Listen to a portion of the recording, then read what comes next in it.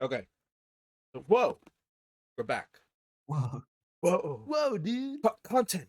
Yeah, content. All right. Right. So to give people an update, I've told the guys here, the Discord, what's been going on. Basically, apparently my laptop just shut off. It said it ran out of battery, which is weird because it's plugged in. So I don't know what was happening. If something was loose or whatnot. I've reconnected everything, and it seems okay for now, but we'll see. However, the multi-stream is dead. I cannot connect because that was a unique stream key code to be used, and I don't think I can re-access it. It's not allowing me to do that. So I've had to go back to my regular stream key for Twitch. So you'll only get this event on Twitch. So for those that were double duty, or if you were hanging out on the YouTube and Facebook and all that stuff, I apologize. You will not get the remainder of that. You'll have to come over here. Hopefully, if you were listening over here, then you'll know what. If not, go tell the friends over at the Facebook and the YouTube and the Kick that show will be here at Twitch only. So apologize the inconvenience there, and apologize to the players and the commentators that are fortunate. I don't know why that happened, but I'll have to look at it. And hopefully, if it does happen again, players, you are able to top out. Just top out right away. We'll restart, and then Burb will take over. He'll his regular scene, fancy stuff, and a lot of other things we'll have to put on hold. If it does happen again, the laptop somehow shuts off again, then Burb will take over. So apologies again. We are 1-0. It is in favor of Ian. The players were starting game number 2 when that happened. So we'll redo game number 2. I'll count you down, and then Burb and Sunny, you'll be back at it. I'll get your screen share up in a moment. Players, good luck. So we'll start game number 2 in 3. Tetris.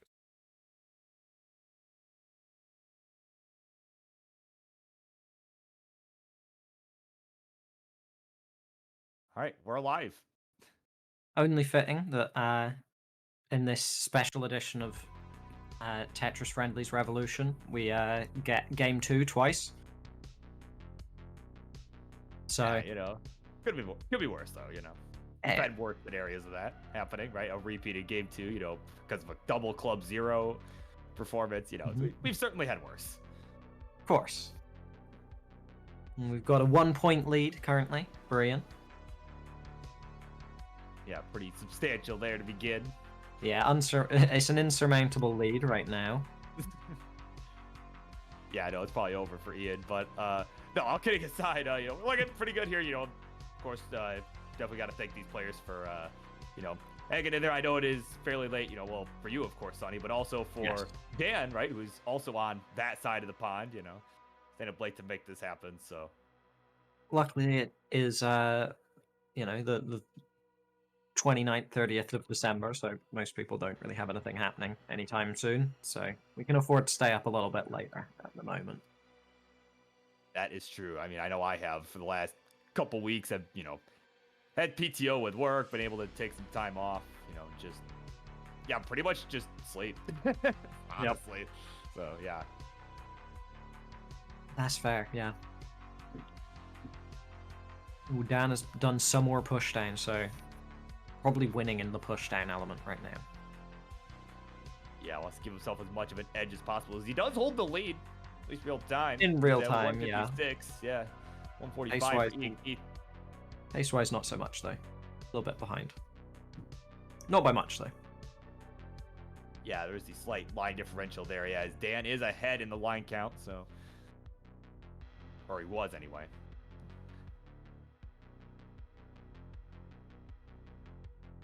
Tetris for both players. Neither player crossed 200k yet, but Ian probably will imminently. Oh, not quite. Almost. In the meantime, Dan has. Yeah, Ian just getting set up there on that right side. It was a nice little Aki bar on the right there to get himself Tetris ready. But oh no, he did not need the S. He needed the other one. He needed the red one. Finally, he does cross 200k though. He did cross 200k, but oh man. Okay, gets the bailout bar, but no, can't get the L over to the left, and he'll take the L just like that. We are tied 1-1. So sad, because he would have definitely gotten a 1.3 last game too. Yeah, Yeah, looks like the meme of turning his shirt the other way to see if anyone would notice did not pan out. It was a Unfortunate. distraction to him.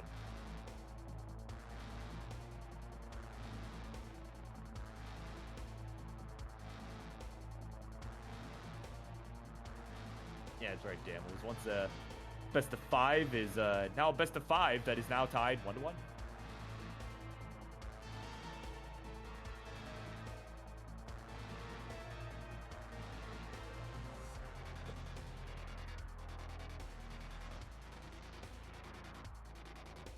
All right, we're ready to go.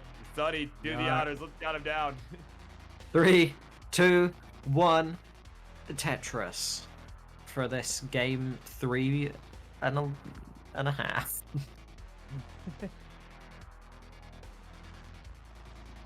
Yeah, of course. Our Jordan is here just in time. Because, ladies and gentlemen, the weekend is upon us.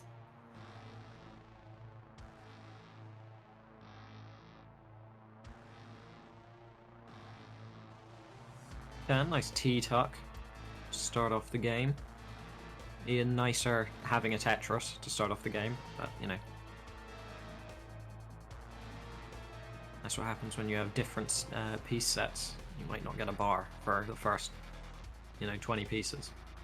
Yeah, speaking of different piece sets, chat not too pleased that Dan's decision to not do us 8 piece sets. Billy Mack in particular, not too pleased. He says, I don't know why, but I hate when they don't do SPS when they could. He's going to be boycotting Tetris Friendlies. We're going to get no support from Billy Mack in future events. So sad. Well, at least Dan won't. I can't speak for us, but at least Dan will not have his support moving forward. Yeah. So, in a devastating turn of events for 20 Danny, he'll slam a Tetris go to 100,000 in defiance there. Ian had another double S flat moment to create a B type on his stack. Got a little bit of work to burn it out, but should be able to do so reasonably quickly. Yeah, there we go. Nice long bar there to reopen that right side.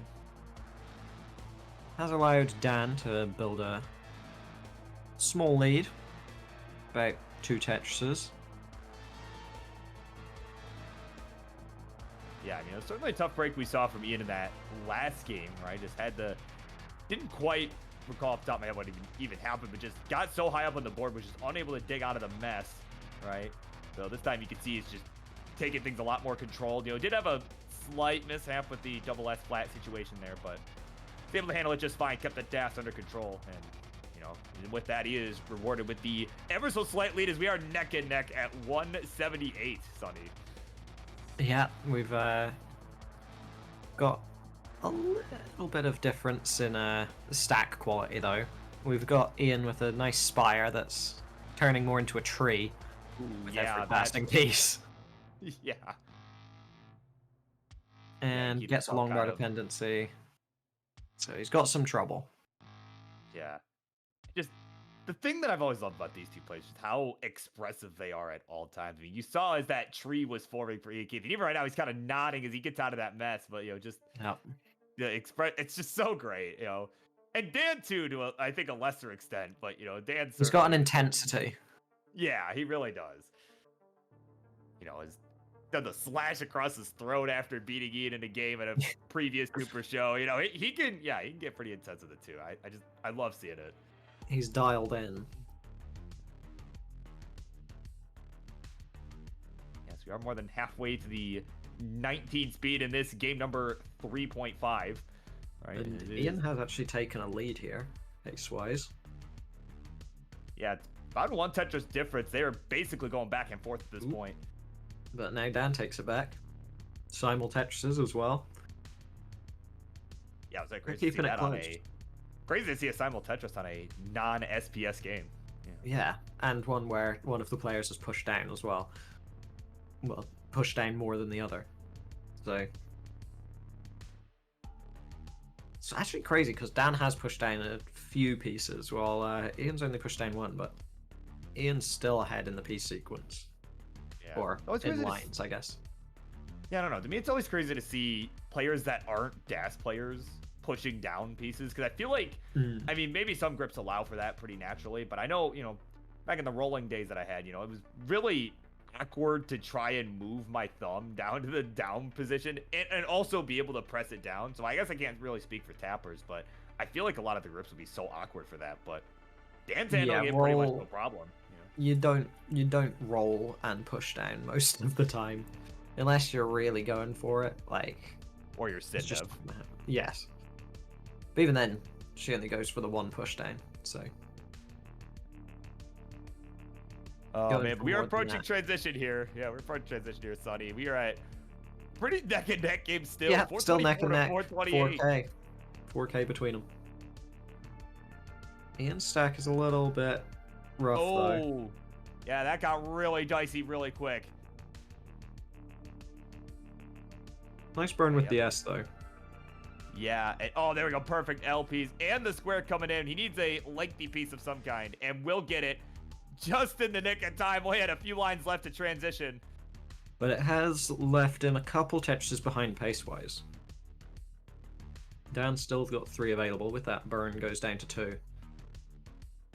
Yeah, you see Ian just, he's starting to lean in there a bit. He's getting ready, that classic gamer leading forward. 500k transition. Yeah, Dan looking to be about a Tetris ahead at the time of transition. Will get there and slams it down the head dodge. Yeah, Ian's in some serious trouble. That S just had nowhere else to go. Gets the square over, but there's nothing he can do with this stack. The S piece doesn't go where he needs it. Yeah, lost gas on that one. And that will be at 506, the final score. And if 554, make that 579 with the dagger of a Tetris. 20 Dan will take the 2-1 lead and is now 1 win away from becoming the Phenoms champion.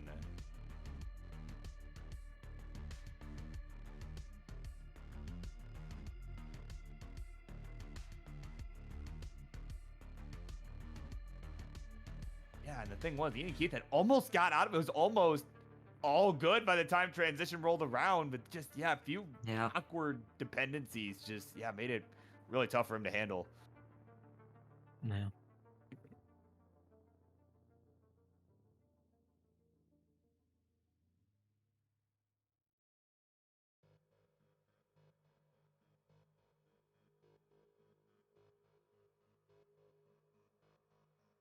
Yeah, of course, Colin is spamming some things to help out Dan.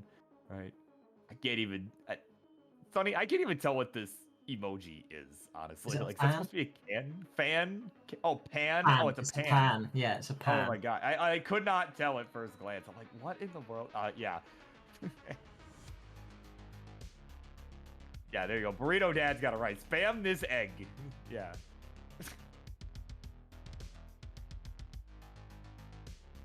All right. So we are all set to go. Game number 4, it's coming up. Sonny, the honor is all yours. All right. In 3, 2, 1. Tetris. Yeah, as these guys are getting underway, got NE asking about when AI v AI v AI is happening. That will be our main event for this evening. So we got this match. We have coming up next, I believe, is the Heavyweight Championship. I believe that was next on the card there, between SV and DanV Weller, right? Then we have our Upstarts Championship between Roman and Grand Designs, and then after that we will have the AI Warfare match for our main event this evening. An exciting one. Yeah, almost exciting as Iankeith's bored there as he just barely got out of that mess. But, again, these are kinds of guys I could trust to just, on the Monday night shows, I tend to just talk about a lot of nonsense, and I feel like I can do that, right, with players of this caliber, players that, generally, they're pros, right? These guys are going for the Phenoms title. Certainly, they can handle me being me for a moment. Yeah, well, I think if you talk a bit of nonsense on your show, I don't know how to describe mine, so... Yeah, fair enough.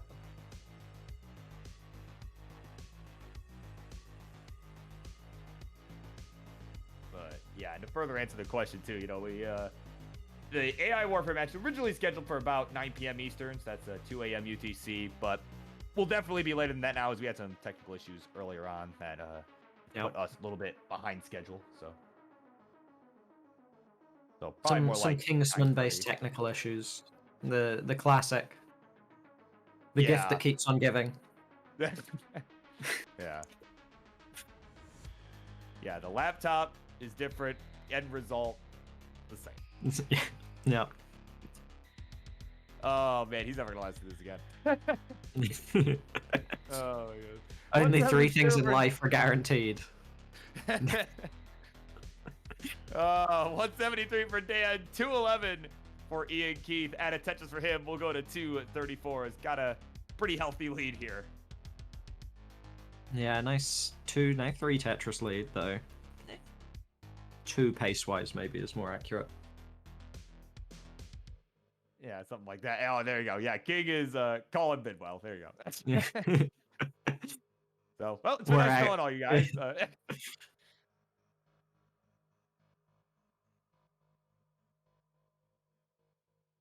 Oh my god. Still maintaining that 2 Tetris lead is Ian, so looking good right now. Got a little bit of an awkward stack, but so did Dan, so they're both having to take a few burns. Yeah, the thing is, this it's definitely a big game for Iankeith. Again, it is do or die at this point, as we are about halfway to the 19 transition here. As well, speaking of do or die, hold on, Dan in a bit of a bind here. That placement that makes things very dangerous, I would say. Yeah, that's a little spicy. Yep, there's the flat burn on the left. Gets the 5 tap. Oh man, nothing for the left though. Yeah, not gonna get anything else. Can't believe it. And at 254, he is finished. Iankeith with the 100K lead. Gonna tie this up, and we are going to a decider.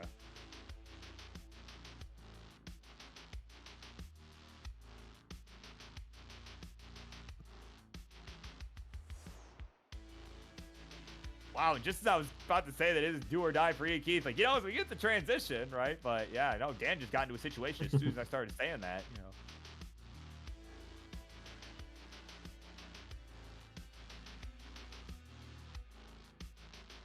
Yeah, certainly a tough spot to be, kind of, Iankeith kind of gave you a gift earlier on in game 2, and then, game 4, Dan giving it right back as we are all set for game 5. So, Sonny, the honors are yours one last time. Game number 5. Let's count them down. We'll do, nice. 5, 4, 3, 2, 1, Tetris. And of course, coming up next, the heavyweight championship will commence up next. Will be SV Nestris and another player named Dan, known as Dan V. Weller. The endless supply of Dans. Yeah, right? Apparently, yeah. We got a Dan in the Upstarts championship. We do. Right? Yeah. We've got Grand Designs. Grand Designs, yeah. So, Dan Grizines, So. That's... I think we can pass on that name. Go back to the drawing board. That's oh, man. And of course, the crowd is wanting at least one Dan to win tonight. Will it be 20 Dan? We are about to find out.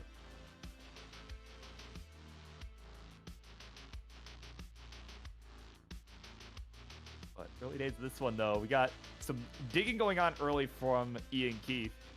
And you can see was maybe thinking about setting up a center well, but unfortunately didn't really get the pieces. So just burned out of it. He's got the right side reopened, so finds himself behind by about 1 Tetris at this point.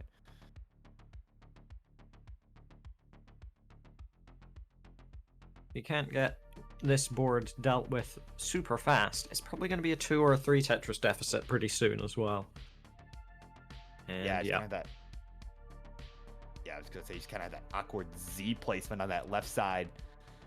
That is starting to cause some problems.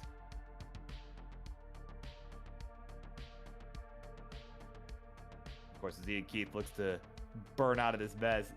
Louis in the house asking, is it 2029 already? the AI match being the main event for this evening. Something like that. I mean, pretty close. Ian still just in his dig, leaving him close to 100,000 points behind. Yeah, I mean, it's been a really rough start for Ian. Just hasn't really been getting into any major danger. It's just been having to burn a lot, and you know, it's not him that's been dying. It's been his pace more than anything.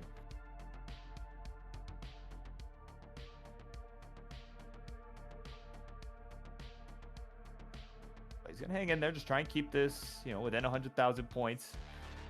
You know, and really at this point, you know, it's just got to make sure he's got a good border going into transition. Because remember, Sony, we saw in Game 3 that, you know, he kind of got into that mess like right at about, you know, 115 lines, and he ended up getting out of it, but it just threw him off so much that, you know, he ended up topping out pretty quickly at the 19 speed. Yeah, it is a curse. Sometimes you just can't get into a good board right before transition. You play like 5 games, you get to 120 lines pretty cleanly every time, and then all of a sudden, ooh, Z burst, and now you're screwed. It just always feels like that happens, you know. Every now and again, the game knows. Oh yeah, I mean, I feel the same way. For me, it's more around like the 100 line mark, right? It's like, yep, Iankeith even confirming, like, that's what happens. You know, it's like it knows you're getting close to transition, right? So. Right, and then of course, Colin being cheeky in the chat. Yeah, of course, he'll just yeah, Iankeith will just intentionally crash King's laptop again, right? And then replay the game. Oh my god. Dan had an interesting adjustment there. He didn't seem super happy with it, but the alternative wasn't much better, so it was at least a creative solution to a near unavoidable problem. Yeah, I mean, it certainly worked out for him. He made it work, and he is still hanging on to a decently healthy lead. He's at 346 here. 308 for Iankeith, though, so he is kind of right on his tail now, Sonny. Is that we were looking at about 100,000 point difference, but yeah, he's coming right back here. Only a Tetris behind. Yeah, it's a good recovery so far. Yeah, of course, the transition is coming up, so you know, again, as we kind of talked about, you're gonna have to be kind of careful because both players have run into some problems throughout the series. You know, on the 19 speed. Yeah, we haven't seen, I think, a level 23 yet from either player, so... Yeah, I think the latest you've got, we saw that 22, I think, early from Dan, you know, in that game that he just could not complete the chase down, so... But transition is coming up soon, so hopefully this time we'll get to see an epic kill screen decider. Or at least, you know, 26s, 27s. Yeah, something like that. You know, I think we could be in for that here, as you know, we're seeing some awkwardness on the boards here, but nothing really. Yeah, he didn't go for the L tuck into the double well, I guess you could call it, setup. But after he burned it, he got a T piece to fill in the hole that was created from it. So he managed to deal with it pretty quickly. He's up to 520k as well. Couple touches available, so solid transition score for Dan so far. On account of some of this burning that Iankeith's having to do as well, he's starting to rebuild that lead. It's back up to about 80,000 points. You know, with only a couple lines left to go for both of our players. Actually, now 1 line. And there we go. Dan transitions 525, and Ian about to with 489. So yeah, about Tetris and a half lead for Dan at transition. Yeah, this one's looking like it's going to be pretty tight here, provided both players can survive. Yeah, and Dan is, of course, a tapper, which, in theory, should give you an advantage on level 19. But PB-wise, it seems that may not be the case, because Ian's got that 1.2. You know, and just what we've seen from these matches, right? These guys have been playing for years on these shows at this point. You know, it's been back and forth. I mean, they are 3-2. Yeah, 16 and 14 in games or something. Yeah. 550 here for Iankeith. 599 for 20 Dan 03. They're both looking pretty clean here. Dan with just a slight dependency on that left side that gets filled in with the bar.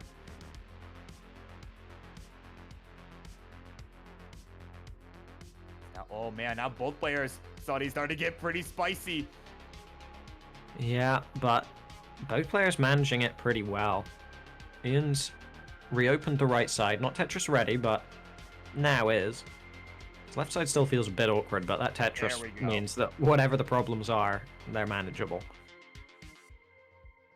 Yeah, and look at this, Sonny. We are less than a Tetris the difference now. 604 to 620, but Dan will take a triple there. That left side was looking a little bit rough there, but now he's getting it all built in, filled out with long bars there. Ooh, Ian. Oh! Does get a bar, but his stack's not in a good place. Oh, man.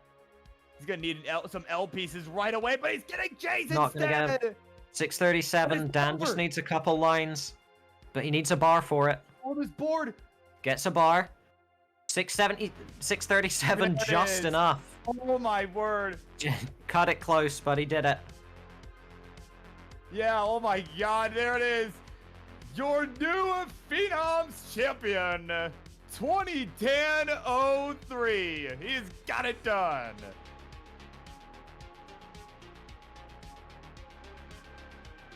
Wow. Just, what a finish. Yeah. What a cutting it as close as possible. But in the end, Dan does clutch it up. He survives. And that's long enough. As he tops out on 26. Look at him pop off. There we go.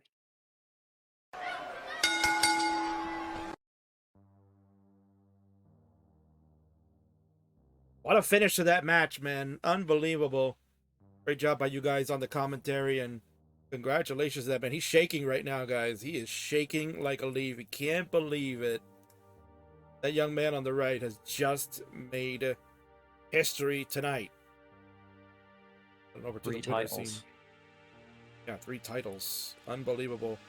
Congratulations to you, 2010-03.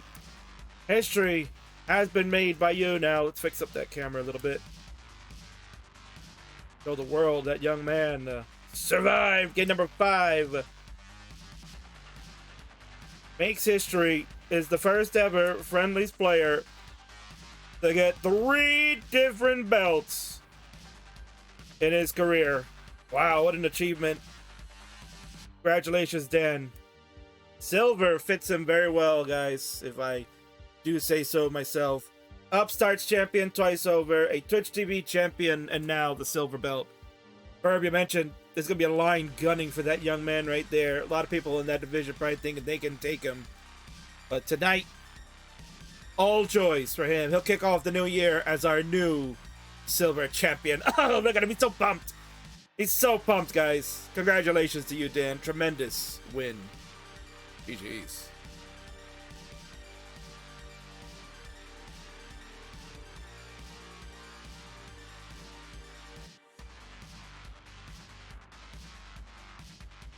Well, we got there. we got to the end of the match, didn't we? We found a way to get there. Eventually. So hopefully things are okay. Everything seems stable with the laptop. So again, major apologies to the players and the viewers on all different platforms. I'm sorry that could not work out. Hopefully I'll take a look at why that happened later on. But nonetheless, we've done it. And if you're here on Twitch, you're watching it all live, and eventually maybe you watch it on YouTube at some point. What a way to kick off the show here. And we're going to go right into the next one real quick. So, Sonny, thanks for staying up as usual. I'd like if you can plug your stuff, man, because 2024, I got a feeling it's the year of the Euro. What do you think? Of course. So, we've got Euro Friendlies every other Thursday. It hasn't been hosted for a little while, but looking to come back in the new year every other Thursday on the Classic Tetris Twitch channel. Very similar to all the other Friendly shows, but at a more Euro-friendly time, pun intended. Yeah, if you want to see not terrible players, good players play terribly, it's the perfect show for you, because you can guarantee that will get on someone like Toby GH3, and he'll get like 900k, and then he'll get like 300k top outs, and it's great. Everyone loves it. It's a fun time. It is a fun time, and I hope more people show up for that, because it's a really good show. Sonny is his great wit and style that is befitting for all Euro time zones. So check it out. He'll be back in January. We'll announce a date real soon. So enjoy your little vacation, Sonny, and we'll get you back into the grind real soon. All right. Thanks for having me. See ya. I know Sonny Disposition. Sure, will probably still be hanging on the chat because I know. All right. So that one is done, Burb, and I guess we'll just jump right into the next one real quick because they are waiting patiently, and it is getting late over there because we got a couple of more Euros. They're going to go. And it's for the biggest prize in our Friendlies universe. That PNG belt come to life. You can see it on the right. That man right there, Dan. Don't call me Vinky. It's DanV now. The Friendlies heavyweight champion. Been the champion since June. 6 months later, he's facing his greatest rival, the CTUK 2023 champion, SV Nestris Burb. This is going to be crazy. No line cap, unless they decide they want to do it, but there is no line cap. They might be showing the bots what they can really do, huh? Oh, yeah, no kidding. I mean, you know, although certainly, King, whoever loses this is probably going to complain like, oh, King, it's 4 in the morning. Why would you make us play so late? But no, so hopefully, I'm sure they'll be firing on all cylinders. They'll be good to go. So I'm sure they will. In fact, they're so ready to go that they cut promos, if you can believe it. I love promos. And I want to see another one. So show me another one, guys. Let's see what you got. SV and Dan. They'll tell you about their history and what they see as the future in Friendlies. Be right back with the match.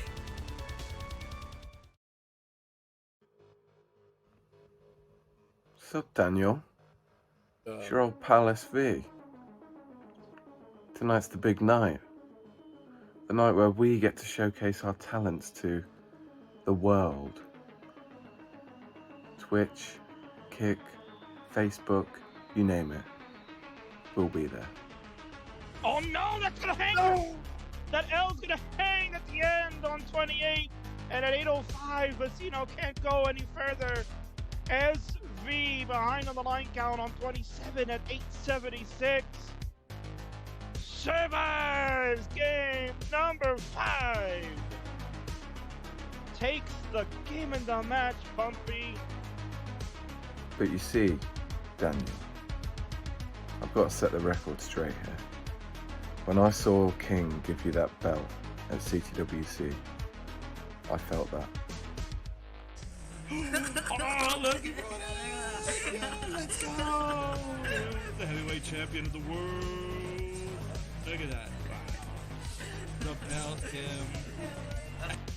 Really, it should belong to me. I came so close to beating Huff last year. And to be honest, I think I softened him up for you. go to colors.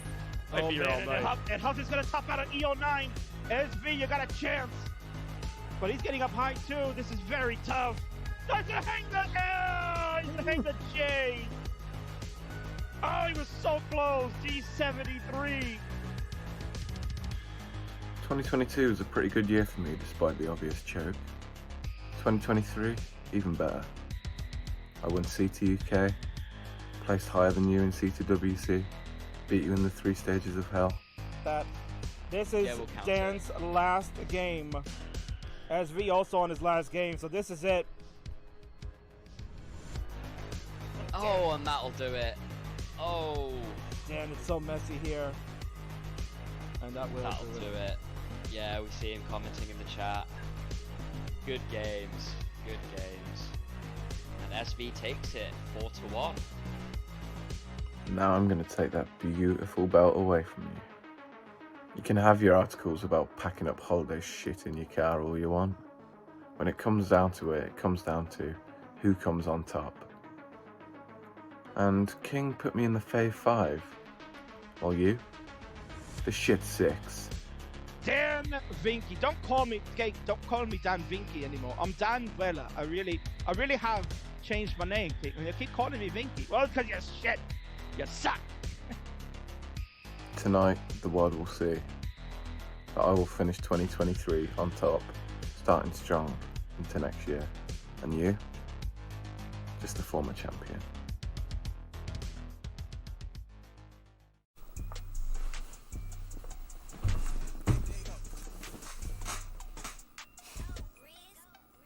You might be wondering why I have such a smug look on my face.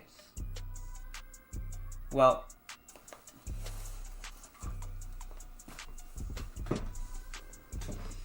I have a pretty good reason.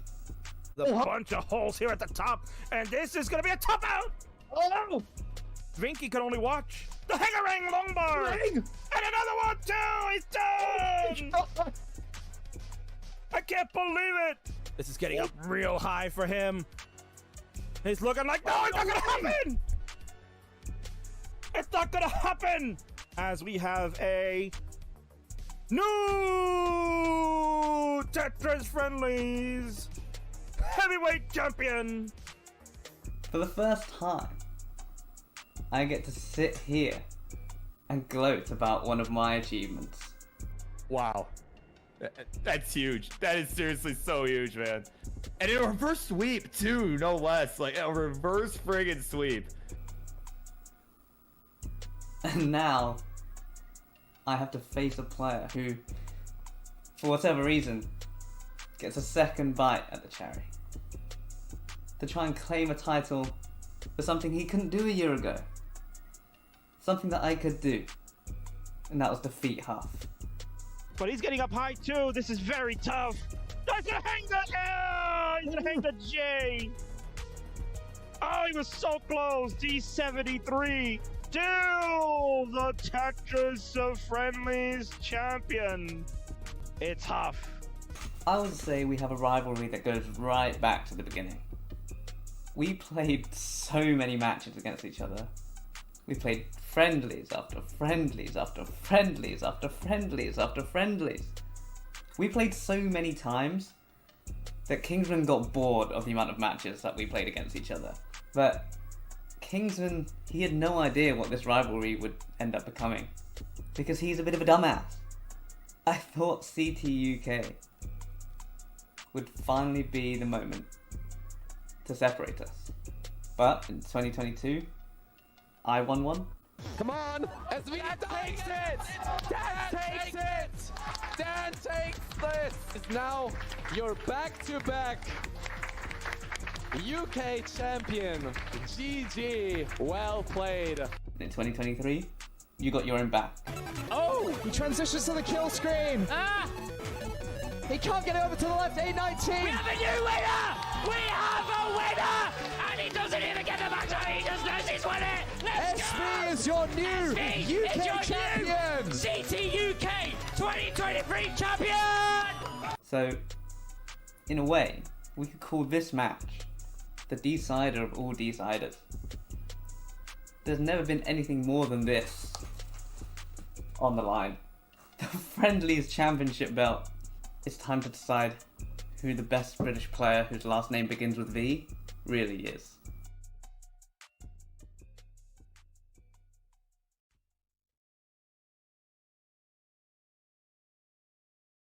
So you heard it first from the heavyweight champion of the world. Feels that this is his time to shine. 2024 is going to be his year. But his greatest rival in the UK feels otherwise, and the two best players in that part of the world square off for the gold.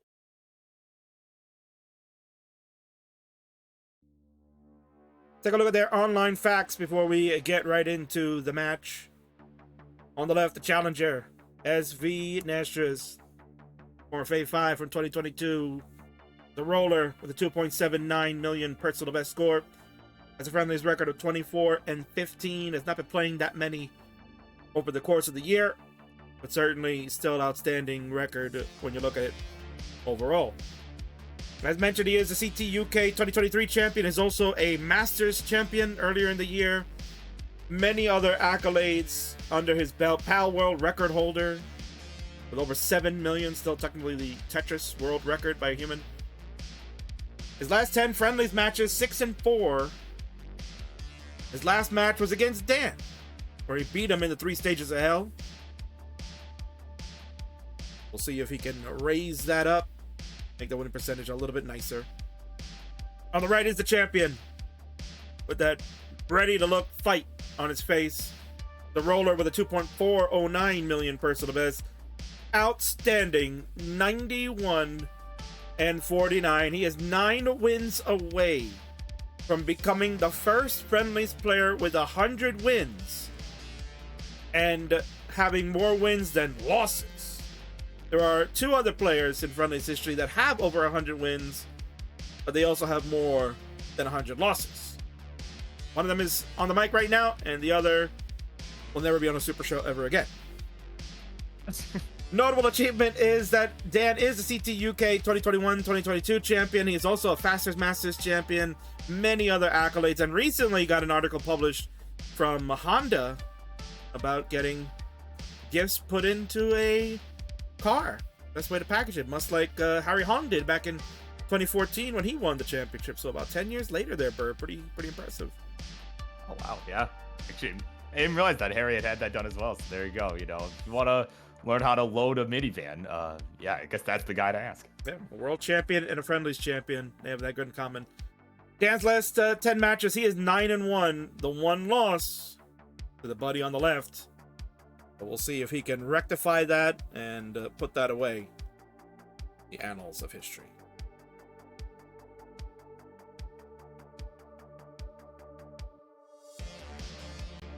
And second there, I didn't think that was Dan. It looked like Iankeith. I was just gonna say that. Like, what is with his hair, man? Oh my god, what? You know, Katsugiri is not gonna be happy with that. That is just not cool. Telling you that right now. Ugh.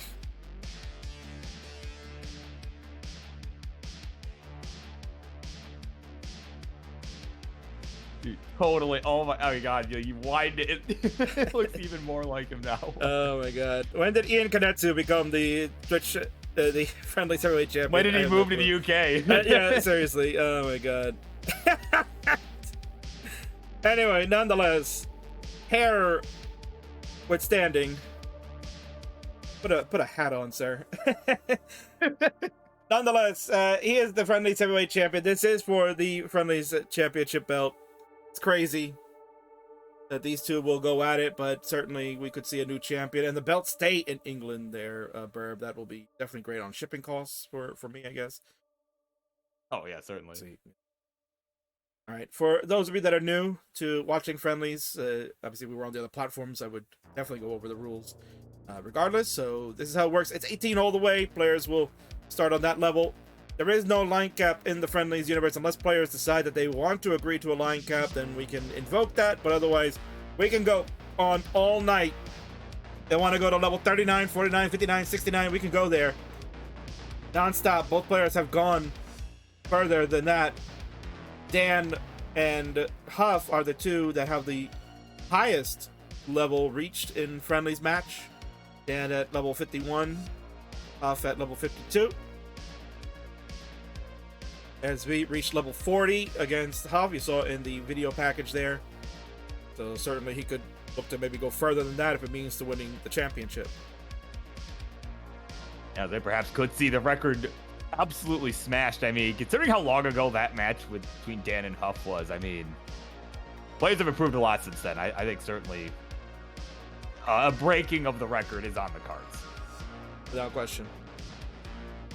All right, players, if you are ready to go, we know it is approaching. It actually is 1 a.m. now in the jolly UK, but this is their hour here, Burb. And oh, look at that! The champ has the belt there. I saw the belt in view. He's holding it very closely to him. It means a lot to him, Burb. And I got to meet him again after CTWC. We got to have lunch meet up together. Cheesecake, of course, is customary when you meet the king here in New York. We'll go get cheesecake. And he basically said to me, King, I love friendlies. I will never stop playing them. Even if I lose a title or not, It's my favorite. You put me on the map, and I'm famous now. Thank you.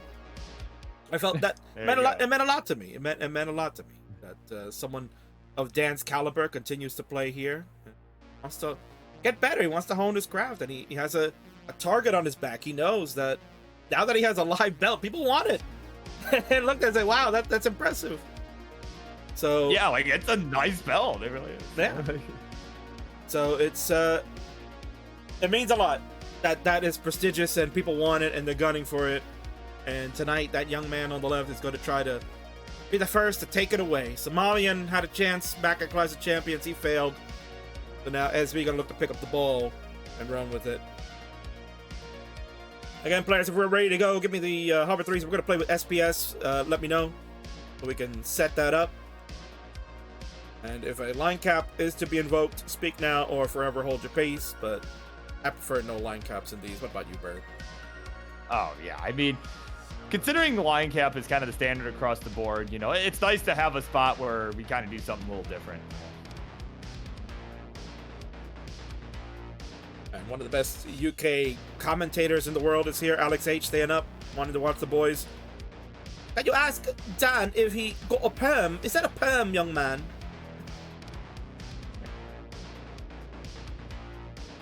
Certainly something. All right, SB says no cap. Got it today. Oh, wow. So there you go. Dan answering the ever so important questions here. Yeah, he did get the perm today, apparently. He also asked for a refund, too? I don't know. All right, so let's go, players. We are now at the 8 o'clock Eastern hour. We still have another match coming up. The AI bot battle. I did warn them that they would be a little bit late. I told them, oh, well, if everything goes perfect, then we'll start at 9 o'clock Eastern on time. And then I laughed to myself and said, yeah, that's not going to happen. Yeah. Yeah, I almost never count on things actually running on time. You know, we always say it's an estimate, right? Always. All right, let's, we have a SPS request. Yes, we're going to do it. And I will pin the seed there for all to see in its glory. And if you want to play along at home, then please do so. You can insert your championship cartridge or whatever hardware you have to use same piece sets. And the seed we're going to be using is 0E90F7. It is 0E for excellent 90. And F7. A lot of good lucks here being exchanged. These two guys they're good friends, man. They were hanging out with each other all CTWC weekend long. A lot of mutual respect for both. And certainly, this means a lot to them. Oh, yeah, no doubt. Yeah, it was nice to talk to them in the limited amount that I was able to catch up with them at the, after party and everything. Yeah, certainly. Yeah, I could certainly see it. I'm going to pray it's a good one. I will, too.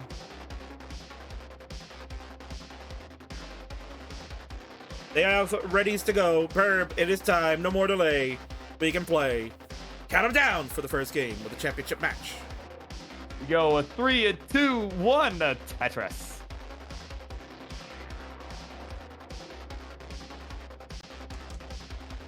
See the champion taking a little bit extra breath there.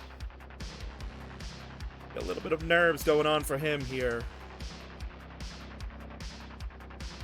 Yeah, certainly he knows what's at stake, does not want to give up that shiny belt there, and not just the shiny PNG, the real shiny belt. Right, I think when you have something tangible that is a lot more involved and you hold it in high regard and respect, he touts it around wherever he goes, like it's not something that is just like a gimmick that he's just like, oh yeah, it's cool, he puts it like in the closet or whatever. No, this man like brought it to work. He had it on his desk.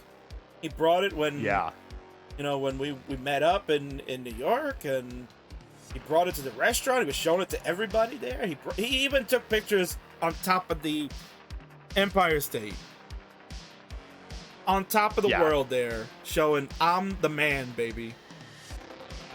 Yeah, that was such a cool shot, honestly. Just him up there, just holding it up, like, Yeah, never thought I'd see the day where we'd see that, but here we are. I mean, it's happened. I'm glad that it's happened. I mean, yeah, I mean, every friggin' Monday that he comes on, you know, he'll come and he's got it on his shoulder. Yeah, he wears that with such pride. So see how long he wears it. He's gonna try to last his opponent. Best of 5 here. First to 3 will win the championship. Welcome in Shadow MHKJ. No idea Tetris was going to be this entertaining. Even in 2023, we try to do that here. Friendlies, the wrestling vibe going on. Year number 5 coming up, Burb. Can you believe it, man? We're going into year number 5, basically. Yeah, it's crazy. I didn't think I'd still be doing this after 5 years, man. It's awesome. Yeah, I thought you were gonna quit after like the first 6 months.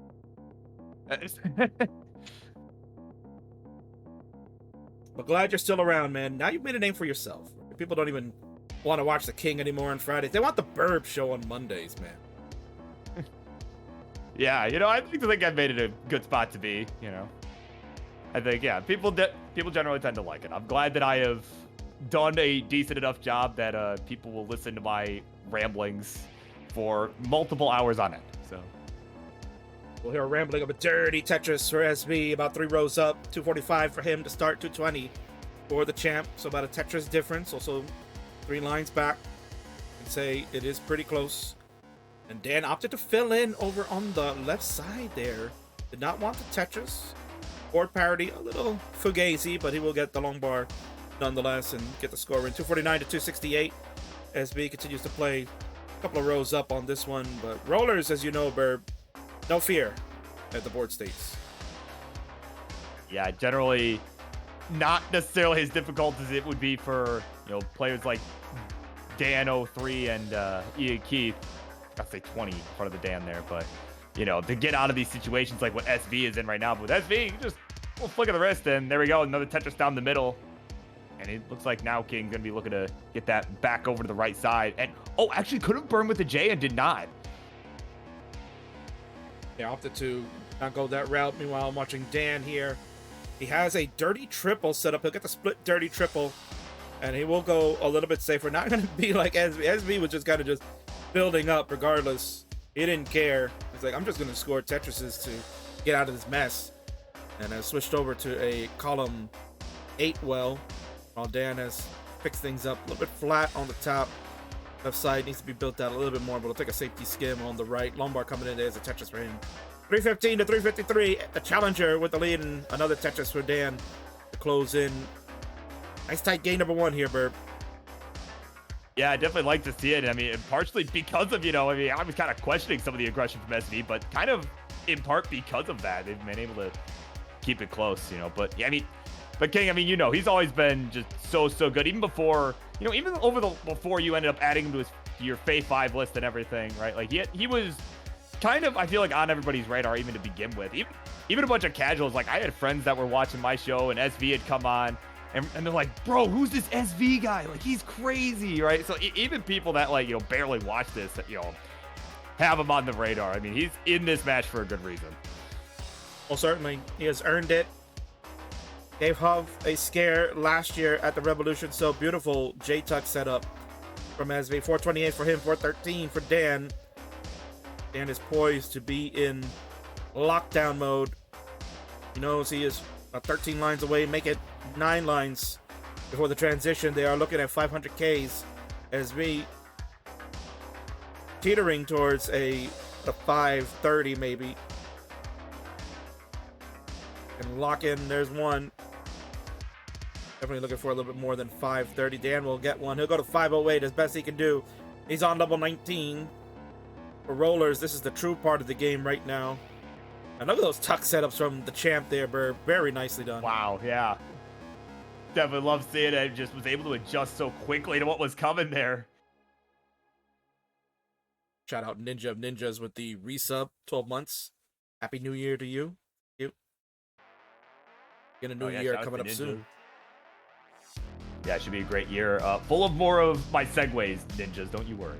Oh yeah, of course. The Burb segue. How could we miss out on those for 2024? 620 for SV, 589 for Dan. Dan is on level 20. SV about to go to 21. Oh, Dan actually will beat him there first, as SV is just going to keep building up. And look at that. He could have had a triple to help maybe burn Yeah. away. He goes with a dirty Tetris instead. Burb. Aggression by SV. That's nothing new from this amazing player. Yeah, it's so crazy too, even knowing, right, that there's no line cap, right? Like we're not done at 39. It won't go as long as it takes, you know, but still it's just continue to up the aggression and, you know, wants that lead going into 29. 658 to 699. SV is a little bit behind in the line, kind of the minor Twitch delay there. Sure we'll be fine.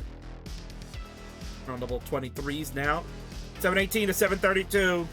First time tonight, I think I can do it. I got a neck alert here, Burb. Yeah. One of the final ones of the year for 2023. The neck alert, too, with the greatest necks in Friendlies history. Got some good necks here on these two strapping young lads. 724 to 766. The champ still in the lead, but there's a Tetris down the middle. There's another one. Wow. Another one. The Lombard timing for SV. Amazing. Yeah, there you go. It's got the one back over to the right, although might end up setting up in the middle here again. Just had some, kind of got hit over the head with some S pieces, King. Just did not really have a spot for most of them. Yeah, the piece sequence very unkind to SV's board, and there's a awkward situation. Has to go with that Lombard tuck. And now he's making Lombard dependency. Oh, man. He's my word. He's channeling his inner Rory right now, making Lombard dependencies like crazy. Get the bar over, and there's another one to open up. Only a double there on the right side. 801 to 905, the champ with a 100,000 point lead. But look at SV go with a dig, Burb. He's staying alive, and anything can go when we get to that 29 play if we can get there. Yeah, anything goes here. Look at that. SV is perfectly clean. There's the Tetris down the right, and is right back in it. Has got some work to do to catch up, and certainly is going to want to make the most of these last couple levels before the 29, before the infinite 29 that we have coming up here. Reminder, there is no line cap. Players have decided to not go with one, and that's usually the custom in Friendlies. We're going to play all night long if we have to crown a winner. They can go as far as they want. Maybe we'll get a game crash here tonight, Burb. Let them cook all night. We're on 29 for SB. 966, the champ is there too at A56. He's built up pretty high. There's the Tetris on the right side for the champ. We'll go to A95. SB still no max out yet. He's waiting for his chance. T for the burn. And still going. Oh, man. And, SV setting up here. Setting up. There we go. Dirty Tetris for SV. He's got the max on the board now. Still about 100K back. But he is staying in it.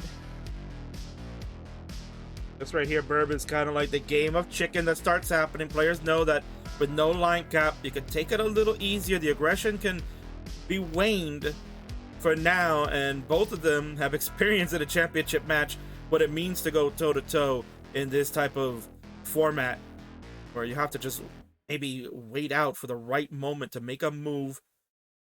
Dan knows all about that very well in order to beat Huff. An amazing game for one of the greatest game fours in Friendlies history. B55 for him, B30 for SV. This is getting tight, Burb. Yeah, and you know, you gotta remember too, you know, with there being no line cap, you know, the amount of points that you get for the Tetris is, in spite of the speed staying the same, does continue to go up. So I mean, if we start getting close to the game crash, right, you know, Tetris could be worth quite a lot of points. I don't even know how many, but quite a lot. You know, that might be enough to change the tide of the match regardless of who has the lead. There we go. SV is built up. Bang! Tetris, he's taking the lead. There's the move. C21 for him. Dan at B97. We're on level 36. Reminder to fans, the speed will not increase. We're not playing double kill screen.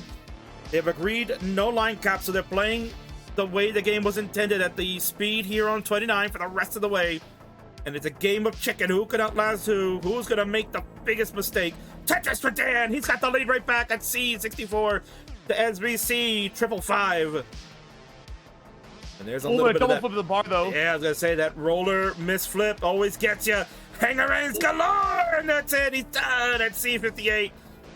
Dan's board wasn't looking that much better either, Burr, but the champion. Oh, my God. He escapes. C80 is enough. And the champ will take the first one. GG's.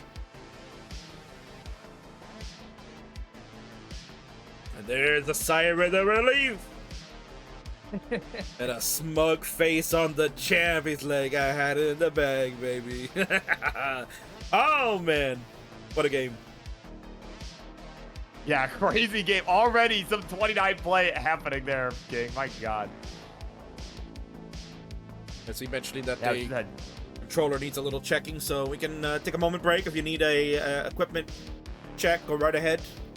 We'll allow for an equipment check. This is the championship match. We'll make sure everybody is set and good.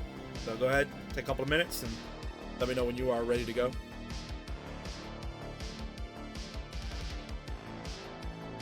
No, not now. It's fine. Alright, so we're going to increment the seed. It'll be 1F players. 1F90F7 will be our new seed.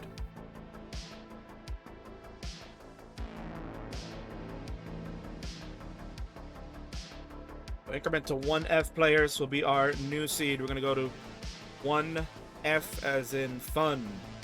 Fun. This, what a game number 1 that was, Burb. That's definitely going on the recommended viewing, right? Oh, yeah, absolutely. I mean, and it really just came down. I mean, they were neck and neck, and I was about to say, in the game, like, oh, wow, they're getting neck and neck here. But then SV just had that one double flip, the roller misdrop, right? And that was really what made the difference.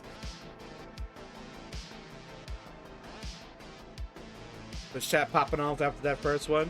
Welcome Stuff Wuff with some additional commentary on the side. Yeah, backseat commentary going on there. Yeah. That's okay. Whatever floats people's boats, right? Whatever floats people's boats. I find it entertaining. So. I do too. Both players are ready to go. Burb, count them down. We got game number 2 on the horizon. We go 3, 2, 1, Tetris. Stuff Wuff saying maybe you're gonna take a job tonight. Oh.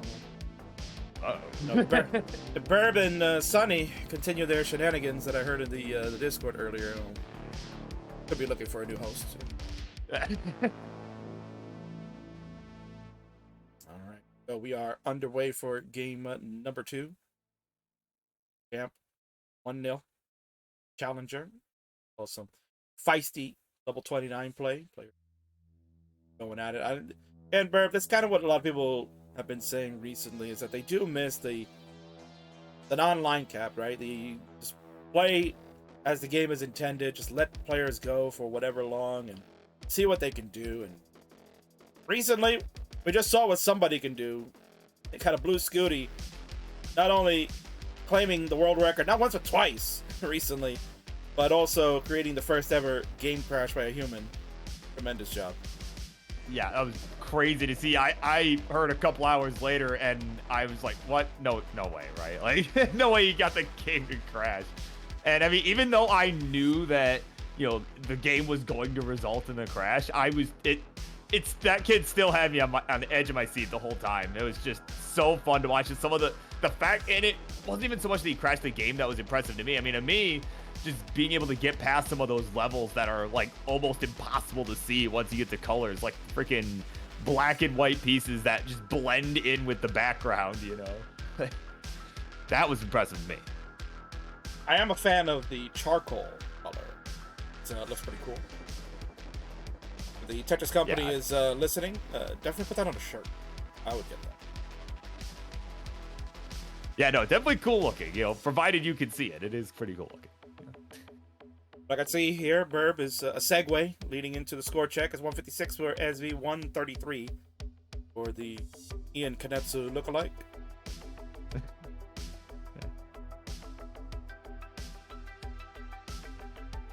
Yeah, that's how you've been watching too much of the Monday Night Mayhem, right? You got the segues going. No, I mean, no. I think I was the king of the segue before you, but how quickly people forget.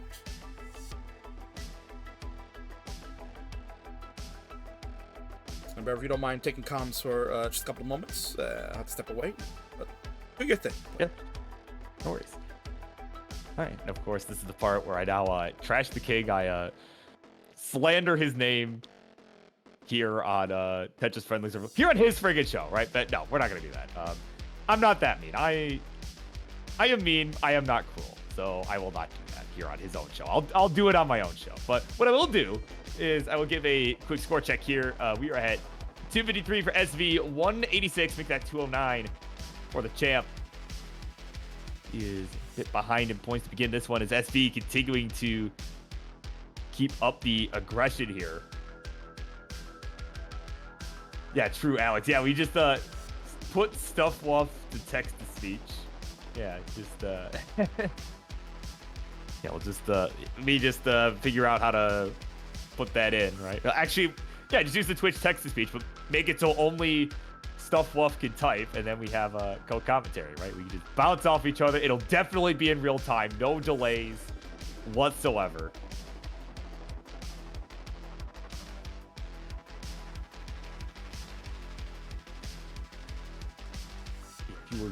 If you were Brish, you'd be OV. Yeah, true. Oh, of course, welcome into O as well here. Just in time for game number 2 of the Heavyweight Championship. Right? Dan is still looking to retain the belt. That is a nice, shiny belt. A real-life belt that he has got. That is slightly off camera there. Of course, SV looking to take it. He saw the belt being given to Dan at the Tetris World Championship back in October of this year, and he felt a certain way about that. He felt like it should be his.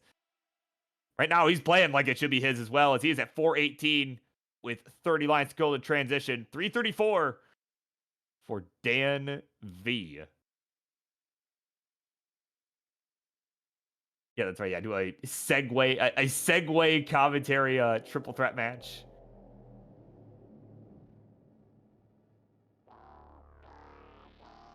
But again, players are approaching the 19 transition here.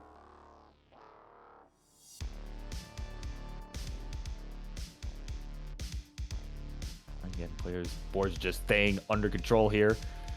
You know, you saw SV doing a lot of center welling earlier on in this matchup. You know, but current moment though has got getting the right pieces. He's got the right well going. The traditional column 10. There's a long bar. There's the score down the right. And is about 7 lines ahead, actually about 10 lines ahead now of Dan. So pretty large score differential, but also a pretty big line differential.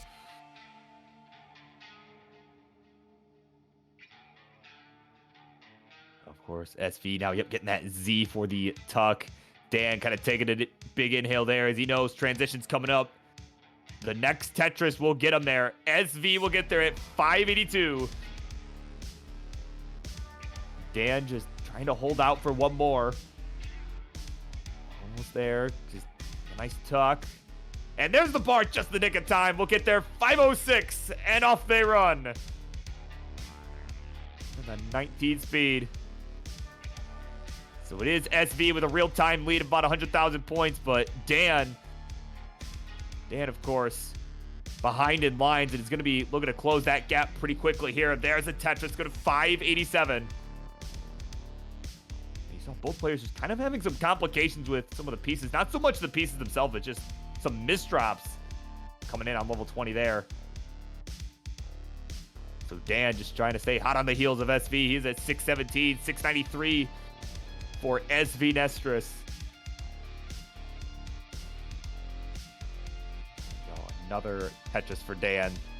Now in need of a T for the spin that is so far not coming. There it comes. Will hit the spin. A brief moment wondering, is he actually going to hit it? And he did.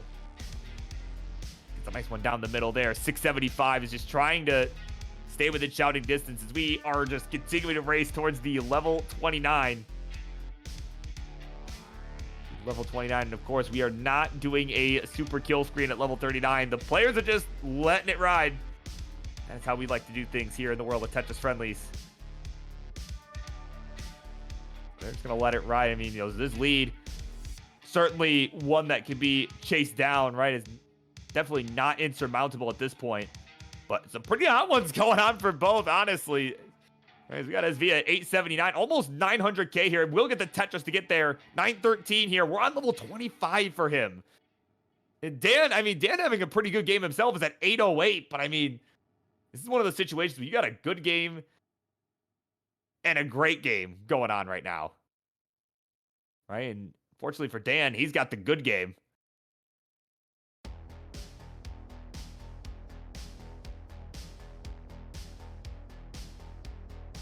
We are just continuing to race along here.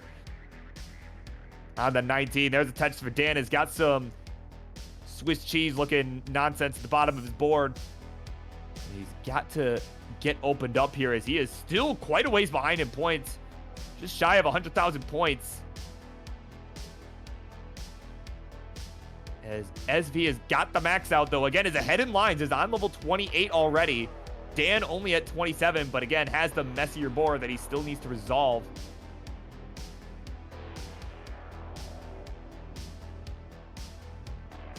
It's level 29's coming up here. SV with another Tetris will get there. The bar will show up. But no, we'll burn into it at 1.1 million points. Dan in some serious trouble. And the long bar will hang on the left. And that'll be it.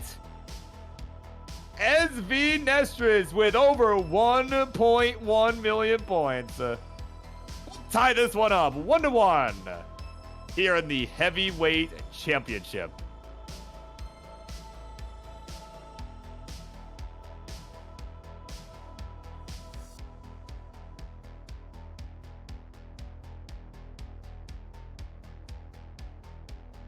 Good stuff there, Burb. We're evened up at 1, as you just mentioned. SV cooking, as he should. Is a professional chef. He knows how to handle the heat in the kitchen. What a dirty triple right there. He's kind of showing off right now. He wants to show the world he can get a pretty high score. Yeah, he's deserving of the belt, man. Showing you how bad he wants it.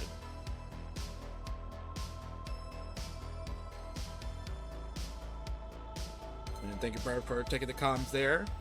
And thank you to Stuff Buff for the text comms for the hearing impaired.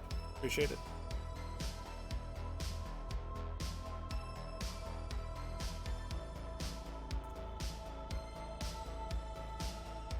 And mentioning that stream is buffering. They'll be on your end. I have no drop frames. Can't blame me for this one. Not yet, at least. Right. I was just waiting for it to crash as soon as he said that. Yeah, you know, it's commentator curse. All right, let's increment the seed. We're going to go to 2-0 players. It'll be 2090 F7 for those that would like to play along. We'll be incrementing to 2-0. Your play fields. They're ready to go. 1:30 a.m., but these guys are gamers. Burb, count them down for game number 3. We go 3, 2, 1. Tetris.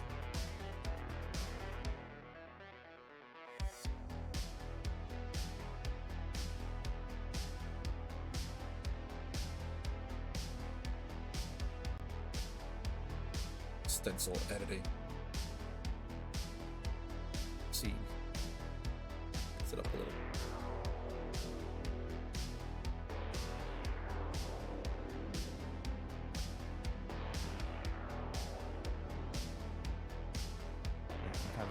All it needs is just a little up there. Just a little bit. Could have gone either way. 24,000 to start on the left, 47,000 on the right. Early days, of course. We're just coming off a very strong game number 2 for the challenger. Get on the board to even this one up after the champion hung in there and outlasted in a very good 29 battle to kick it off. Got a feeling, Burb, this one, it's going to go down to maybe 5 games. I think just both of these players, they're rivals. They have faced off so many times, as Dan had mentioned in the promo. They had friendlies after friendlies after friendlies. Even you saw your old version 1 layout. That's how long these two have been fighting it out. They've been battling IRL at the UK events and anywhere else on the planet. They're just going at it one-on-one with each other. And here they are now fighting for the highest prize of them all. Probably even means more than anything now. Yeah, I mean, honestly, perhaps would even be more than, you know, the world title, at least these two. I mean, seriously, just the way that they, you know, the way that they talked about it in their promos and everything. Yeah, certainly a pretty big prize, you know, as it should, as they should. I want to give a shout out to Van Dweller is here. He was running his mouth a little bit. Oh, yeah, I mean, Happy what kind of holidays. Vandy appearance would it be without it? Well, I would question it. I would get a little upset. You know, did you know that Vandy is everyone's favorite YouTube commentator? Oh, yeah, very much so. They love him. Yeah, the new favorite. Yeah, they love him over there. Oh, interesting adjustment there by Dan to open up that right side. Very well done. 220 for him, 261 for the challenger. As we said in the promo, that belt looks really nice, Dan. And not gonna lie, I think it would look better on me. Right now, he's in that game mode here, Burb, that maybe he'll bring that to fruition. Yeah, I know he's locked in right now. I mean, we saw that monster pace there in game 2 that he had. You know, I mean, literally had a 900K just after 25, or just after going into 25 rather. And yeah, it was just super efficient the whole way through. And you know, even if Dan had survived the transition to 29, certainly could have continued to make Dan work for it. Question here by Mr. Moonstruck. Is there a command to see what song is playing? Unfortunately, no, there's no command, but I'd like to give a shout out to White Bat Audio. Help supply the music you are hearing today for the Super Show. To Carl Casey, the man there, and there's a lot of great tunes over there, so I can send you this playlist if you would like to check it out. Many good tunes there. This one's called Robot Parts. Ooh. Certainly Dan needed a few parts of his own in the Tetris board to kind of fix this up. It's a split double over on the right side there. 268 for the champ, 386 for the challenger. Big lead right now for him. Yeah, Dan's just kind of got this mini secret grade going on over there, right? You know, he's certainly, his board needs some help, and he's getting it at the moment. That T, oh no, actually gonna wait for the Z, which was showing up anyway, and now he's got this under control, almost in an effort to shut me up. But you know, he's got it all under control now. It's now about a 150,000 point difference. Yeah, 457 for the challenger, 304 for Dan. Champ got that nice gold belt right next to him. Just trying to make sure he can hold on to it to end the year off as the champion, start 2024. And speaking about 2024 here, Burb, might be a young man that's watching the show right now saying, which one of these guys am I going to challenge for the title? He's got a briefcase sitting at the house. Suppose maybe you want to cash it in at some point. With nice little hits there from Dan. Yeah, there's a young man by the name of Cold Bucket. He's got a briefcase sitting waiting to see which one of these guys could it be that he challenges the title for 2024. Yeah, I mean, then the question becomes, how soon does he do it? You know, how soon does he decide to bust it out? Does he wait for a super show, or does he just bust it out on, you know, a Friday Night Fights or a Monday Night Mayhem, or God forbid a Euro Friendlies? Yeah. Or you never know. I mean, what if he just shows up tonight, Burb, and says, you know what? Let's do it. It's crazy to think about that. 601 for SB. We've transitioned to 19. 446 for Dan, the champ. Certainly gonna have to give it his all right now to catch SB, a formidable foe when it comes to the 19 speed and just gameplay in general. And we've seen what he can do on the 29. PAL World record holder. Man is a absolute beast when it comes to this game. Yeah, I mean, these two both have been just putting on absolute thrilling performances. I mean, tonight's been no exception as they are just racing along here. But Dan's certainly gonna need a big push to catch up. I mean, ideally before the 29, but we know if it comes down to it, he'll go as long as it takes.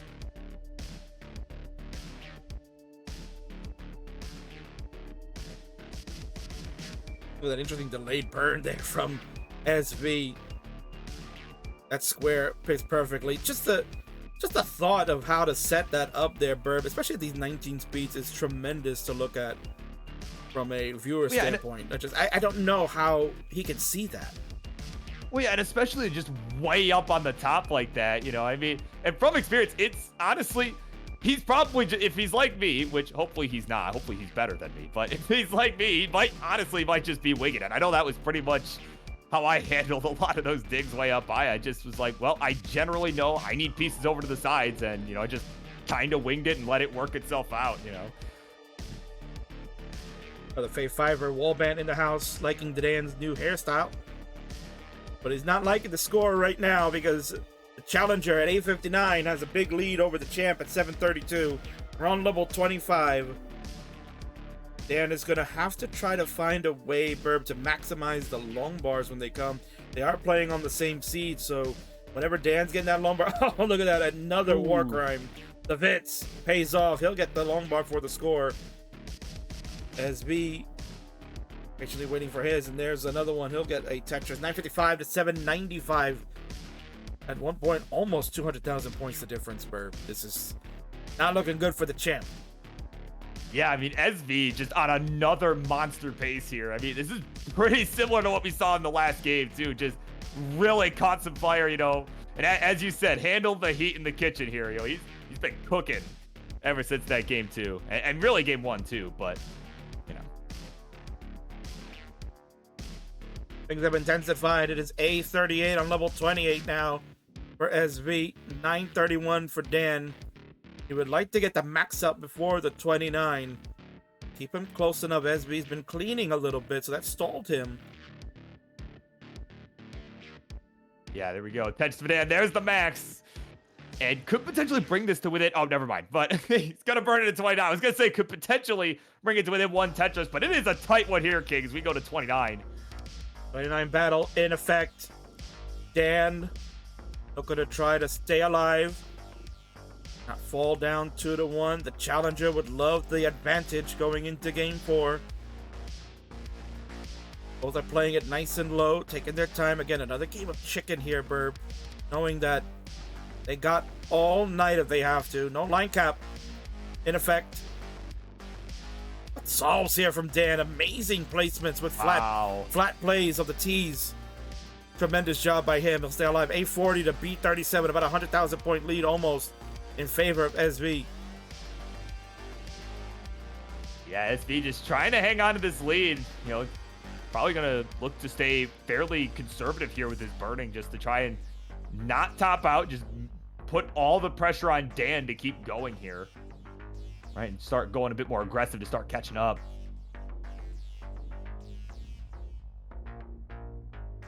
He's in the house. He's been playing along with both players. He's been saying he's gotten about a couple of 800Ks in a couple of the matches here so far. Oh, yeah, it could be good seeds here. Side of things to come in a little bit. Dan keeping it close as far as the level play is concerned. He's a bar over to that left side. Yes, he got it over, man. After hanging, oh, he's gonna hang that one.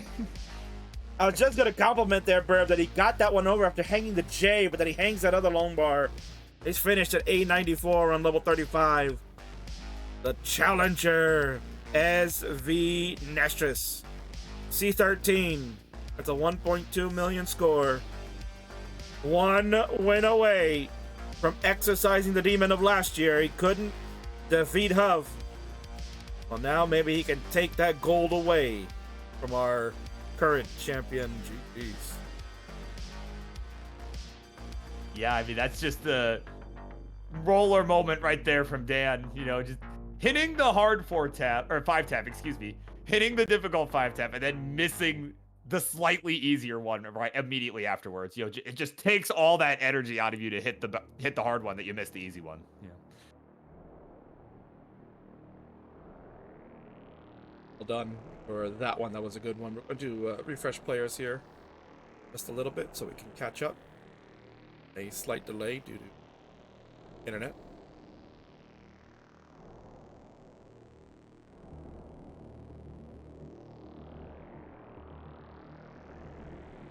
Been refreshed. And we're going to refresh the seed. We are going to go to 31. Players, you can increment to number 3190F7. Our seed. 3190F7. Been pretty good seeds here, Burb. They've been getting to Max Out City, getting to 29 play. GD's been getting a couple of 800K games in this one, so can't complain. The RNG's there. It's just a matter of players putting the pieces where they belong. Yeah, I mean, it's no Colin seed. That much I can tell you. Thank God for that. Yeah. The Friendlies Championship hangs in the balance. SV looking to take it away, become the new champion of 2024, and finish his story, so to speak. Been a long journey for him. Picked as a Fave Fiver in 2022, along with you, Burb, and here he is now in 2023. Perhaps on the cusp of making his mark and ending the year on a great note. Yeah, it certainly would be huge for him. Make that what happened. It's one win away. See how they fare here coming up. You may count him down, Burb. It is a pivotal game for the champ on the ropes. Do it. In 3, 2, 1, Tetris. Refresh help because now you see the champ started right away. Just waiting on SV to begin.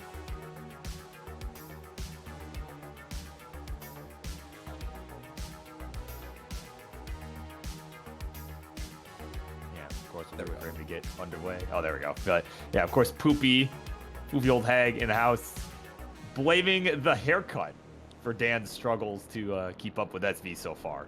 So, you know, that clearly could also be a reason. You chalk it up there.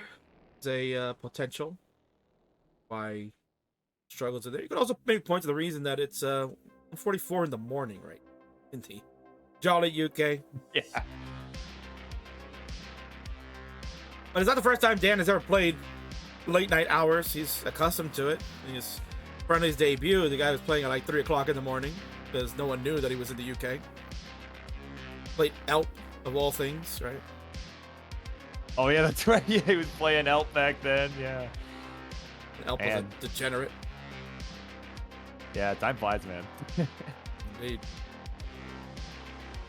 Yeah, or even at this last Rival Super Show, wasn't he in the what do you call it, the War Games match? Like, friggin' the main event? Like, I mean, yeah, it's like 5 a.m. for him. Like, yeah, about 3 a.m. was the start time for him. He thought he could do it, and he fell asleep and almost cost his team the match, to be honest, because then they would have forfeited his games. That would have been terrible. Yeah. Yeah, basically just would have been down a guy when it got to 4v4. And I guess thankfully he did wake up in time to get the match going, because as soon as he joined, even though he gave away a game and they were down 2-0, he had them storm running back, and he played great. He definitely played great that night and helped Team LXT to victory over Team Dog in that one, the War Games, which was a lot of fun. Maybe we'll do that again someday. Yeah, I mean, that was, yeah, honestly, it was a really fun match in general. It's just, the format, I think, was really interesting. I definitely enjoyed that. Yeah, I think there'll be some minor tweaks to that for next time. We'll see. But certainly, we're seeing this one. It is 266 for the champ, 232 for the challenger. So, nice tight game number 4 underway. Dan, hold on to that prestigious gold belt sitting right next to him. Doesn't work out for him tonight. Guessing he's going to be kissing it goodbye there. You think he would hand deliver the belt to SV there, Burb, or is he going to mail it? Yeah, I don't know. I think, I mean, could see it as a good chance to, you know, visit his old pal over there, right? SV, you know, they're definitely good friends, of course, you know, but I don't know. Might not be able to face just walking up to him and giving it to him, you know. Maybe just, there might be something inside that would make it hard for him to do that, you know. So might feel better about mailing it, but I think we could see the meetup happen. I think it could happen. Yeah, I was gonna say, like, you know, how would you feel if you had just won a championship and then you get beat by, like, let's say You know, who's up there? Adcoster, right? You got Adcoster somewhere around there by Yeah. you, Burb, right? So you get beat Sort by of, him. yeah. Yeah, you get beat by him, and he's like, hey, you know what? Why don't you come over and bring me the belt? It's like, and you Yeah. go, okay, I'll bring. Oh gosh. Yeah, I'd think about it, you know. Well, you'd be a bigger man than me. I'd say, no, you come and get it, you SOB. You want it, you come and get it yourself. 390 for Dan, 403. SB has turned the tide. Just like that. Dirty Tetris for the challenger, 428.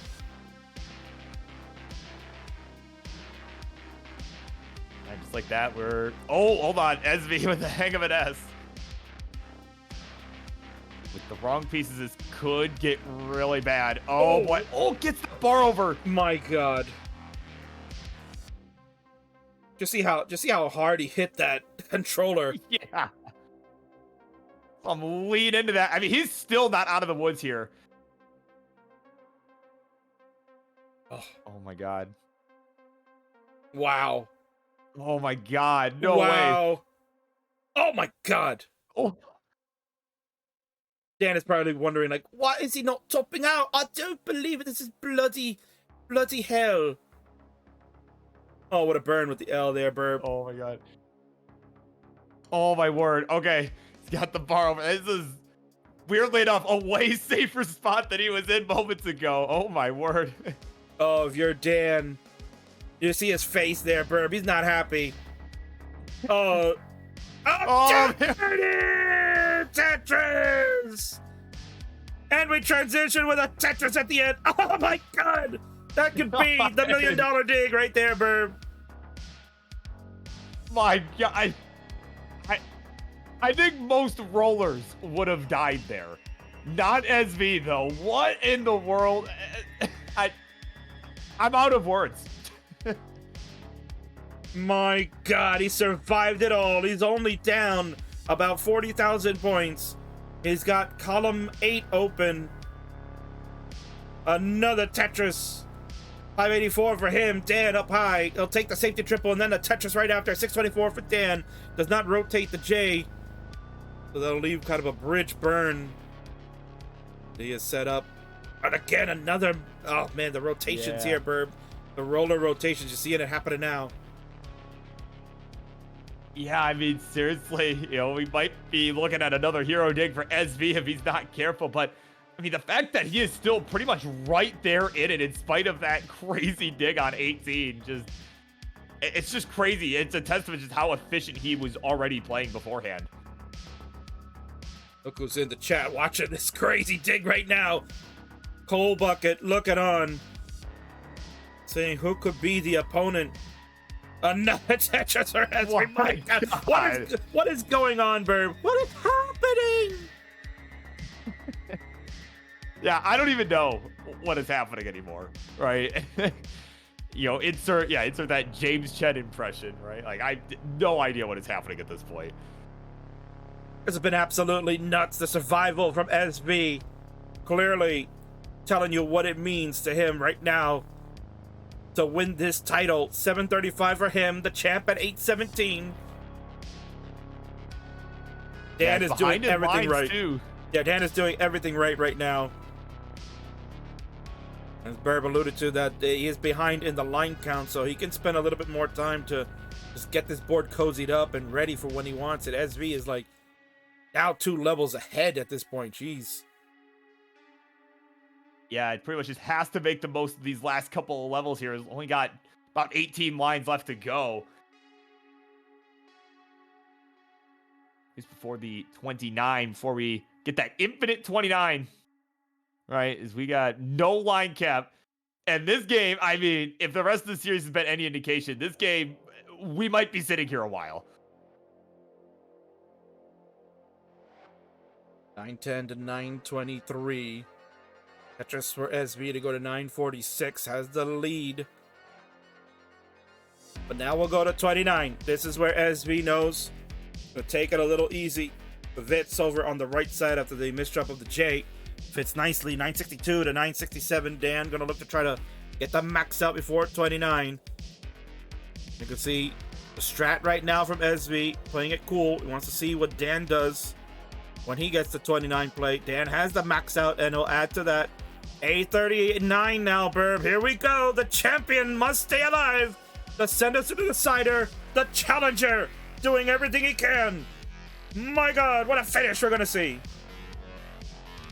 Yeah, this could be the end of it as SV can take it, but is getting a little dicey on the left side. Okay, we'll get the S. It's gonna be okay. He's gonna just continue to line this out for a bit. As he's kind of looking over at Dan, noticing that Spore not in the cleanest of shape either. And, oh my, just, oh, Hangston J, but need some more pieces for that left side. We'll get the L over. My God, how does he freaking do it, man? This is insane. A clinic being put on right now. Never give up. Never surrender. From the challenger. You can have your articles about packing shit in a car, he said. But I'm going to take it. Dan is topped out at 887. Done it. The Tetris there on 35 has sealed it. A97. Burb, I said it. The $1 million dig from SV has sealed it. We got a new champ.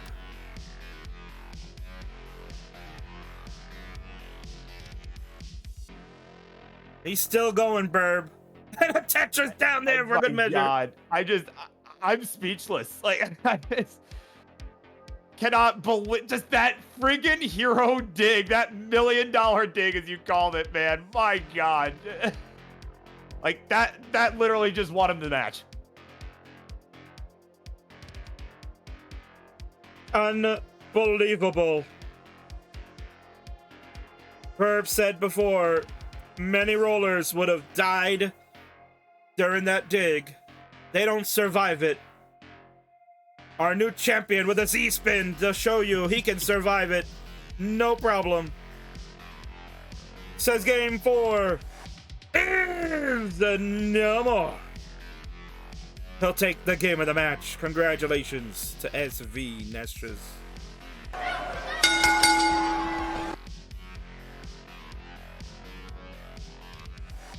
Wow.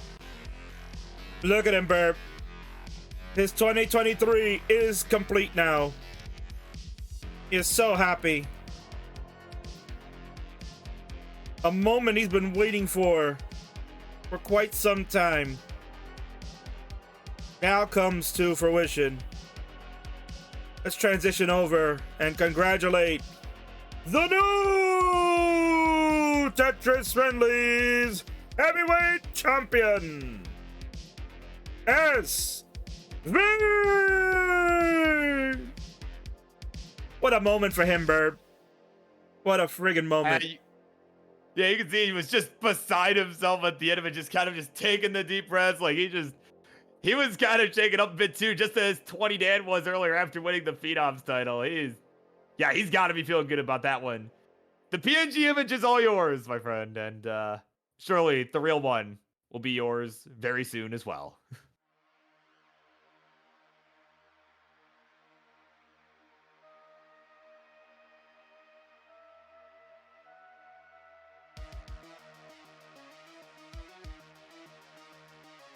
What an ending. Tremendous. Yeah. We start the new year with two new champions, Burb. That was crazy. We got a new Phenoms champion, who's an old champion of different divisions. And now we have a new Friendlies heavyweight champion to take us into 2024. And that leads us into the next one, which will see another new champion, because this title is vacated. We have no upstart champion. We did a little tournament to get to this port. And now we come down to 2. The big dog Roman finally gets his shot in the spotlight. He's been waiting. But he's got to go through his arch rival, a man that he can certainly say has beaten him more than his fair share. The Grand Designs. Hell yeah! Himself. One of them will lead the bronze pack for 2024. What do you got here, man? Oh man, certainly it's awesome. I think Grand Designs has been looking pretty strong, you know, at least in that whole Upstarts mini tournament where he faced Mari to get here and put on an absolute thrilling 5-game series, you know, and Grand Designs able to come out on top, of course. I think he had a really strong performance there. I think he's got a pretty good shot at taking the belt this time around. He certainly does. I think either one of them have proven that they are the future of the Upstarts. We have had great champions in the past. 20Dan, Maestro, Iankeith, all three of them changed the way that the Upstarts division was being built. And now these two guys are going to look to try to carry that torch and lead it into 2024 and have a new group take over. Which one will be the leader of the Upstarts division? Let's hear from both to see if they can plead their case. And the match will be right after that. But first, maybe we should go for an ad break. People are complaining that they're getting ads, so let's just go to an ad break. And if you are listening to this, then that means you probably have a Twitch subscription, so you're enjoying to avoid those ads when matches are being played and stuff like that. But if you didn't have one, well, then now there's another reason why you should have got one.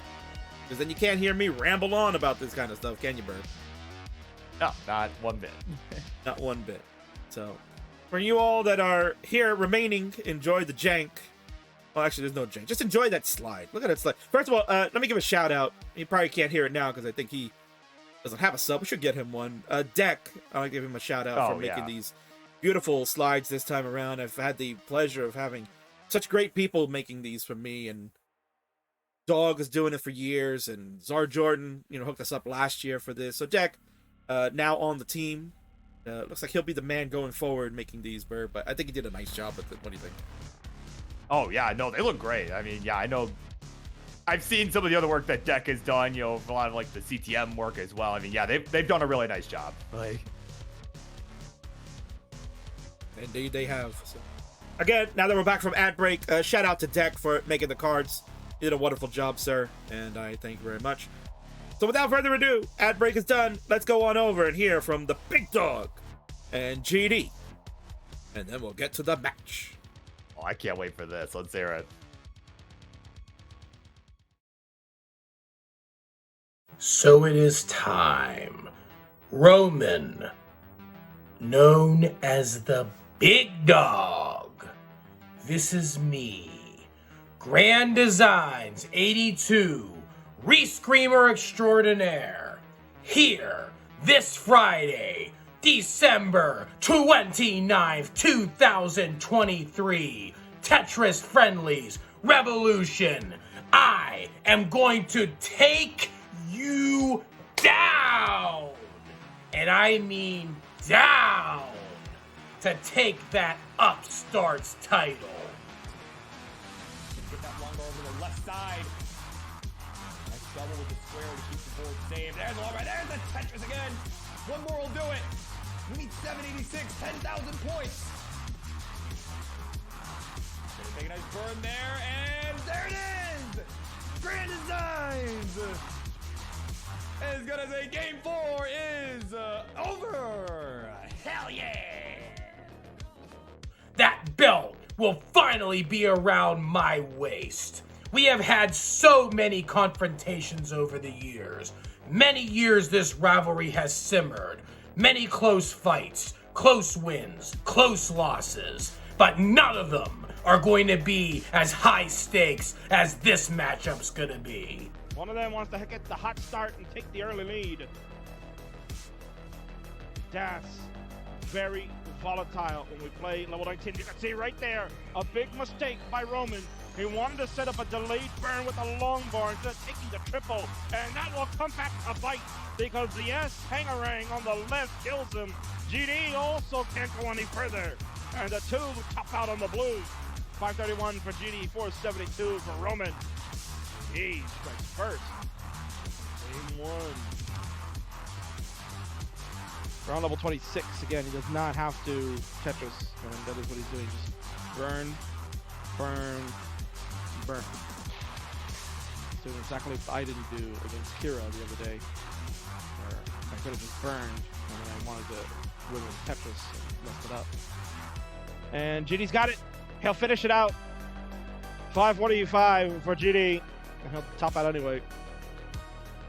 Grand Designs 82 will reign victorious. Prepare for battle and prepare to fall. Hell yeah!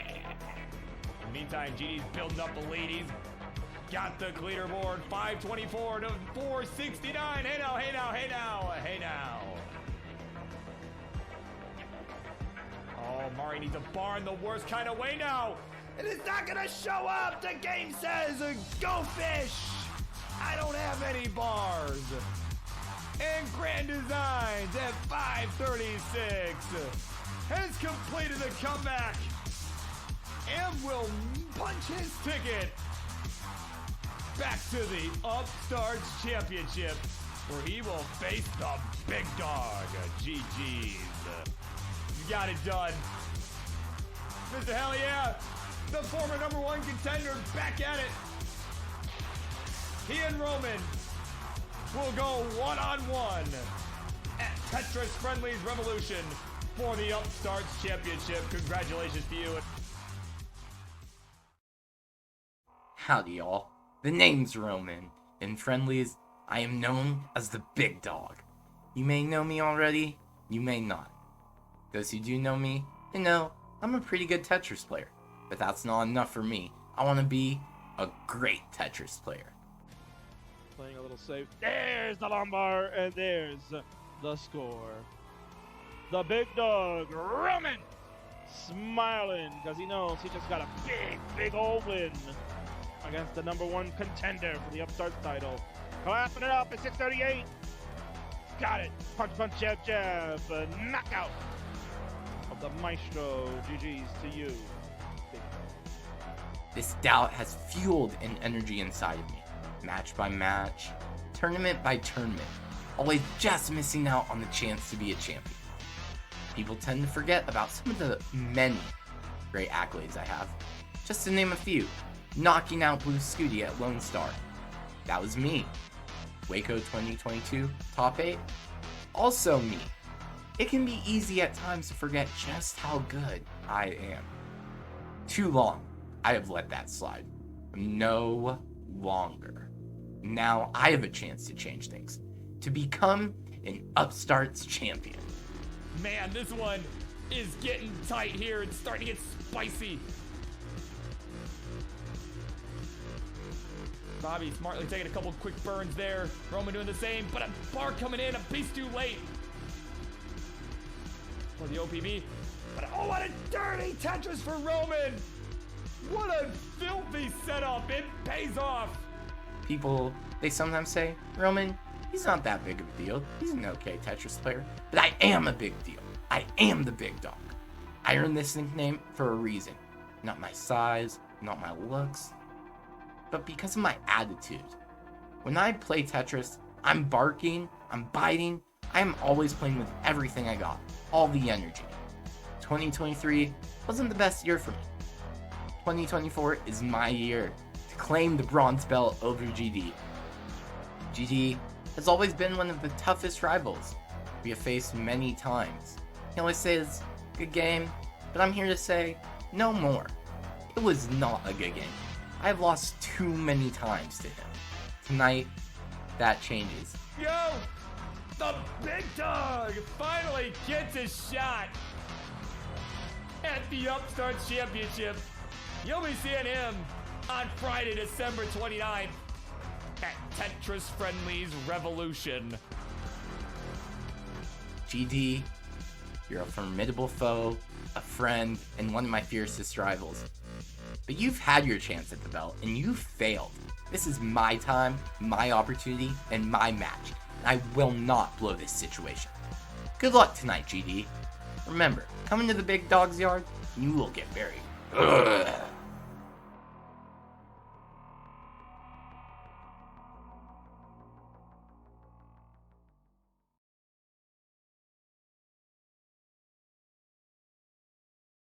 A lot of words there from our two players that are about to do battle for this bronze belt. Definitely convincing each of us that they are worthy carrying the torch. Those left behind in the Upstarts division take us to 24.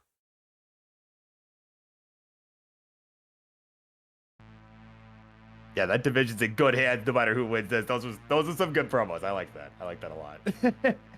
That's the one thing that the Upstarts always do, Burb, is they do good promos. Let's take a look at the online facts before we get this one going. On the left-hand side, Roman, the big dog, as you heard from him, is a DAS player from the Texas region of the United States. 1.154 million personal best score. Has a 24 and 28 friendlies record. It's respectable.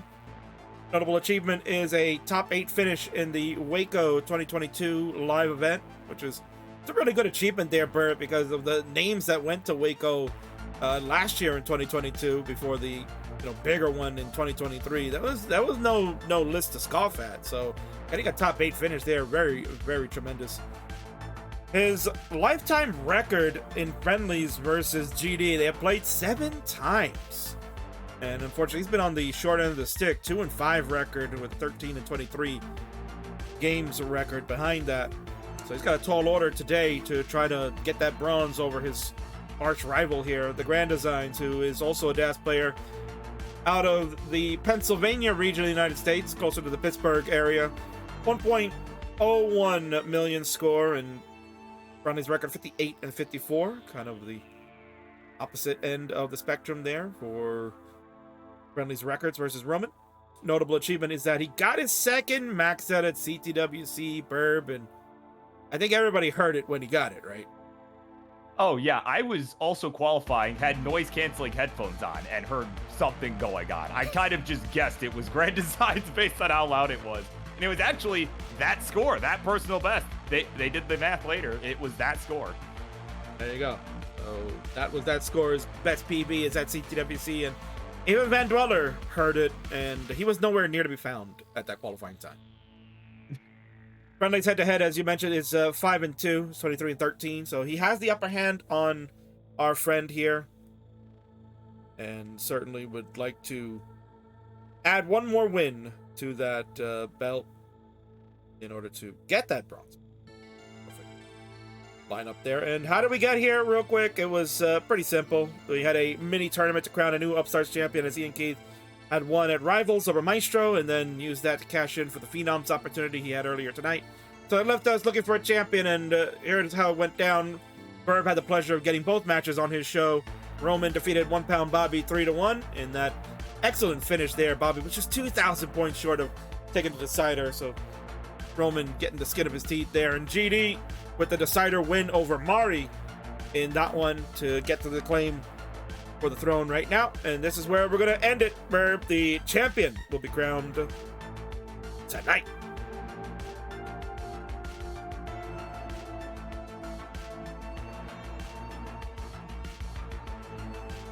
All right, so players, if we are going to play with the same piece sequence, please let me know. And also in the Upstarts division, Burb, it's been a long time since we've said it because they don't really play it anymore, but 15 and 18 starts are allowed in this one. But we know GD, you don't play level 15, and Roman, certainly I don't recall him playing that either recent times. Yeah, not that I've seen anyway.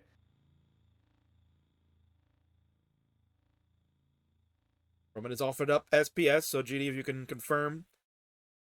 Same piece sequence. Yeah, of course, Colin all surprised that 15's allowed in Upstarts. Yeah, dude, sure is. You have to revisit that these days, right, bro? I mean, the Upstarts have yeah, they're just all so good now, right? I mean, these aren't the days of Martz v. Rory for the Upstarts title anymore, right? I mean, it's no. We are pretty far removed from those days. We are indeed. We're about to go, 4 years away from that ever happening. I don't think we'll ever see that. We'll ever see that again, to be honest. All right, GD, if we can end the warm-up, as our AI friends are waiting in the wings. The main event is coming up next, so they are waiting patiently, like to get this match started. Again, apologies to the viewers and fans of all the other major platforms, YouTube, Kick, Facebook. I know you were watching very earlier on, and then we had some technical difficulty, and which couldn't get that back up and running over there. But hopefully we'll get these VODs, or maybe you'll just come and watch it on the Twitch.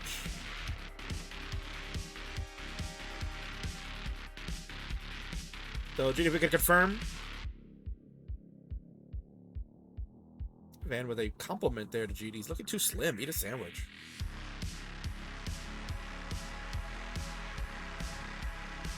Could also be the camera. Right, yeah, it could be the camera orientation, right? Yeah. SPS is confirmed. Bud burp. Yeah, I say people I say people tend to look bigger on TV, right? Like, yeah. Well, Vandy will tell you that I'm basically even larger in life, but that's okay. Well, that's. All right, so players, the seed implemented is going to be 7D for dog, AD for another dog, and 36 for Kingsman 36. Players are ready to go, Burb. No more delay. The Upstarts Championship is underway. Go ahead and count them down for game number 1. We go with 3, 2, 1, Tetris. T and a long bar to start, and both have placed their T's in different areas, but the P sequence is the same regardless, so we are A-okay for this game number 1. Yeah, so certainly pretty drastically different openers, but both seem effective so far. Welcome in, Professor SSB. Tetris. Is that James Chen Echo? Let me down. Chris Tang. Chris Tang, yeah. Excuse me. Yes, corrected myself.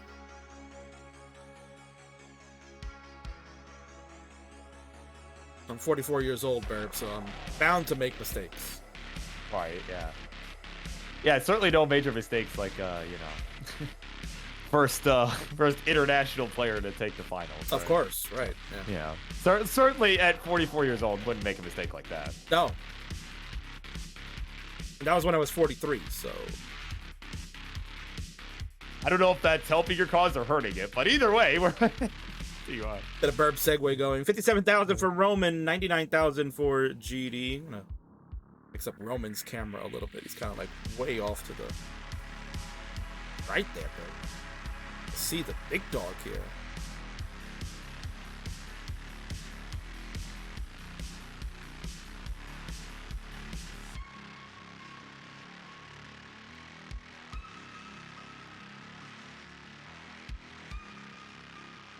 Now we got him on all his glory centered right there. 90,000 for the big dog. 106 for GD. GD's got a mess, and certainly got to be careful with that dash. He was playing along with the SV and Dan match, and got a couple of 800Ks, he said. Yeah, I mean, at this point, if you're GD, certainly going to hope that doesn't throw you off a bit, right? Like, kind of getting, hopefully it's not a scenario where you spend all your energy on those games, right? And then kind of fall flat in the games that matter. So looks like he's gonna be handling this A-okay for now, though could use something for the left side. The L gonna have to work, though the J I think would have been a little bit better. Hey, he's finding a solve here. Let's get that right side open. There he goes. There's the fist pump for GD. Go ahead, Burb, the patented call from GD. Yeah. Hell yeah. 47 for him, 124 for the big dogs. Apparently Roman not able to take advantage of that momentary dig from GD. Yeah, he kind of got into a little bit of a dig sequence himself. Not nearly as crazy as Grand Designs, but certainly enough of a slowdown to prevent him, as you said, from capitalizing on GD's situation. But it's only about a one Tetris difference, right? 153 to 175 is GD hanging on to a small lead. The new champ, SV Tetris, mentioning that the big dog is yapping over there. Probably barking up something, calling out GD. Yeah, you know, I was surprised. You know, the one thing about the promo is that disappointed me a little bit. I was a little disappointed that GD didn't throw in some line about Roman being all bark and no bite, you know, as the big dog, right? I was a little disappointed to not hear any sort of line about that, you know. Well, in GD's defense, he might have been thrown off a little bit. He spent a lot of time trying to find his shades and could not find them. So I think maybe he a little buckled under the pressure. True, yeah. Yeah, because the shades are pretty important. That is rather tragic that he couldn't find them, because they were iconic in his previous promos for sure.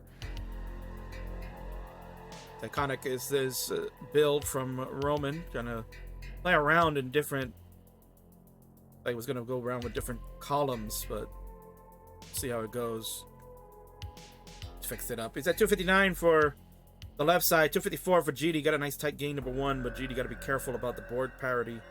Side needs to get filled out a little bit.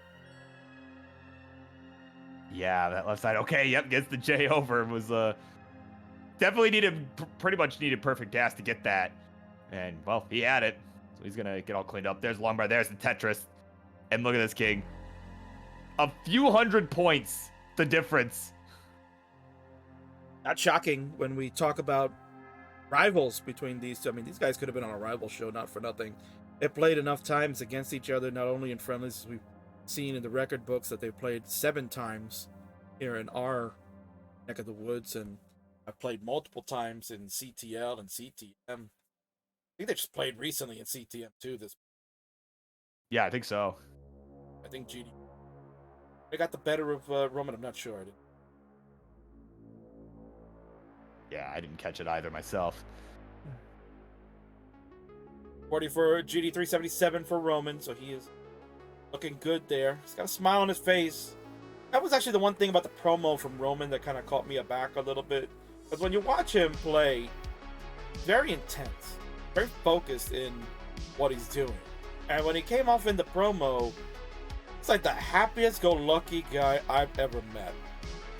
For somebody that at Waco 2022 had a shirt on that said something like "Don't talk to me," or I forgot what the shirt exactly said. Oh yeah, what did that say? I remember what you're talking about. I forget what it said though. Yeah, it basically was like, you know, get out of my face type of shirt. You know, so I kind of figured Roman was that kind of a guy where it's like, you know, don't talk to me, leave me alone. I don't like people, right? Like a Van Dweller-esque type of person. And in the promo, that all changed. He's a very happy guy and just loves his game. Yeah, I loved the energy for sure. Yeah, it was crazy to see. And honestly, you know, and as he said, he had some good points there too, right? You know, about how well he's done in some of these live tournaments. And at Lone Star, you know, he was playing some of the best, you know, dog playing Tetris, you know, the big dog versus the dog playing Tetris, you know, end up going at Blue Scooty and having a good run there. I mean, you know, looking pretty good right now too. He's got a nice healthy lead. Yeah, GD doing everything he can to try to maintain the DAS and watch this board. He kind of needs a T, or the J is okay there too. You're looking to make sure that he can. Oh, that long bar though. He would need a long bar. Yeah, there it is. Yeah, there we go. Yeah, Bangarang Tetris 455 for GD, 502 for Roman. Nothing new here, Burb. This is like old hat between the two. They play like this against one another. If you're Roman, gotta try to stay alive here, because he knows GD loves to chase. That was a really good pole vault from Roman there. Might have just saved him here. Surprised he didn't go Not L. go left. Yeah, thought he was gonna go L for the flat placement. Das here from Roman. Would love a J. There's that J. Triple for Roman. Gotta put more weight on that left side with a long bar.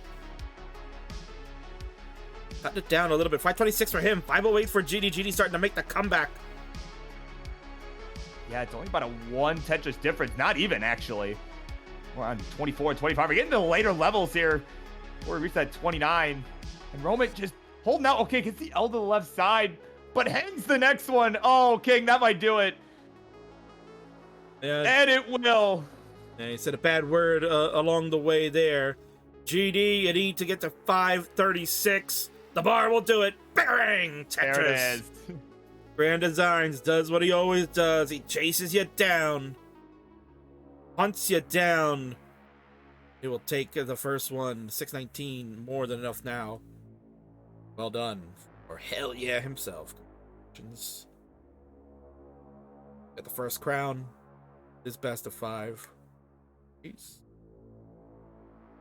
Yeah, what a way to open that. I mean, just was pretty tight the whole way through. You know, I mean, GD, I mean, at the time that Roman had topped out was like right on his tail. You know, it was crazy finish. And he'll probably finish this one out. Fortunate enough here, Verb, to have some good openers all night tonight. Ian and Dan had a good first game opener, and obviously SB and Dan had a really good opener. Yeah. And here we go. We had another good one where GD getting to 29 there, feeling good. 766. Those 800K games, Burb. Sign of things to come, maybe. He's still feeling it. He's certainly still feeling it. And I mean, it's kind of, you know, what Sonny was saying in the opener, right? When we were going over the card, you know, we were kind of talking about like, hey, you better be able to get like, you know, a good 650 at least, you know, every game, or, you know, GD will catch you. All right, the increments I see to 8E. 8. The number 8. And the letter E for excellent. They are ready to go. Good first game there. Burb, count them down. We got game number 2 on the horizon. We go 3, 2, 1, Tetris. L&J's to open. And again, the placements have differed. They did start with the same LJ open as far as the placement concerned, but after that, they're going to different ways.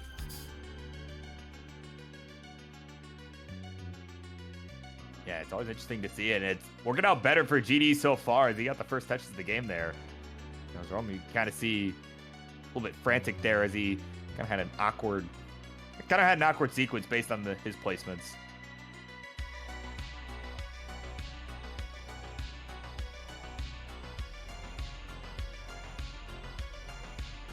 Colin here saying this is another set where the winner will have a name that ends with an AN. I don't know if that's a correct online fact, because if G wins, it doesn't end in an, well, yeah, it doesn't end in an AN. See, Grand Designs. Right, unless he's referring to Dan Grizines, you know. Like. Well, that's true, but I mean, you know, not trying to break kayfabe here. For those that don't know what that means, trying to break kayfabe. I know. Imagine using real names, Burb. Right, exactly. Did I call you your real name? Yeah, no, I feel like that would be weird. Yeah, like, I wouldn't care if people did it, but I feel like that'd be kind of weird because nobody does that. No, so. I know Sonny does it. Does he not? Sonny does, yeah, but you know, he's always done that. No. The poopy old hag of Europe. Yeah. Kind of a funky start for GD, and Roman starting to get into that same situation. 129 for Roman, 171 for GD.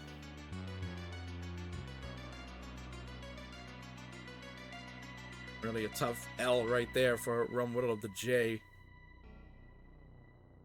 Getting the right pieces though to fix up. Probably could have made a couple adjustments there, but none.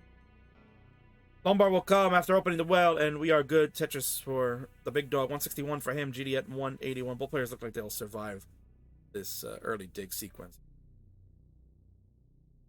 Yeah, definitely handling it well. You know, GD filling in that bar dependency right there. You know, just as soon as he formed it, the bar showed up for him. But yeah, they've been keeping it clean. They've been keeping the DAS under control for the most part. You know, just as we saw in that game number 1. And yeah, they're looking pretty good here. There's a fist pump from GD, happy about getting out of that dig and get the Tetris in. He'll take another one to extend the lead. 233 for him. Roman only going to get his long bars, but he'll only be able to get one of those Tetrises. Able to capitalize to get 2 based on the build that he had over the board. Yeah, but Roman taking some good skins. Just, yeah, it's really more of an efficiency thing at this point. Not too many crazy digs going on. I mean, a little bit of a dig earlier on in the game, but it's GD just playing more efficiently overall. But now, though, getting into a bit of a bind. Oh, there we go. Look at that. Dirty Tetris for GD and the fist bump again. Hell yeah. Yeah, he's feeling As it, he would Bert. tell you. Yeah, he's feeling it tonight, I think. Playing along with Dan and SV in the last match. Feeling confident about his gameplay, getting those 800Ks and getting a good high 700 in this opener has really put him in high spirits. It's got him emotionally amped, and he knows one of those guys here, Bird, that Friendlies means a lot to him too.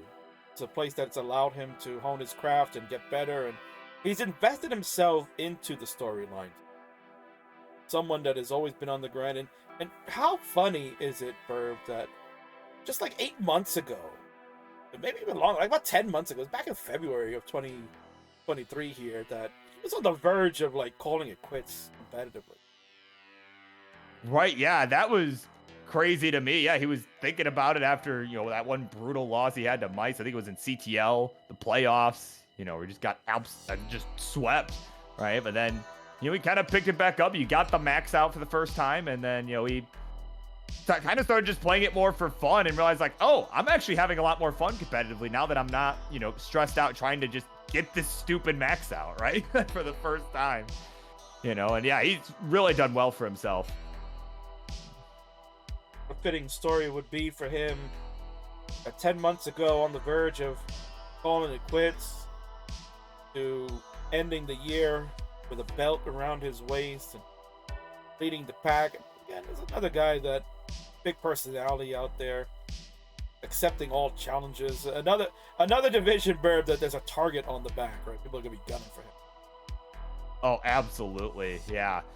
I think regardless of who wins this, yeah, just with the Phenoms, right? That line, it's gonna be going for a while, right? You want your shot? Well, do yourself a favor, get in line. I know immediately who's gonna try to challenge him right off the bat. Oh, you know. Oh yeah.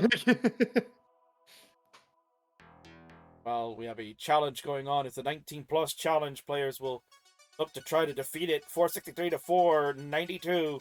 Tetris, we have ourselves a tight one, Burb. 4,000 points separate the two. 19 play, in effect. We know how dangerous it can be for these two dancers. Yeah, as you have it right there, the Neckler, they are keeping it tight. You know, and it's funny too, you know, because we were kind of talking about, you know, as GD was thinking of calling it quits at one point. As, you know, last week we played on the Monday show as, oh, hold on. Roman's in trouble. Roman needs something for the left side, needs an L piece. It's not showing up, has to settle for a bar. Oh, man, he's trying to get any extra points he can get. But 499, that'll be all he can do. And at 539, there you go, King. GD on the verge of becoming the champ. Yeah, tough break for Roman there. Just a couple of holes there you can see in the stack up in row 4 and row 6 that we're not going to burn out easily. And as a DAS player, very difficult to get pieces to that left side as you get it higher and higher. And you saw he had to go. He got the long bars there, Burb. He got long bars to help, but just not confident enough maybe to do a quick tap to get it over to the left side or have the full dash charge to get it. He went flat all the way there and ran out of room. Now he is down 0-2. We'll increment the seed. We're going to go to 9F players. 9F will be the new seed. 9F 8036. We'll pin that here for all of you.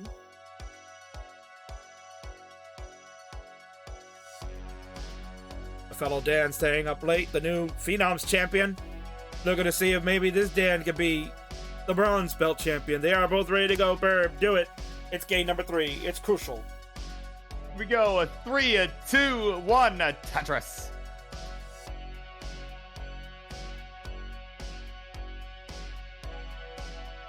BD looking to get the sweep and make it a dream come true for him. End the year on the high note. Become the Upstarts champion.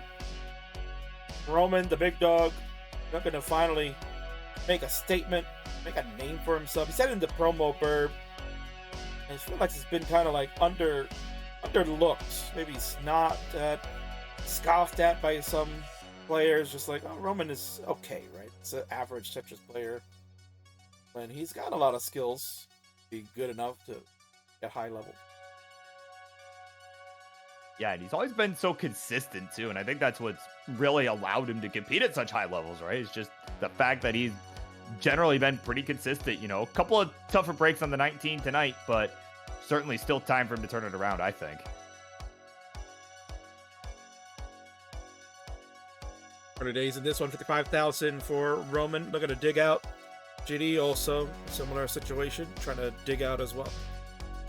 I've already loved the J, but that L, nice timing for that L piece to get the triple. Open at the right side. Only be another triple for him, but board is in a much safer position for now. No long bars in the sequence here, Burp. Is this Colin seed? Right? Yeah, I might have to get the investigation team in on that one.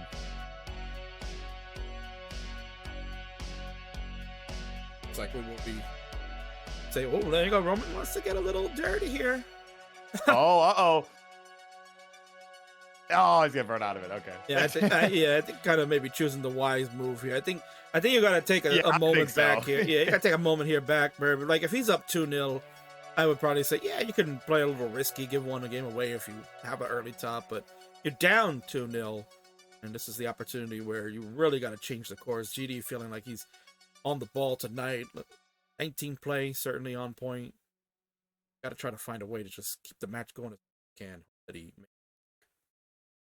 Yeah, and I mean, and GD on Monday too. And the thing is that what makes today's performance so great too is that not this past Monday because it was Christmas, but the Monday before, the last time we hosted, you know, GD was playing. I already have forgotten who his opponent was, but he was just having a really rough night competitively. You know, he felt ashamed. He was like, man, I'm really embarrassed to have, you know, he had like multiple early top outs. Actually, it was a triple threat match. He had multiple early top outs, and he was just suffering all night. And, you know, everyone's like, oh, don't worry, you know, you'll be back for Revolution. And sure enough, he's come back. He's really has come out making a statement here this evening. 211 for the big dog, 180 for GD, and the big dog playing with big time fire right now. He's trying to keep that column open. He wanted the long bar there, and it's not even going to be a Tetris. Oh, GD's going to top out. Oh, GD. Oh, we were so fixated on Roman's board. We didn't see what happened with GD. And looks like he hung the S piece. You can see he's saying to himself, damn it. No, he's giving one away, and Roman not going to get swept here. Right back in this one, Burb. It's 2-1. Wow. Man, I almost feel like I just cursed it there. Oh my god. Did a curse? What a shock. Yeah, right. What else is new? What else is new? All right, we're going to get a new seed here for players. It'll be A0 now. Go to A0, AD36. Increment that seed, players, and then get the readies going. GD says he's ready, and so is Roman. They know what to do. They're pros, Burb, and you're a pro, so please count them down for the pivotal game 4 now. And here we go. 3, 2, 1. Tetris. Yeah, of course. Colin. Yeah, Colin's here in the chat. All up in arms. Like, you know, I've beaten both of these players. So. Saying that we don't believe him, even though we were the ones that hosted the match. Right. How soon we forget. I'm going to step away for just a couple of moments again and leave the comms to you. I trust you. 18 will be just fine. Oh, yeah. We'll be good. Not going to see any nonsense here. Oh, of course. Oh, look at that. OG Happy Dude. It's been a minute. It's been a minute since we've seen you. Hopefully you have been good, but do all friendly matches have to be seeded? No, not necessarily. We saw on the Phenoms championship match earlier tonight that was played, they did not do same piece sets. Right? It is up to players' discretion here in the Tetris Friendlies universe. But a lot of players nowadays tend to enjoy doing same piece sets, but not everybody. Right? These two certainly are proponents of it. themselves, as Grand Designs in a bit of a bind here up on the top. Yeah, it's really gonna have to make sure he avoids another early top out. He does not want to force a game 5 immediately. He's at 80,000 points only right now. Ooh, triple flip that L piece. Oh, hang on. Oh, this is tough. Okay, gets that square to the left. Yep, gets the nice flat burn. I mean, look at this dash control from GD. Oh my God. He's up for the left side. No, can't get the L over, and that's going to be another early top out. Oh my word, and I don't have access to the sound effects because I am not the one producing this. But, you know, GD mic'd up right now probably sounds a little something like, oh no, no, no. No! As Roman will tie this up 2-2. No! Just like that. Oh no! We got ourselves a genius cider here in the Upstarts Championship. Ridiculous. Unbelievable that happened. That's what I thought, Burp. Oh, it'll be okay, right? It'll be okay. Players have incremented the seed. It is now B1. That's what I thought it was going to be okay, right, Burp? Just what I thought it was going to be okay. Yeah, right? Oh, and I did add the sound effect for those that probably just scared just now because it was pretty loud. Oh, nice. All right, so it is B1. Burb, you'll take it away. I'm still not done over here. Getting set for the next ones. Reverse sweep, potentially pinned. Yeah, exactly. Yeah, here we go. That is not what I intended to pin, but here we go. 3, 2, 1. That's right.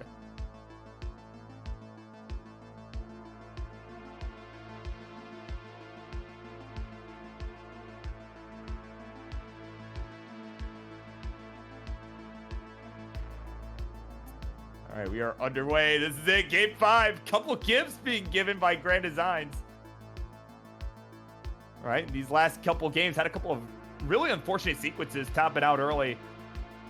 And that is exactly the opportunity Roman was looking for here to get back in this match. This is the one game to decide it all. Of course, Ninja's asking which one was Burb, which one was GD. Apparently, I was spot on. So, yeah, unfortunately, I am pretty decently good at the Grand Designs impression. At least, if I do say so myself, I'm a little partial, but unfortunately, I'm actually pretty good at that. So, of course, somebody didn't give Grand Designs the memo that, yeah, Christmas is over. It was over on Monday. Or, well, Tuesday, I guess. Apparently, GD missed that memo. Gave a couple gifts, right? Kind of late Christmas presents there to Roman. We'll see how the rest of this pans out. We're at 95,000 for GD. 140 BetaTetris for the big dog.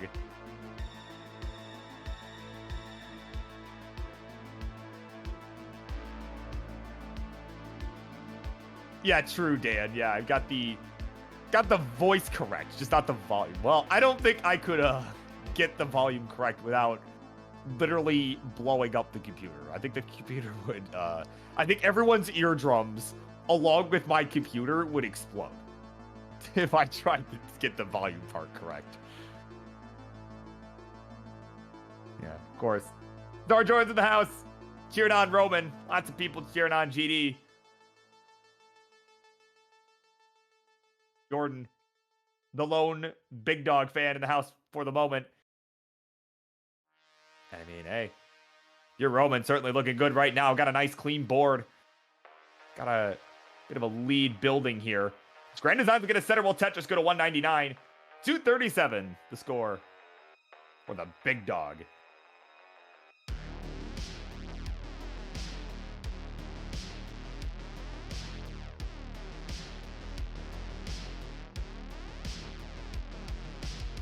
Of course, Louis cheekily saying earlier, same piece sets. Many enjoy it.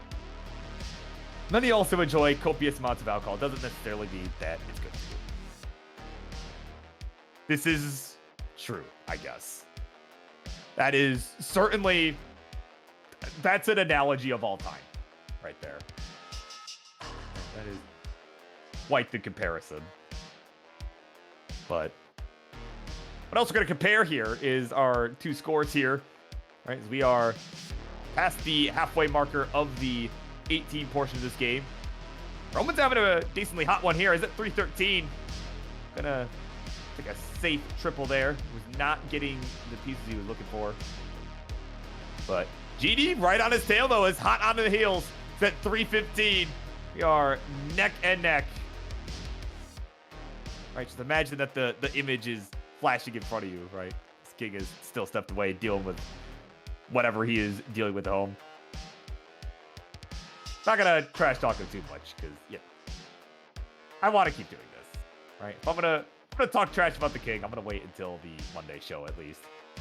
I'm gonna do it on his program that he has graciously invited me to do with him, so.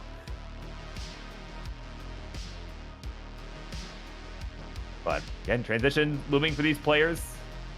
Both just in the zone now. Again, it's been a long set here on the final game. So, of course, coming up next will be the AI warfare match that the devs alongside Fractal have been waiting so patiently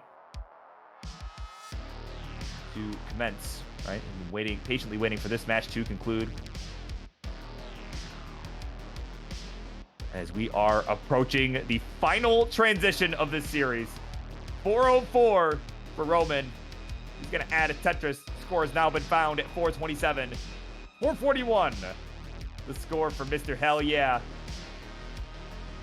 Roman in his first title match. Looking to take the belt in his first outing. GD now at his second title match.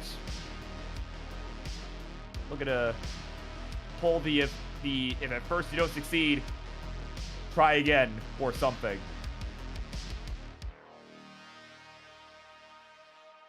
$493 for Grand Designs. $474. Make that $497 for Roman. This lead's going back and forth as we approach the 19. Just 8 lines to go.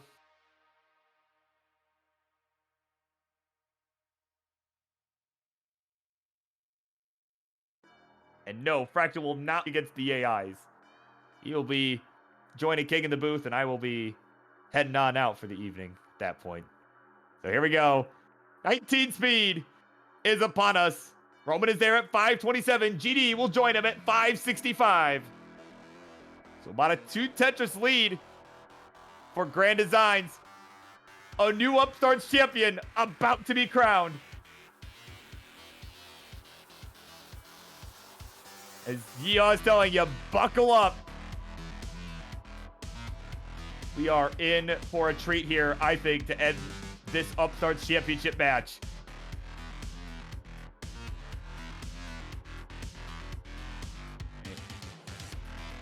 Roman Tetris ready. There's the long bar. There's the Tetris. We'll go to 566. Only about a Tetris behind Grand Designs now. Both players have been having a burn here on level 21. There we go. Another Tetris for the big dog. Go to 595. He'll take the lead. Real time. He's going to take the nice safe triple into level 22. 596 for GD. 603 for the big dog.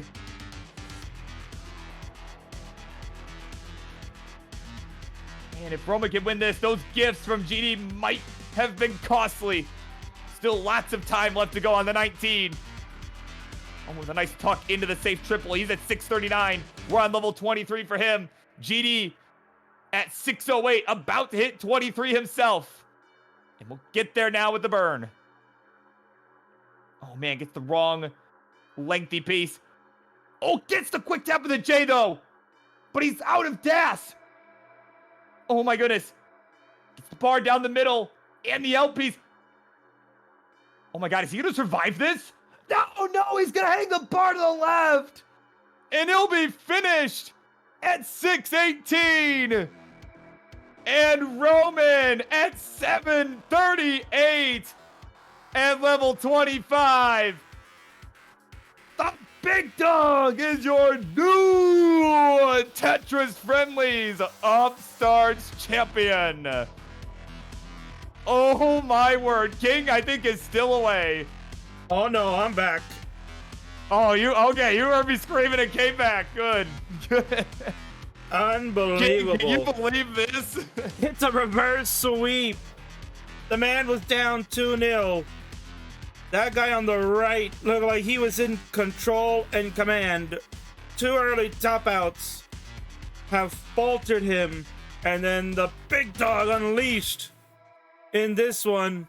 He still has a max out potential here, Burb. Oh yeah, he's at 907. Oh my god. Let's watch him finish this out. He kind of stating the obvious that he thinks Roman would have won this one anyway.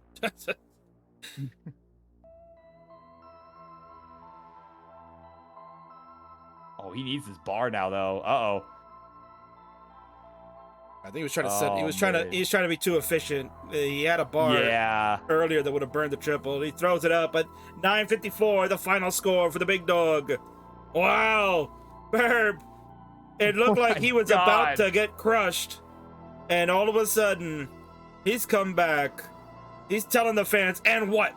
And what? Talk to me now, haters." Roman survives. I can't hear number you. 5. I can't hear you. That's what I tell you. Yeah, tell the heaters. Can't hear. Well, maybe you can hear me that he said Roman survives game number 5. He'll take the game of the match. The bell sounds. GG's to him. We'll go over to the winner scene. Give him his due diligence. He's clapping it up, Burb. He's so happy. Change that up.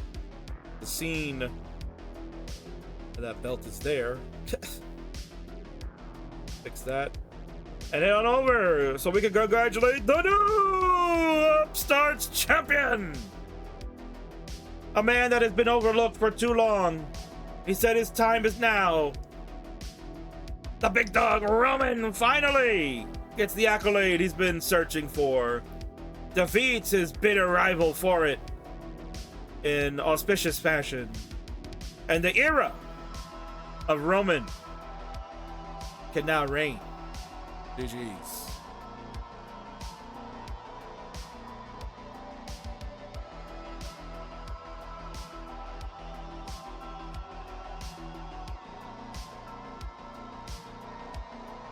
What a finish, huh, Burb? Jesus. Yeah. Crazy finish for sure. What the heck? What a night overall. We've seen 3 new champions. 2 of them are definitely going to happen anyway, but certainly the big dog can celebrate into the new year. He will drink it up. This is his yard now, and the Upstarts division has just gotten a whole lot more interesting. Burb, I would like to thank you for hanging out tonight. You've been a wonderful job on the comms, especially leading in for a few matches as I had to step away. And as always, sir, you are the yin to my yang. You are my partner in crime in the Friendlies universe, and couldn't do it without you. Mondays have become the place to be. In fact, Mondays are probably more popular than Fridays. You have done a wonderful job. You built your own following. We are going into year number 5, your 4th year doing Friendlies, and again, major thanks to you. We're on the big channel now, and 2024 is going to be a big year for both of us. I know it. Plug your stuff. Thanks always for having me. Plug your stuff, man, and bid your dues. Oh yeah, of course. So, as always, Monday nights, at 6 p.m. Eastern, whatever time that is, UTC 11, I think that is right now. Right here at Classic Tetris, Twitch TV/Classic Tetris. But also, usually that's all I plug, but actually, I've got some pretty big news that I haven't even told you yet, King, but some big news here in the world of Classic Tetris in general. But thinking about going to some events this year, mark May 11th, Saturday, May 11th. Put it on your calendar. Motor City Regional is the working title, but I just got it booked earlier this week at Gatekeeper Games in Berkeley, Michigan. Get ready. Burb Wizard alongside Jakey Wiggs hosting the CTWC Regional. I cannot freaking wait. Huge after party to follow. Yeah, get ready, y'all. It is going to be an absolute banger. Wow, look at that. That's a huge news there, Burb. I'm stoked. If I were in that region, I would definitely go. So, wow, Yeah. love it. You heard it here first. Burb announced it. You will have a major event going on over there in his neck of the woods in March. So stay tuned for more details. I'm sure there'll be May. Excuse me. So May. So stay tuned for more details. I'm sure they'll be coming within the next few weeks or month in the CTWC Discord. You can get all that information. Can't wait. So plug away for the friendlies on Monday nights. Yeah, of course. Yeah, and of course, I had to reward those who are here the people that would be here watching Tetris Friendlies. Like, you know what? I could have announced that event earlier, but the people who watch Tetris Friendlies, they know what they're talking about. They're the best people in general, so I had to reward that. And of course, again, make sure to check it out. Be here Monday nights, 6 p.m. Eastern, 11 p.m. UTC. Yeah, it's me. I'll ramble about nonsense sometimes, but it is a lot of fun, a lot of high octane stuff happening at all times. So thank you again, Burb, for hanging out with me tonight. Wonderful job, and we'll see you on Monday. I believe it'll be January the 8th is when you'll return. Yep, January 8th is the date that I plan to come back. Be taking New Year's Day off, right? I'm going to be, so it's New Year's Day. I'm going to rest, so. Jeez, thanks for hanging out. Yeah, thanks for having me as always. See ya. Right, so that is the end of that part of the show. We have one more to go. It's the main event. The AI bot battle. All of you have been waiting. My AI friends are waiting. Where the hell are we going, King? We're like an hour behind schedule. Yeah, well, welcome to Super Show World. But we're going to get it going in a few. Just I got to step away for a moment.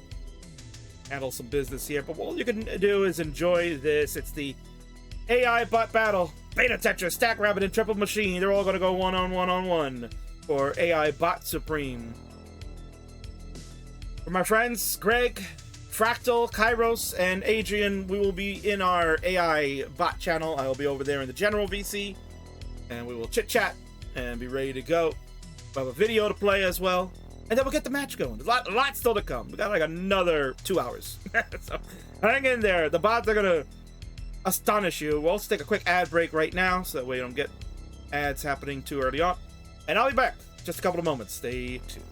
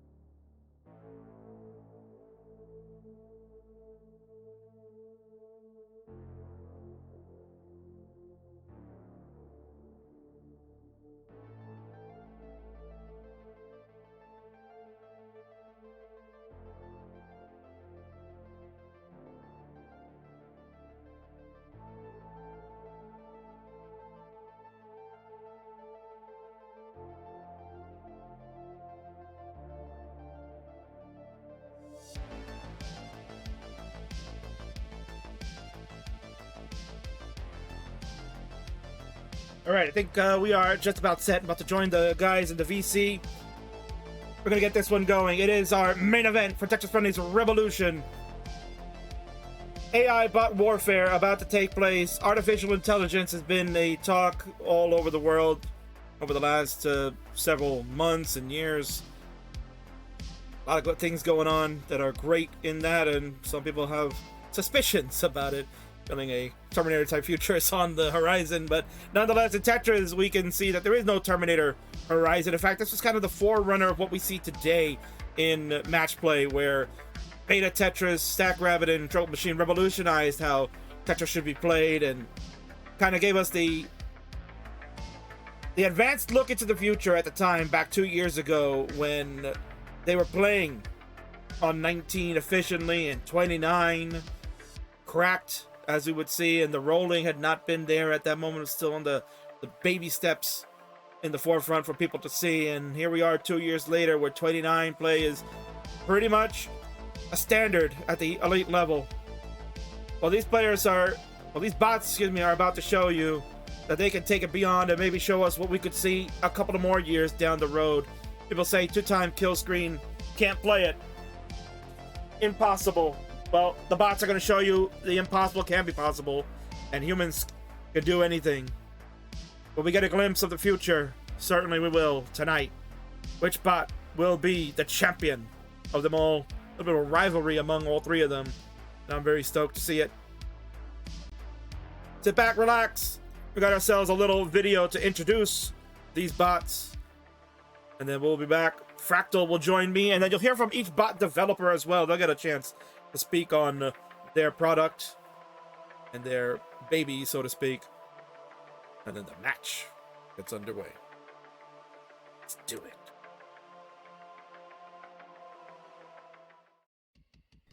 BetaTetris, a Tetris agent originating from a no-rotation agent back in 2020. It is powered by deep reinforcement learning, which means it repeats a loop of playing some games and improving a little bit using these games, so that it becomes better and better in the loop until it got to expert level. The whole process is all done without any human intervention. Over the time, BetaTetris already got some significant achievements, including winning the AI exhibition in 2021, got 200 lines in kill screen with 12 Hz tapping, 3000 line game crush with 15 Hz tapping, and so much more. But if you are expecting the good old BetaTetris today, you might be surprised, because recently BetaTetris just got a revolutionary upgrade.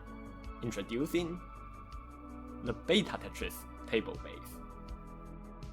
The basic idea of BetaTetris table base is that instead of playing a normal Tetris game, we instead play on a Tetris variant. We first collect a bunch of boards, and you play Tetris normally, except that you are limited to only play on those boards. That is, if you got to a board not in the collection, that's an instant game over. Obviously, this game is limited compared to normal Tetris. However, the catch is that it is possible to create a bot that plays literally perfectly in this variant. And then by using enough boards, the perfect bot on this variant should also play decently well on normal Tetris. The method is just to use a giant tree search to compute the table storing the highest possible average for any given board, and any given line count and current piece. And this table is the table base itself. The current table base uses a total of 3.5 billion boards collected in millions of games played by previous BetaTetris versions, and the resulting table has a whopping 5 trillion entries. If stored on a disk, it will take at least 10 terabytes, though I managed to avoid storing the whole table by using some tricks. Using this many boards, just the table base alone easily outperforms any previous BetaTetris versions in pre-29 play. For example, it can score 1.2 before kill screen in 93% of the games. However, it falls short after kill screen, where digs are more likely to happen. So today, you'll be watching the table base and neural network cooperating. Before level 37, the table base decides most of the moves. But if the table base is not so sure about the current board, then the neural network will take over and play the game. And when the board becomes clean enough again, it will return the controller back to the table base. After level 37, the neural network has the full control. This table base also has a lot of potential on analyzing the game. For example, do you know that the best first two pieces is IJ, while the worst is SS, with an average score difference of 1,207 points. These precise numbers are nearly impossible to calculate by any other method. But because I don't have the storage to store the 5 trillion row table, it is currently hard to do any further explorations. But it is nevertheless an interesting aspect for future work. Anyways, that's enough about BetaTetris, and without further ado, let's watch the amazing performance from 3 of the best Tetris buttons. Enjoy the show.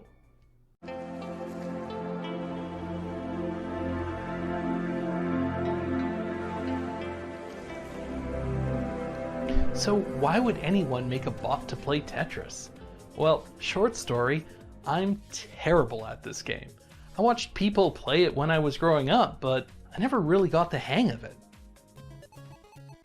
Oh, freaking... Like I said, I'm awful at it. Go in the hole! How hard is it? So, how are we going to make our Tetris AI?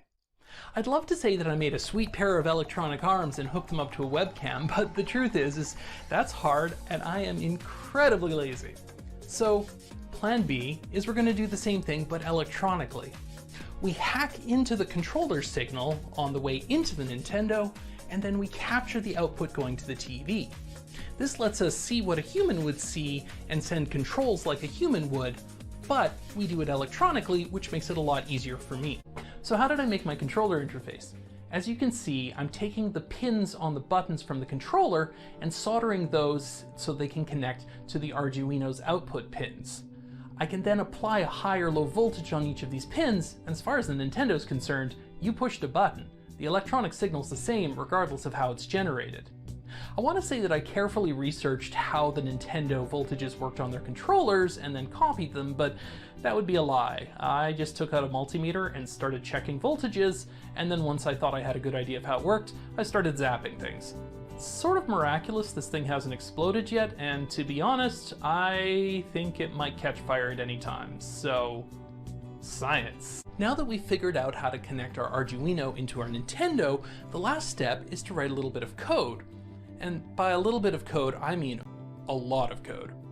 The first critical piece of code is one that looks at the capture device and can tell us what is on screen at any given time. Once we know what's on screen, we throw this information into an AI core. This is going to break down the pieces into active pieces that are movable and fixed pieces that are part of the background. We're then going to look over every possible move combination we could make and pick the one which the AI thinks is going to have the highest chance of us surviving longer. Finally, the best move is sent back into the Nintendo through the Arduino as a set of button pushes. All of this code is honestly kind of horrifically ugly and just a giant spaghetti-like mess, so I'm not planning on posting it right now, but if you want more details, I have my original video draft, which was quite a bit more in-depth, and you can get to part of it here or in the description below. Finally, our AI is ready to face the full game. At this point, it's better than I am at Tetris in every single way. This leaves us with just one question. How far can this AI go?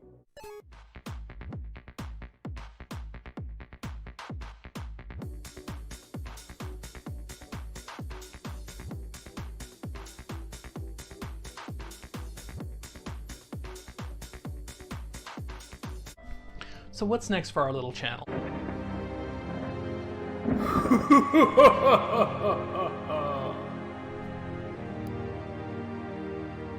Those were really interesting. Oh my god! This tuck setup, holy s***! Woohoo! That's amazing! Oh my god, did you guys see that? Holy s***!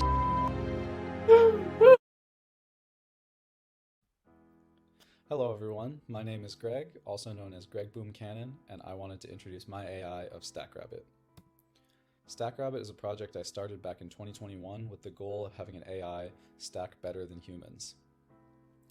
In that respect, it was the first AI to try to stack in the way that humans do with, at the time, a 12 Hz tapping speed and a 250 to 350 millisecond reaction time. The most famous prior AI was one by Meat Fighter, which mostly focused on lining out with no limits to tapping speed or reaction time. And it was the first AI to beat the human world record with human-like limitations, which at the time was a 12 Hz 1.4. And it was also the first AI to play live matches versus other humans. And it also pushed a number of score barriers when it didn't have any limitations as well. And you may have seen the viral YouTube video that showed it playing through the glitched colors and crashing the game. And for many people, that was their first experience with finding all these colors and these bugs later in the game. And that's especially cool now that we recently just got a human to crash the game. Shout out to Blue Scooty for doing that just over a week ago. That's a really monumental achievement, and I'm sure many other players will soon follow suit. So how StackRabbit works is that it's a search-based AI similar to a lot of chess engines you might have think of, and that's as opposed to a neural network, which instead of searching deep into the game tree to figure out how a position's going to play out, it encodes all of its knowledge and its patterns into a neural network, which doesn't actually calculate very far into the future, but has a lot of experience with the positions and tries to evaluate at a shallow depth. But StackRabbit instead opts to not store a ton of prior knowledge, but it searches much deeper. And so for this game, it's going to be searching 8 moves deep on every placement, and it does simulated playouts. So for every possible position, it goes 8 moves deep with a random piece sequence and sees how that ends up.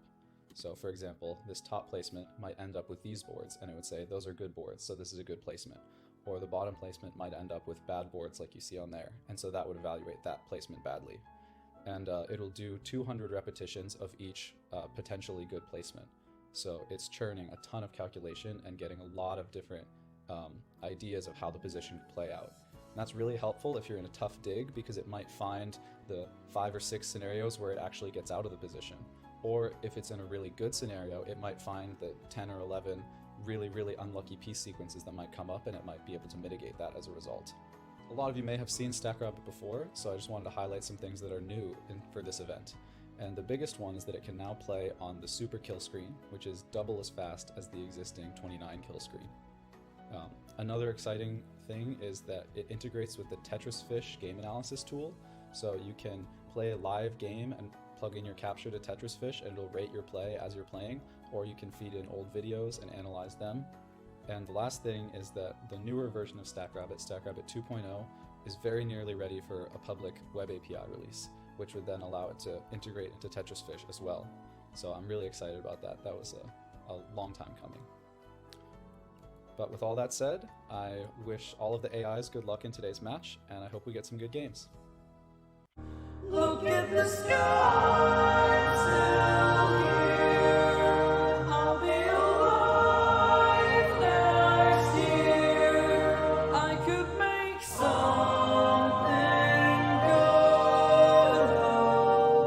good. Something good.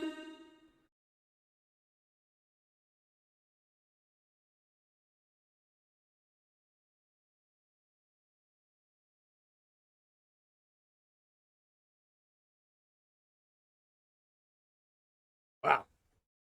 What a wonderful set of videos from all our bot developers there. Truly outstanding, interesting, intellectualizing. I love it, man. And because this is so above my pay threshold as far as the intelligence factor, I had to bring someone in that can really speak to the masses here and be able to analyze all of the things that are just going on right now that will be happening in the match, and of course to give you the layman's terms, because he is a very well-spoken young man. He also happens to be the 2023 World Champion of Classic Tetris. I present to you Fractal161. Fractal, welcome in. How's it going, King? Going well, my friend, and yeah, here I we think are. I think you may have talked me up a bit much. I'm pretty sure I'm just gonna be like screaming and being like, "What? They could do that?" and just over and over again. Well, It's gonna be fun. We haven't seen this in. Oh shoot, am I like loud? Oh, I could Sorry about that. I can do that. I can. But that's okay. You're loud because you're excited. You just mentioned that. You're loud because you're excited in what we're about to see. We're about to see 3 bots. I guess. This is something that you presented just about 2 years ago. You were the one that was the forerunner to get this going and present something of this nature to the world and opened its doors. So here you are again, coming back and seeing really the updates and enhancements that each of them have to go through, and what we're about to see and witness with the double kill screen now in effect that people probably thought never needed to be implemented, but you know, you're one of the forerunners that had the foresight to see this is something coming in. So I'm very glad that you were going to join us, and each of the bot developers will join as each of the games go on. So let's get this shindig going. Let's kind of go over some online facts or some information here that we can share about our bots friends. Start up with BetaTetris, programmed by Adrian Wu. A couple of interesting notes here. Has a game crash with 15 hertz. You can watch that on Adrian's YouTube channel. If you go and search for BetaTetris, you'll find that very easily there. And it's an interesting watch too. It's crazy to see that, especially now in the times that we live in, Fractal, where game crash is now something of relevance to us humans, wouldn't you say? Yeah, I would not. I could not. I mean, honestly, I think we've all been imagining for it some time. It's just more the fact that like people wants to go for this now. And people have gone for it and like gotten it like shockingly fast. It is amazing. So I think, yeah, and apparently it's possible with 15 hertz too. That's a thing. Maybe this paves the way for like somebody who plays PAL DAS to go really far. Thanks to like all the stacking knowledge that we might have. Potentially, yeah. Along with that accolade, we have a min-out max-out that happened on level 68 from BetaTetris. Like still left well, which you'll probably see a little bit there. Adrian and I kind of talked about that yesterday in our test run. And if you want to follow Adrian, you can check out, mostly on YouTube is where all the action is happening for Adrian, but on Twitch you can follow on today's stream. It's TTV/Adrian Wu for all your BetaTetris action. We'll move on to StackRabbit, very popular AI, the one that is very well known and has been on this channel before. Programmed by Greg Boomcannon, great acapella singer as you saw in the video. Is the AI score world record holder with like 127 million. He might correct me when he comes on later because I don't have the accurate number, but felt like it was about 126 million last year when he played against Alex T. Has a 7.5 hertz max out using 100 millisecond reaction time. Fractal, can you tell the masses how difficult of a max out that can be? Like, what's the do you get 6? I don't think you get 6 left. I think it's kind of like playing, I think it's the equivalent of playing DAS on yeah, it's the equivalent of like trying to go like for Tetrises on PAL 19 consistently. I thought you were gonna say it's like playing DAS with your toes, but I mean, probably equivalent. I wonder. Do you think that would be hard? Do you think? I think people could get good at that if they practice. I hope they don't for reasons, but make sure to take care of your foot fungi. StackRabbit likes to make adjustments. You'll see that as well in the match today, and you can follow Greg on Twitch at TTV/Greg Boomcannon. He also has his YouTube channel. I implore you to go check that out because he has the over 2 million views on the StackRabbit. Yeah, getting that first 100 million and game crashes and all that stuff. He's got good content over there along with his music stuff. So please check it out at YouTube, Greg Boomcannon. And last but certainly not least, honestly, this is my favorite bot here, Fractal Triple Machine, programmed by our friend Kairos. Had the now is the second highest world record score holder for AIs. He originally did have it for a day, and then Greg just went back and said, "Oh, I think I could do it again," and took over the score. Yeah, which made for an interesting discussion. Kairos also has a level rollover, which you can watch on his YouTube channel as well. That's at Coding Mad Lab. That's a fun channel. I got to watch a number of videos there. You can watch the fully unedited version of his introduction on how the AI works. This one I like here, Fractal.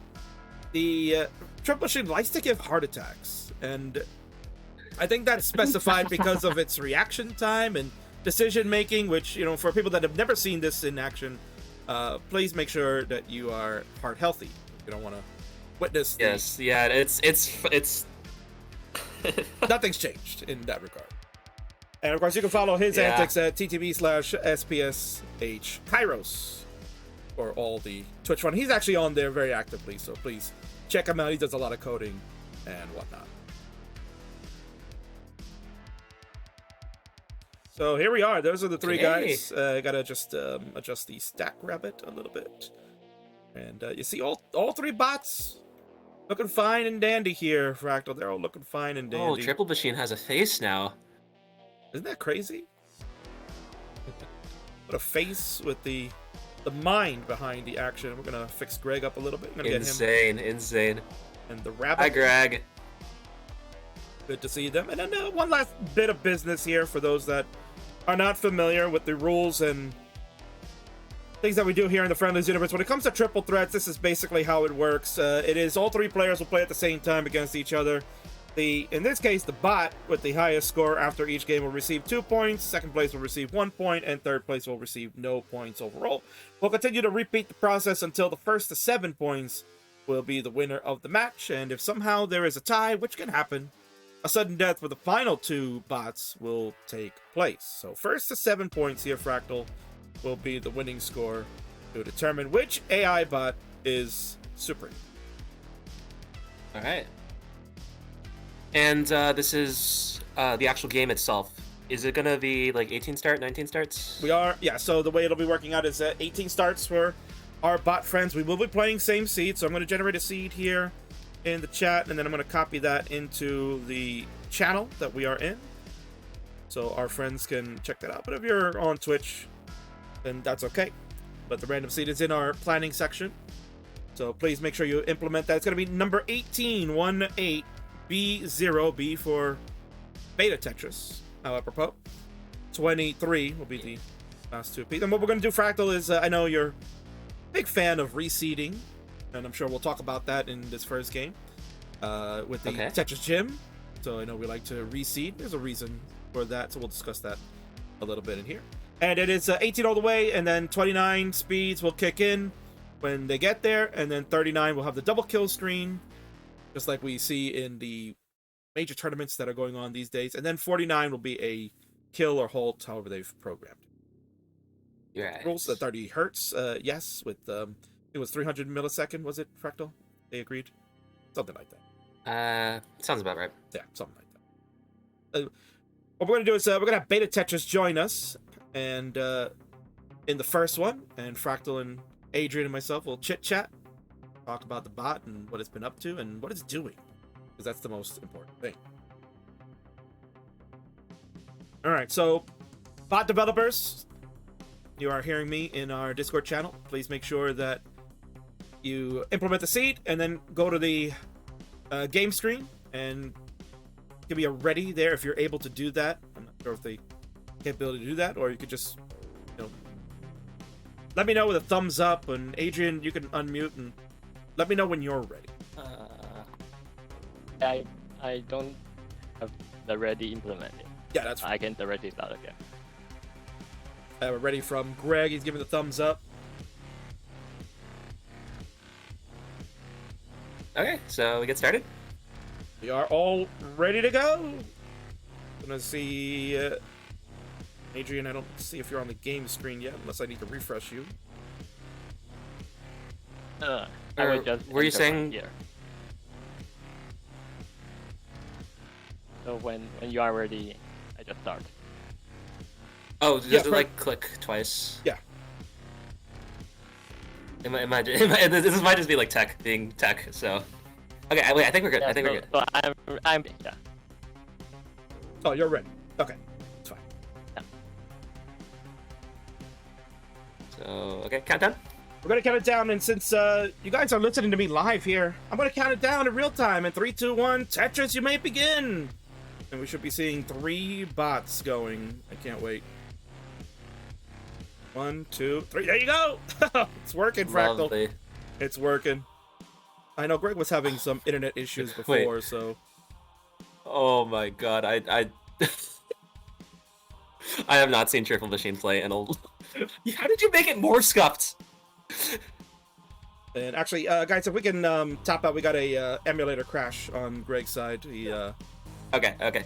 for you, so we'll redo this one. So developers, if you can tell your bots to end and restart. Yeah, Greg will need a restart. We'll play with the same seed. I don't think that's gonna make a difference with you, right, Fractal? I think that'll be. Yeah. I don't think the bots are cheating. Are the bots cheating, Fractal? I mean, how do you define cheating? How do you define cheating? That's a good question. How do you define it, right? Like, are they gonna memorize the first like 20 pieces that fell and change their optimization? I mean, I don't know if they can. Like, that's like, or if they can. I think it's not going to be as effective as like what they're doing right now. Like, in particular, I think BetaTetris will make the exact same decisions with like very high probability. StackRabbit might be different. I actually don't remember how Kairos' current thing works. Well, Triple Machine kind of opened up very interestingly with like overhang setup on the left side. That was very interesting.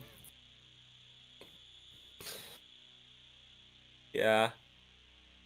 I just love how these things are just always accidents when they start out, but they end up just becoming just the heart and soul of the entire thing. Okay, so I think we have time to chill while Greg debugs. So in the meantime, why don't we bring Adrian? Adrian, you can come on in, right? Let's have a chat with our bot programmer for BetaTetris. Hello. Adrian, welcome in. Oh. How's it going? So I'm curious, when did you start working on Adrian? When did you start working on AI stuff again, or Tetris AI stuff again in particular? Actually, I'm doing every now and then, but for the table-based thing, I started like this October. This October. Oh, so like a couple months ago? Yep. I remember you talking about brute force from like a while back. Yeah, I have this idea very long ago, but didn't do that. Okay, so the one from back then was just like a proof of concept? Yep. Okay. Wait, Greg, are you good?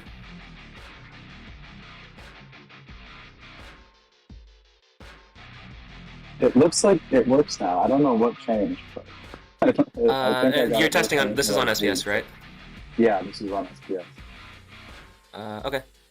Let me find what the seed was from before. 18B023. Yeah, I think I have it entered. Yep. Okay. All right. Okay. Sorry for the difficulties. I don't know why that happened. Yeah, no worries. I mean, this would not be a tech showcase if something like did not screw up. I mean, listen, we within the started first 5 seconds. we started off with problems in the beginning, so that's no shock here. All right, so bot developers, if we are ready to go, we can redo this one, and I will count it down yet again.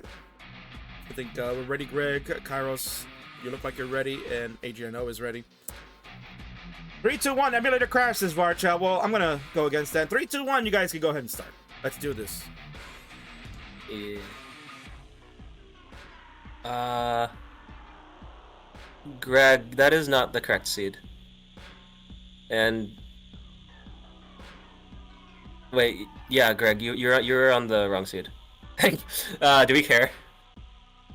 So my thing says B4 when I type in the seed. Is there something wrong? Because the Tetris wait, let me is B5. No, he's on. That he's should on be the fine. Tetris. He's on the Tetris ROM. He didn't hit the seed button to go into. No, the I seed. did. Wait. So there, you gotta hit that. You have to. Okay. Oh, You gotta press okay. yeah. I've never used this one before. Hit the start There we button go. there. Go ahead. Just go ahead, Greg. It's fine. You'll catch up. Okay. Yeah. We know it's working.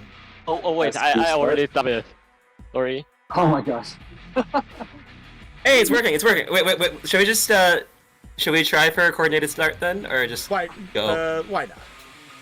Oh Kairos my looks, God. Kairos looks like he's having This fun. is So very emblematic of technology. it is, right? It's okay. Okay. It's been a while, Yeah. Greg. Yeah. It's been a while for you to work with that, so it's okay.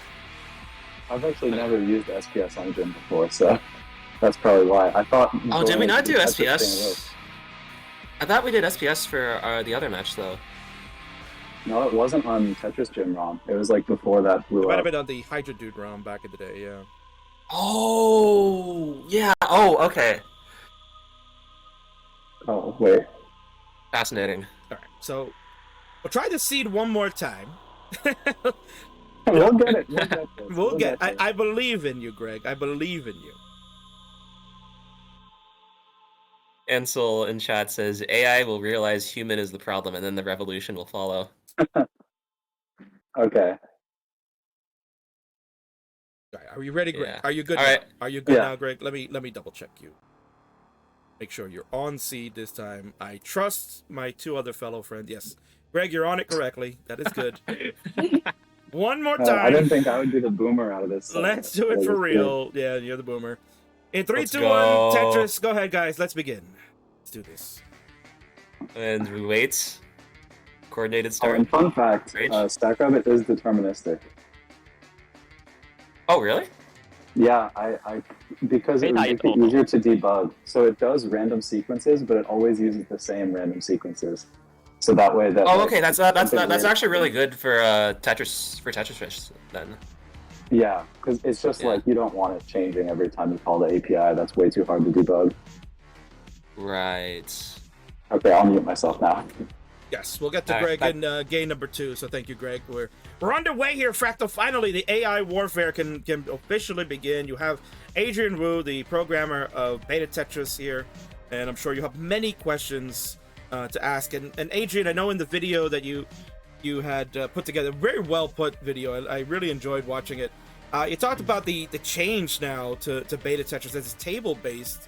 So for the layman's like myself that maybe have a hard time understanding, can you go a little bit more into what prompted the change for you to go this route and the success you're having with it? Okay, so basically, this is started from a very raw idea that I can really just brute force the Tetris. That is just to compute every possible board and compute what is the best strategy for every board. And I just so I am using the fact that when you are playing Tetris normally, you will play on a clean board most of the time, and just every now and then you get to something you need to dig or going into a messy board or something. So I figured out that the number of clean boards is not that much, and it is possible to brute force it. So I just tried it, and it just turned out it's really good, and so I implemented it into BetaTetris, and that's what you are seeing here. So how did you go about collecting your set of boards? Because you say is it just clean boards? It's also including like a few. No, I like for the clean dirty, board, meaning like one or two holes, maybe. Yeah, I'm just estimating what the number of boards. That is just to give me a rough idea that this is going to work, right? And that is just to convince myself. But in reality, when I was doing this table base, I just make the previous BetaTetris like 1 million games or 10 million games and collect all the boards, no matter whether it's a thing or not. Okay. So is it possible that there are like a lot of these boards that you have that just aren't used in like many games that you just like very rarely encounter? Or actually, no, never mind. Yeah, this is definitely possible. Because it may be that some of the boards are not necessary. You won't necessarily go for that route because there is a better strategy to avoid that situation. Same. Okay, so a bit of a score update. We have a StackRabbit with a pretty comfy lead, I think. Solid Tetris, and one of the interesting things that I think about AI battles with SPS is that you really get to focus on the long bars themselves. Whoa, crazy adjustments from StackRabbit right there. Because long bar timing becomes really critical when you have this, like, what seems like a guarantee that will always be open. So leads, even like as small as like half a Tetris, can be pretty significant because they don't really change over time. So yeah, pretty 531 at 100 lines. That's pretty epic pace, I would say. The 490 at just about 100 for BetaTetris is pretty good too. I mean, it's almost as good, like quite literally. And Turtle Machine, 420 at 104. That is solid. Maybe not quite as efficient as its contemporaries at the moment, but we can see how it behaves later in post. I think one of the fun things about Triple Machine is that as the levels get faster, it begins to like look like it's playing more and more normally because it has less time to just laze around before like it actually has to move stuff. And so I think we will see this on double kill screen if it's able to play. I'm actually not sure how it's doing that, so yeah. Oh, I'm sure we'll find out sure enough, Fractal. We'll find out soon enough, yeah. We'll find out soon enough. Greg, definitely with the strong pace here. I call it a fractal pace because it's so good here. That efficiency and potential 700 on the table right now. Very close. Just very close, yeah. And we'll get a 670 on BetaTetris' side. Like, there, again, the long bar. They come from both places. These adjustments are... yeah. They're really fun. So we'll focus on BetaTetris. So we have Adrian here right now. Adrian, you can kind of see with the speed increase now. So what's kind of in the thought process of BetaTetris as it's changed from the 18 to the 19 speeds? Well, the table base has the information of line count, so basically it will handle the transition really well because, well, it is knowing the transition is coming. Oh, it's switched to left well right now. That's what you said was going to happen more frequently? Yeah. And I think it is just the time to mention it. It is the table base contains both left well and right well positions, mainly because in previous versions of BetaTetris, it only likes to play on left well. So its left well is getting its left well board quality are better. But I just mirrored all the boards in the table base. So basically it knows about something about right well too. Known as You know why it might prefer this? Like, I feel like theoretically, right well should be better for like a number of reasons, like slightly higher, or slightly easier, like eyepiece maneuverability, like the ability to tuck more expressively. Yeah, but it seems that it's not necessary. Yeah, the thing about the reinforcement learning is that, well, it is learning itself, and during in the first couple hours of the training or something like that, it basically start to figure out which well it will take Tetris down, and it finally finds the strategies to score Tetris, and it learns from that. And for example, it learns left well, then it will go for left well always because it already knows how to do it. Yeah. So yeah, basically it really depends on initial situation. For example, I tried to retrain BetaTetris before, and yeah, sometimes it picks up right well, and sometimes it picks up left well. Now, see, I thought you were going to say, Adrian, maybe it studied a lot of the old Harry Hong videos, or maybe the Leftwell legend himself, David Vulich, you know. StackRabbit into Killscreen with a D12. I think it's taken a pretty sizable lead because I don't actually. No, let's see what BetaTetris gets. And Triple Machine, if it gets this next Tetris, will enter with almost a B. Oh, it really wants the Tetris squad. Wow, Beta goes crazy for it. And that's a D21 in the kill screen, so actually slightly better. Yeah. And it's gonna stick with the left well right now, so apparently it doesn't seem to care, because I would imagine on kill screen it's quite significant.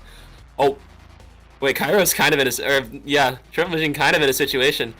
It might be able to dig. It's hanging in. It's doing it. It's hanging in there right now. Yeah, it's going down. It's going down.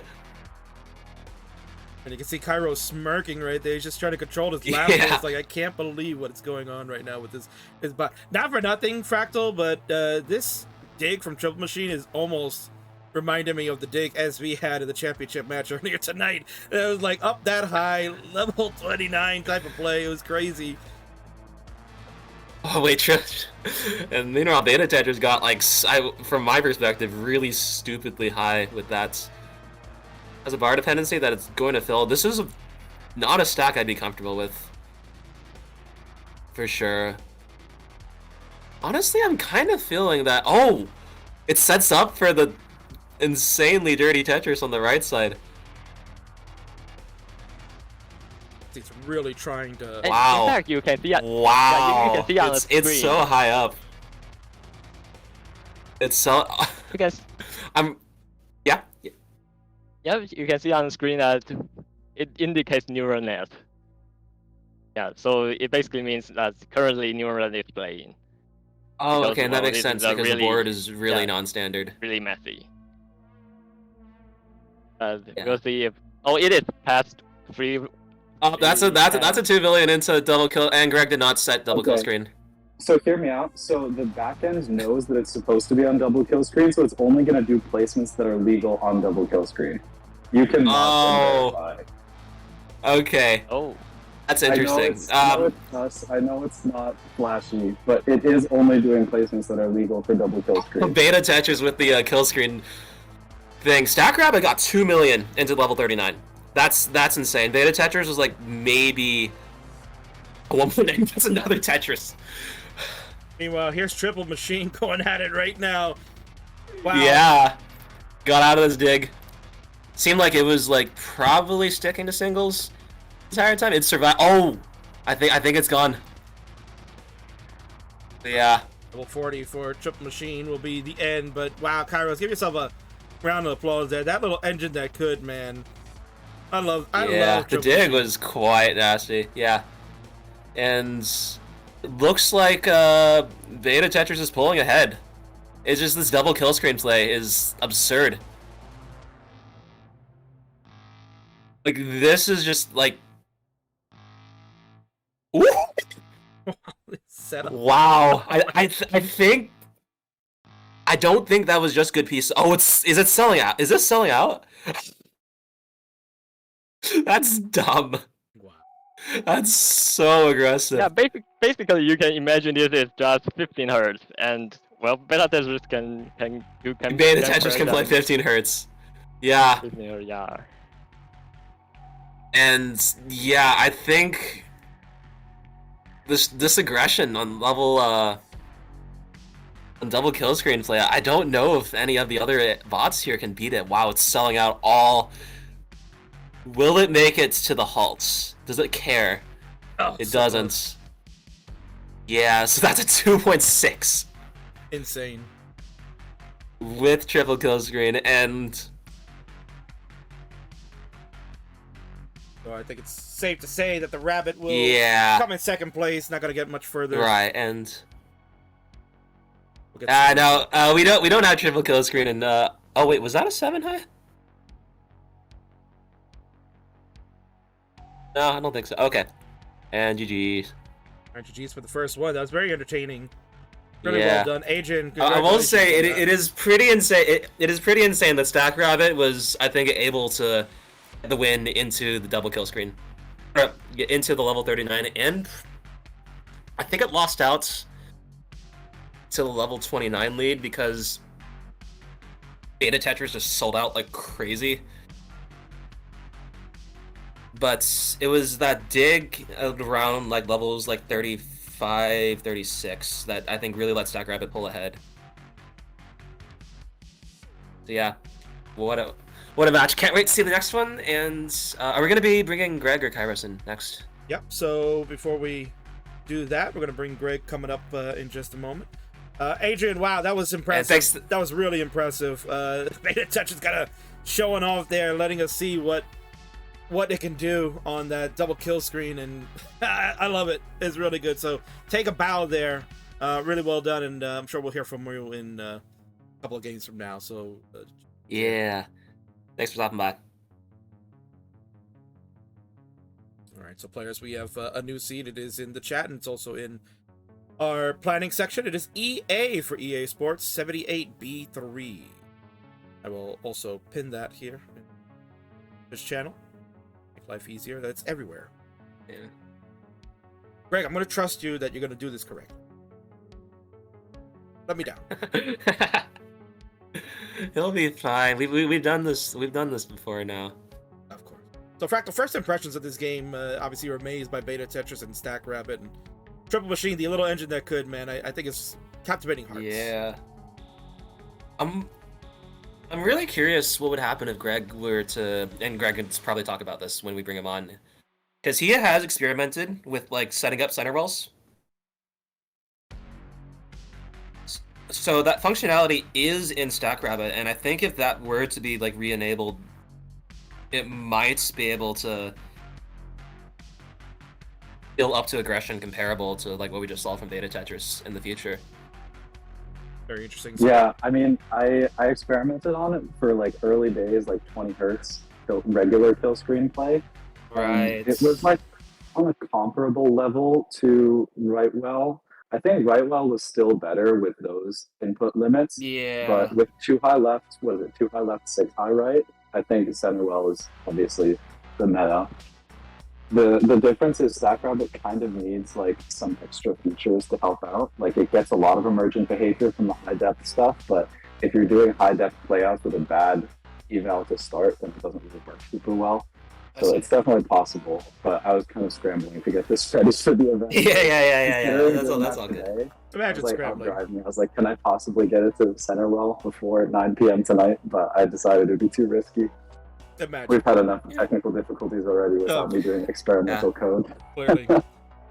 Well, and like honestly, when I was looking at the first match, just from my very just kind of uncontrolled, just looking at like what each board was doing, your bot seemed like consistently the cleanest to me. Yeah, up until double kill screen, it was doing really solid. I think there was a couple spots where it got bailed, but I think it played it as well as it could. It was playing to its outs. That's how you have to play the game. Yeah. I'm really happy with that game, even though it got. Yeah, well, I'm excited to see. I just wanted to put up some. I'm excited games. how to see. And I'm excited to see game number 2 start. So we can, Greg, you're ready to go. Kairos looks like he's just about ready. He's feeding the cat. It's okay.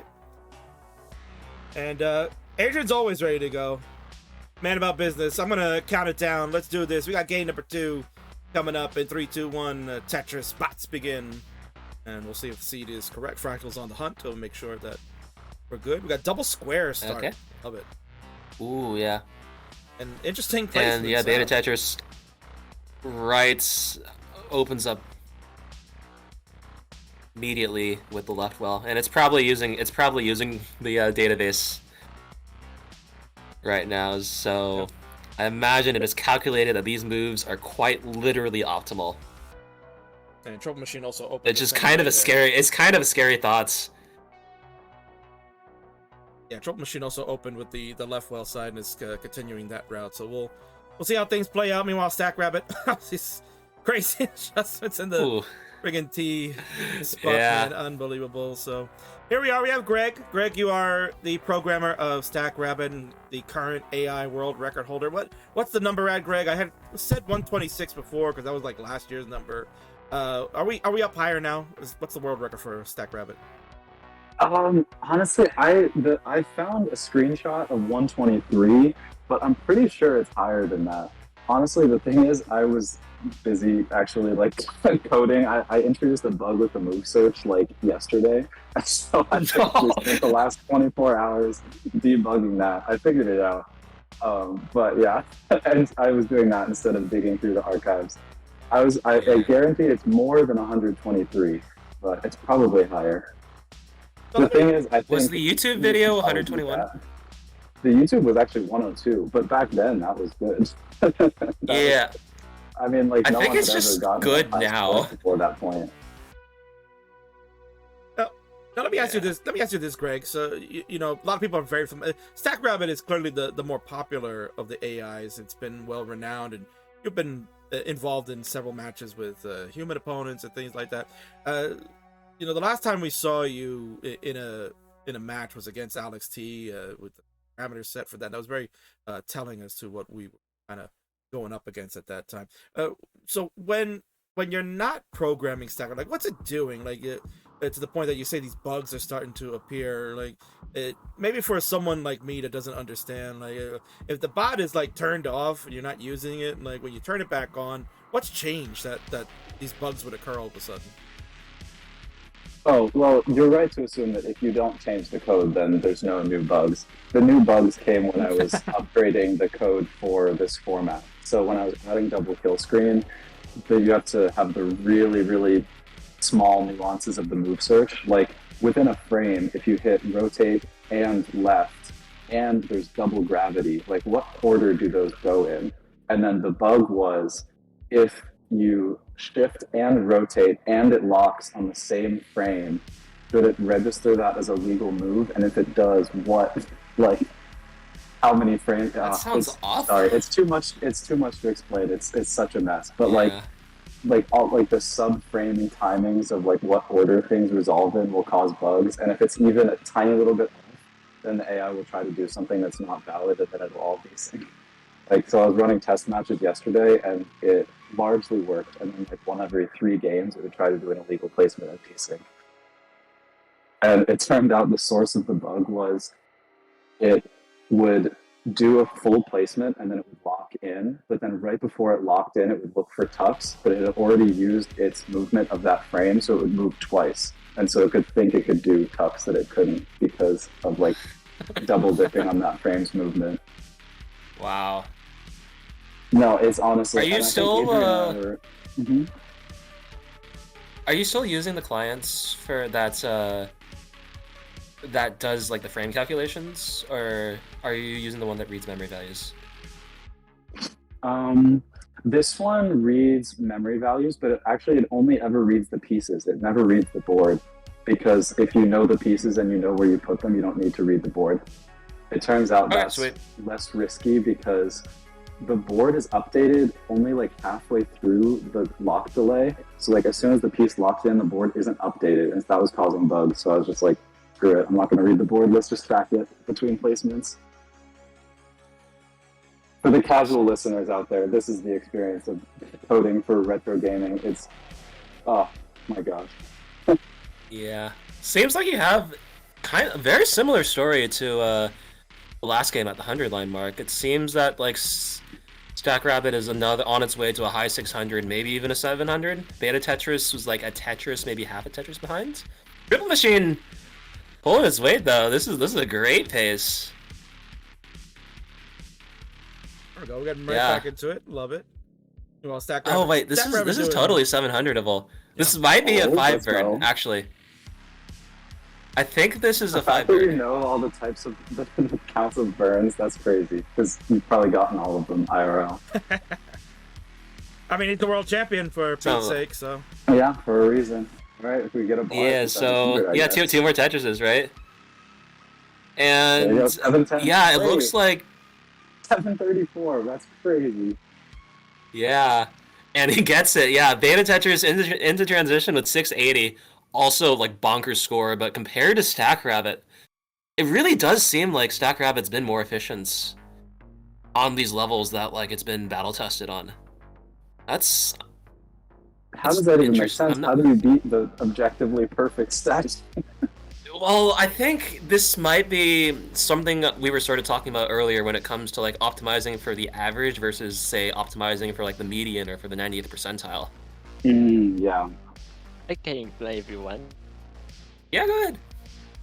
Okay, so basically you can imagine that the thing that it plays perfect on is how about if you got to an unseen board.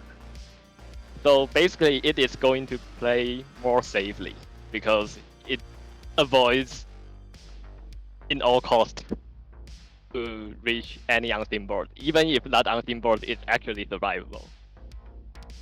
So it will play much safer than it could. Yeah. Okay, thanks for that. That's really helpful. Yeah. So within like its range of expertise. Yeah. So it's like it defines a new game. Let's call it like Tetris the Reckoning or something. And it's like normal Tetris, but it has these like weird rules where like if you make certain board shapes, you just die. Yeah, I guess that is what it is. Yeah, it appears that the Twitch chats received a number of ads right as Adrian was beginning his explanation. Yeah, that's So, situation for Triple Machine.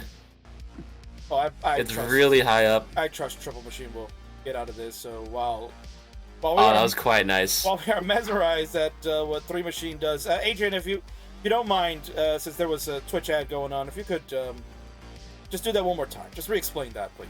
Before that, pretty sure that was a 23 max for StackRabbit. This is kind of bonkers. Like, this is comfortable 1.4 in the kill screen. Let's go. No choke. No choke. I'm so glad that AI's playing because my nerves will not affect the quality of the placements. Yeah, this is a big lead. It's like 2 Tetrises. When going I think I'm gonna commentate until.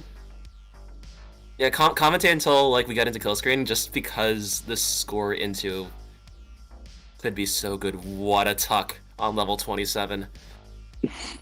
And then yeah, I think just give it over to Adrian to hit again. Yeah, wow. StackRabbit actually gapping everything. Cairo spot in a bit of a situation. Oh, did it hit it? Come on. Yes! Oh! 36. Oh my God. You're a bit ahead of the stream. That's good. That's good. That's really good. And Beta with the D50. So good. Yeah. Alright, so, Adrian, would you mind explaining for the Twitch chats what you did already? Oh, so we're just discussing about why BetaTetris is playing like not so efficient, and the reason is that, well, the BetaTetris table base assumes that you get instant game over when you reach an unseen board. But an unseen board is sometimes it is very survivable. It is not in the table base. So, but the table base don't know that, and it will try, because it assumes that it is an instant tap out. So it will try to avoid that kind of board by any cost. So it will play a lot more safer than I see. You can. But BetaTetris itself is still able to survive these unclean boards if it encounters them because it has the neural net as a fallback. Yes. Yeah. So it's kind of like there are like 2 brains in BetaTetris, and the one that's active most of the time, which is the table base doing the brute force stuff, doesn't really know that the other exists.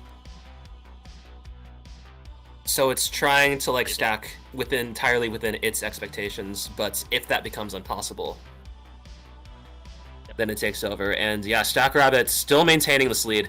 It's about a Tetris at this level. Overhang. I don't know if it's delayed, but it sets up a nice delayed overhang, which is, I think, one of the biggest improvements from old StackRabbit was that it used to be that it didn't like understand like really long-term tuck setups, and that's been the biggest advantage of like high-depth search, is that now it can look BetaTetris like up so high there. Average, it'll Yeah. work out. This is the okay. So this is 2.1 before double kill screen for both bots that are still alive, and yeah, now I think we will begin to see the monstrosity that is BetaTetris on DKS. All right, I hope it just tops out so that my boy can get one game. Oh, okay. So you did. It is working on a. Oh, Yeah, that's a Tetris, and that's the lead. Yeah. I had thought that there might be like some like weird thing with like the clients that's like made you to. No, I've spent the last like couple days getting it to work, so I knew for sure it Okay, worked. that's good. It was just I forgot to enable it in Tetris Gym because we were fiddling with the ROM so much. Sure. But yeah, no, that was really impressive spiral management, by the way. Yeah, I really like some of the placements it makes. Sometimes it has to sell out for a dependency, but I feel like sometimes that's what you have to do. But Yeah, it's like that's- the thing about like really good AIs is that it accommodates stuff that you can't even see what it's accommodating. And then later on you see. Actually, that's ironic timing because it might pop out here, but hopefully it gets it. You're chilling. Oh! Ah, that's unfortunate. Yes, but even so, this lead is insane.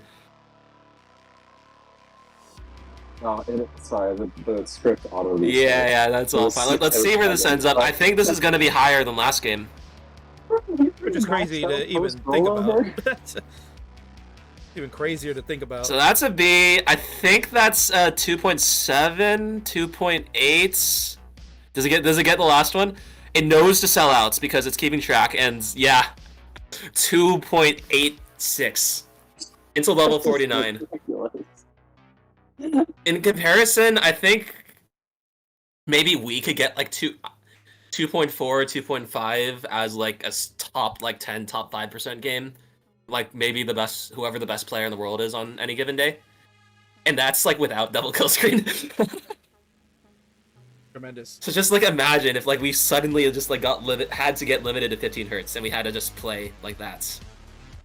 And you still get this level of aggression. That's absurd. I can't believe this is possible actually. Honestly, that type of stacking reminds me a lot of Alex T's playstyle. Like early on, Alex T's center well kill screen, yeah. Yeah, he's like the pioneer of like center well kill screen. I feel like. Yeah, I would say Cheese is the pioneer of that because when Cheese started going aggressive, he defaulted to center well. I think Alex G's taken it way further than anyone else though. I guess I was thinking like back even in the days before rolling, just like on tap kill screen, he would always go for like crazy aggressive center wells. That's fair. But anyway, But yeah, that was a wow. really good game. Stacked up to Yeah, the best it could. very well I'm really done. proud of it anyway. 2.1 into double kill screen is nuts. Yeah, But obviously it's nothing compared to a 2.8. No, but tremendous still nonetheless. And BetaTetris really shining right now. But Greg, your bot certainly keeping up very well. And I mean the efficiency level, as Fractal had pointed out, so good from 18 all the way to 39. Can compete with anybody in the world, and certainly we'll continue to see what happens the rest of the night. But formidable foe is that bot of yours. So tremendous job, and thanks for coming in. And I'm sure we'll hear back from you in a little bit. Fractal. Now I think it's time to bring in Kairos. We're gonna bring Kairos in, but Fractal, wow, that game too. I mean, again, the story of this so far is the efficiency of StackRabbit from 18 to really 39 is tremendous to watch. But Adrian's bot, the BetaTetris, I mean, this is insane to look at what it's doing on the double kill screen, the aggression we're looking at, unheralded, if I would say so. Yeah. What does this copy pasta? Little copy pasta already in the chat. That's good. Getting a little hungry myself. And my guess is that SR does worse at 2 DKS because the hand tune weights don't really work anymore for boards that need to be a lot more flexible and unconventional. NNAIS shine here because with training they are able to accommodate many more board styles without the baggage of heuristics. Excellent. That's a pretty solid analysis. honestly. It is, and someone will clip Fractal reading the copy pasta, and it'll be used all over in sound bites. Honestly, as far as copy pastas goes, something like sensible and intellectual, quite a good choice. Quite a good choice, and quite a good choice we have here, because our third bot programmer has now joined us. Welcome in, Kairos, and man, I love Triple Machine. I'm not gonna lie. That, you know, as much as StackRabbit is so pretty to look at, and BetaTetris is just ruthless aggression, Triple Machine really is my favorite because of just the movement it does, and it's the little engine that could, man. I'm rooting for you to get some points on the board here, and I don't know that's gonna happen, man. It's I don't think we're gonna take a win here. I think Adrian and BetaTetris are gonna sweep. That is some new technology was announced by Adrian in the last 24 hours, as far as I can tell, and I feel inspired. That's what I'll say. Nice to hear. All right, so I think we are ready to go. Adrian, meanwhile, participating in the copy pasta himself. Oh, well, why not? I mean, you can, why don't you indulge Fractal? Might as well do it too. Well, the guys, honestly, go for it. Well, the guys get the seed in. The seed is EA. Did I do? Oh, actually, I didn't. Did I pin? No. 668F0A is the new seed. I didn't pin it. 668F0A. I'm sure all of you have already done that, because you guys are pros. I'm gonna unpin this one. We have it in the pot planning, and I think we are ready to go. Kairos, you ready to go, my man? I am indeed. All right, so everybody else looks like they're ready. Adrian is a pro, and Greg, he'll catch up when he gets there. And in 3, 2, 1, Tetris will get game number 3. And as mentioned, we're joined with Kairos. Kairos, man. So I'm going to be optimistic. I'm going to try to hope for some points here. But why don't you kind of tell us some of the updates you've been doing with Triple Machine? What have you been doing to get it trained, to get ready to handle the double kill screen? And what's been going on tonight as far as your expectations? So Triple Machine did get a bit of an upgrade for this, not as much as I had wanted to. I had lots of ambition about what I wanted to do, and the season just got away from me, and some bugs were introduced that kind of sunk some of the things that I was trying to do, unfortunately. Turns out I was running an old version of my training script, for example, for like 6 weeks without noticing. So you get what you get when you do silly things like that. But the big difference is, in the past, I had 3 different AIs that were kind of stapled together. That was the approach I took. I have dropped that down to 2. So what you're going to see, assuming we manage to hit level 31 again, is you're going to notice the behavior changes as soon as we hit 31, because it's switching from an AI whose job it is to get a high score to an AI whose job it is to survive. And I picked 31 because that was what was getting me the longest actual performance. Should kind of tell you, at that point, I'd already kind of given up hope that we were going to win. It turned into a, let's just try and put on a good show and stay in the game for as long as possible. But now that I've seen that BetaTetris can get Tetrises on double kill screen, I don't even know what to do with that information. That's wild. Yeah. Just, I didn't think that was possible. Well, trust me, Fractal's wondering the same thing too. It's like, how? What? So, I mean, Adrian has really, opened the door to show the possibilities of what the AIs can do. And as you mentioned, you're getting inspired by that, which I like to see. And again, the funky movements here of Triple Machine, perhaps go in layman's terms for the noobs like myself that are probably watching this right now. Why has it got to be this way? So short story here is that, okay, if you think about a Tetris board, the job of the AI is really not to put the piece somewhere. It's actually to get the board into a certain shape, right? Everything else is mechanical, right? The board management is, I want my board to look a certain way.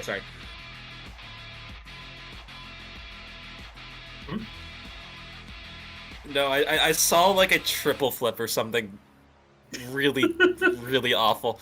I like it just, I think it does that because of the adjustments or something, but Was it on StackRabbit or Triple Machine? it was on you. It was your bot. Okay, Speaking of StackRabbit though, seems like similar story. It's kind of pace and the stream is stopped. So I hope that is not permanent. No, StackRabbit Okay, there we go. has a much better adjustment algorithm than Triple Machine does, and it's been on my to-do list to fix it. It improved a bit, but adjustments are actually one of the hardest things to make work with an AI like this because it has to make multiple decisions, right? You make a decision Right. when you first see what your current piece is, and then you make another decision once you know what your next piece is, and that'll happen at different times depending on what the gravity level is, right? Whether you're playing on 18, 19, 29, right? So it's actually, and that's probably one of the reasons why Triple Machine is struggling so much here is this AI, the one you're watching right now, is actually very, it's a very old AI of mine because I didn't have anything better than it. Like I tried the new ones and this still outperformed them. So the second half of the AI is new, but this one is actually quite old. And the thing with it is it's trained based on an assumption that it can see that it sees the next beast after 9 frames, which is honestly way too fast for a human. So what that's set right now to is to see the next piece after 19 frames or 300 milliseconds, which is kind of human reaction speed. But the AI doesn't know how to be that type of human, I guess.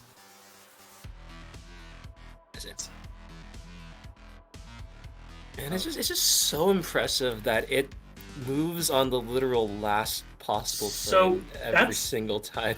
That's right. You Kingsman asked about that. Yeah. The thing is right, if you want to get the board to a certain shape, you can get that a whole bunch of different ways, right? Right. And so 655 transition for. Like it's not like I planned for this to be the heart stopping. It's just this was a side effect of how the move search works. It just takes the last way that it happened to get to a particular board, and that happens to be the movement. Like it's biased towards moving late, which is a little bit on purpose because I want it to make decisions as late as possible so that it has time to adjust. But you know, at the same time, I like that it gives people heart attacks. So it's like, I know, it just ended up being like it was designed for maximum anxiety. Yeah. And it's every single piece. Yep. Yeah. Yeah, it's by the way, just I didn't see what you transitioned at, but StackRabbit's 696, I think. Yeah. At the 130 line mark. So in total, that's like a 690 transition for the first game, 735 from the second game, and another 690 right now. Efficiency being the name of the game, right there. Now, in fact, I was going to ask, Right. you know, continuing here with Kairos, I was going to ask, if you had to play like someone in the same manner as like a Triple Machine with like decision making being last second like that, as an opponent, how, like, would that throw you off to kind of like screen check and say, what the hell is going on here? I mean, I think no human would actually do this, so... Could a human do it? No! Because they would, like, it would... Like... You're, like, these are, like... You're turning every single placement into, like, a series of, like, 5 or 3 frame-perfect tricks. And you're hitting them every single time because AI.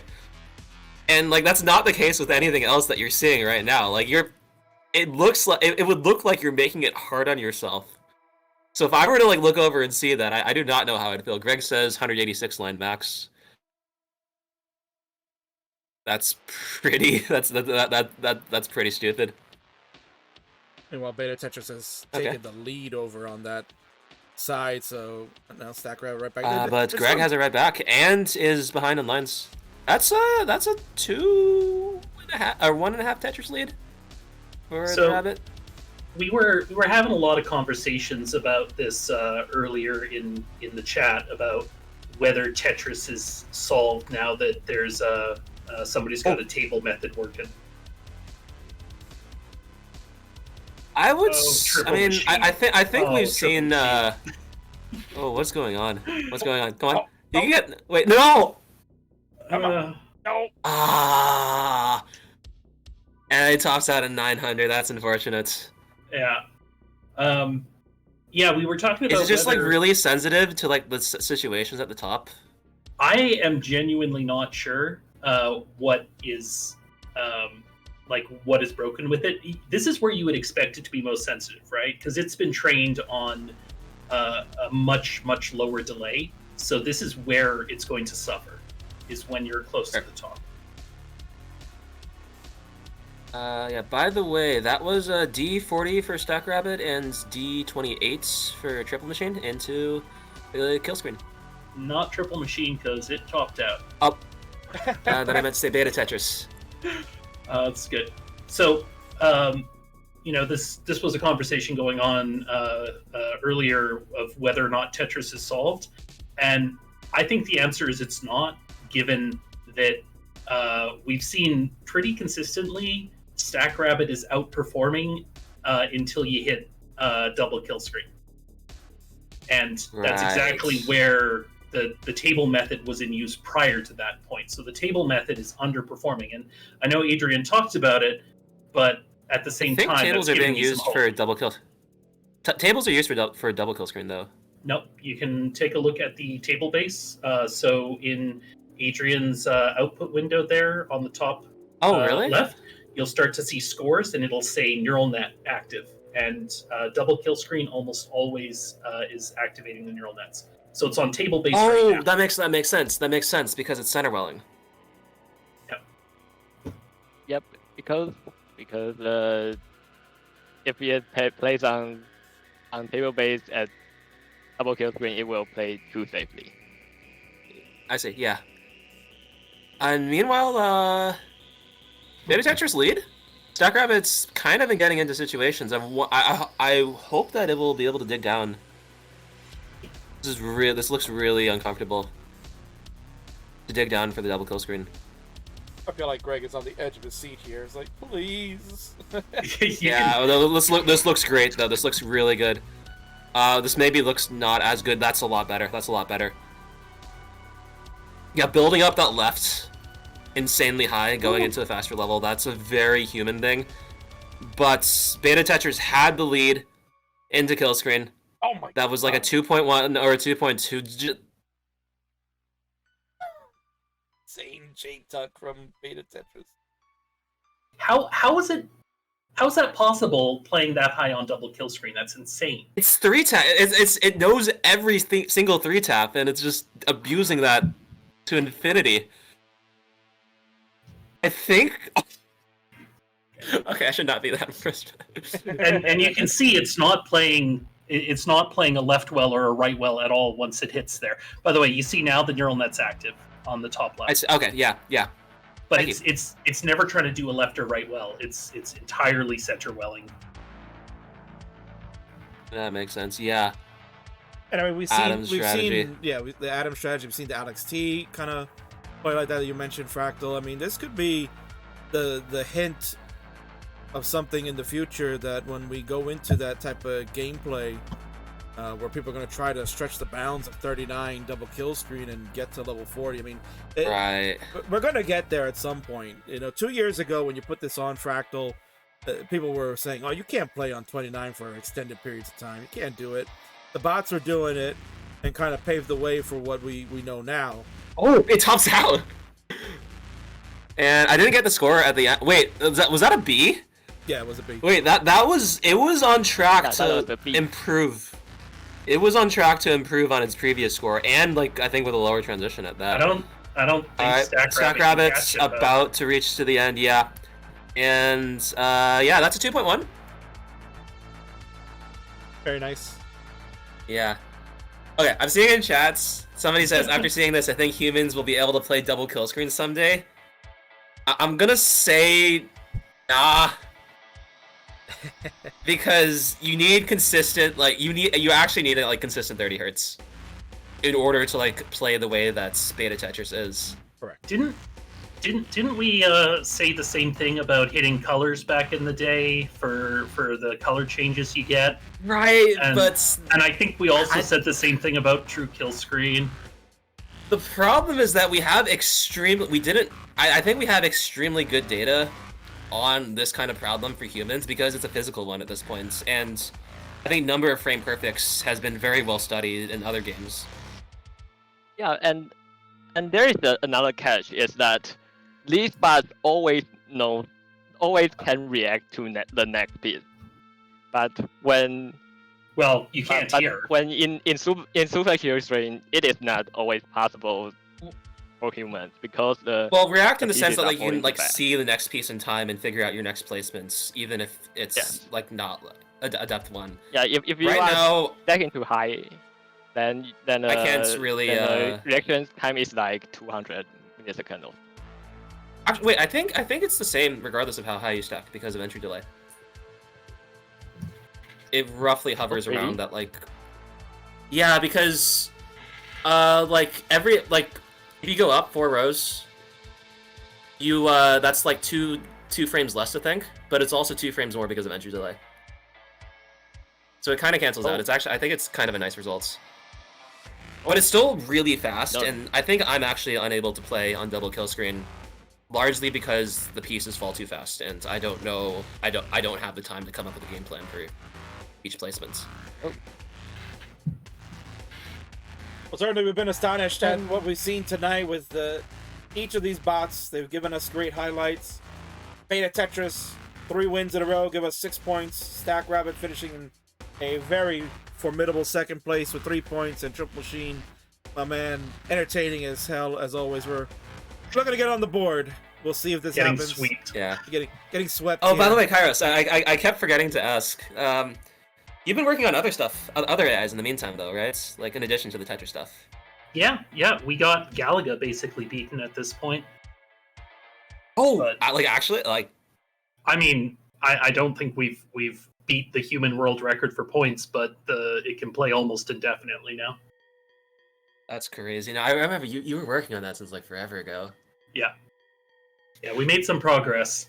What I want to ask you guys about is, what do you think the next horizon is? Like, is there still some meat left in fighting out the highest possible score on this on this difficulty? Are we going to need to have a rematch when Greg and I have had a chance to polish up our bots here? What's the future of our 3-person sport right now?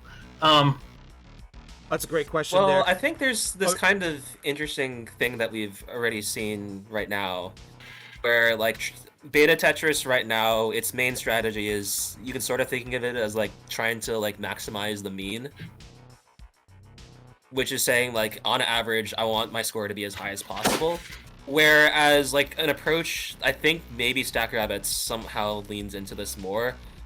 Instead is I want to like maximize the score that I get like 99% of the time.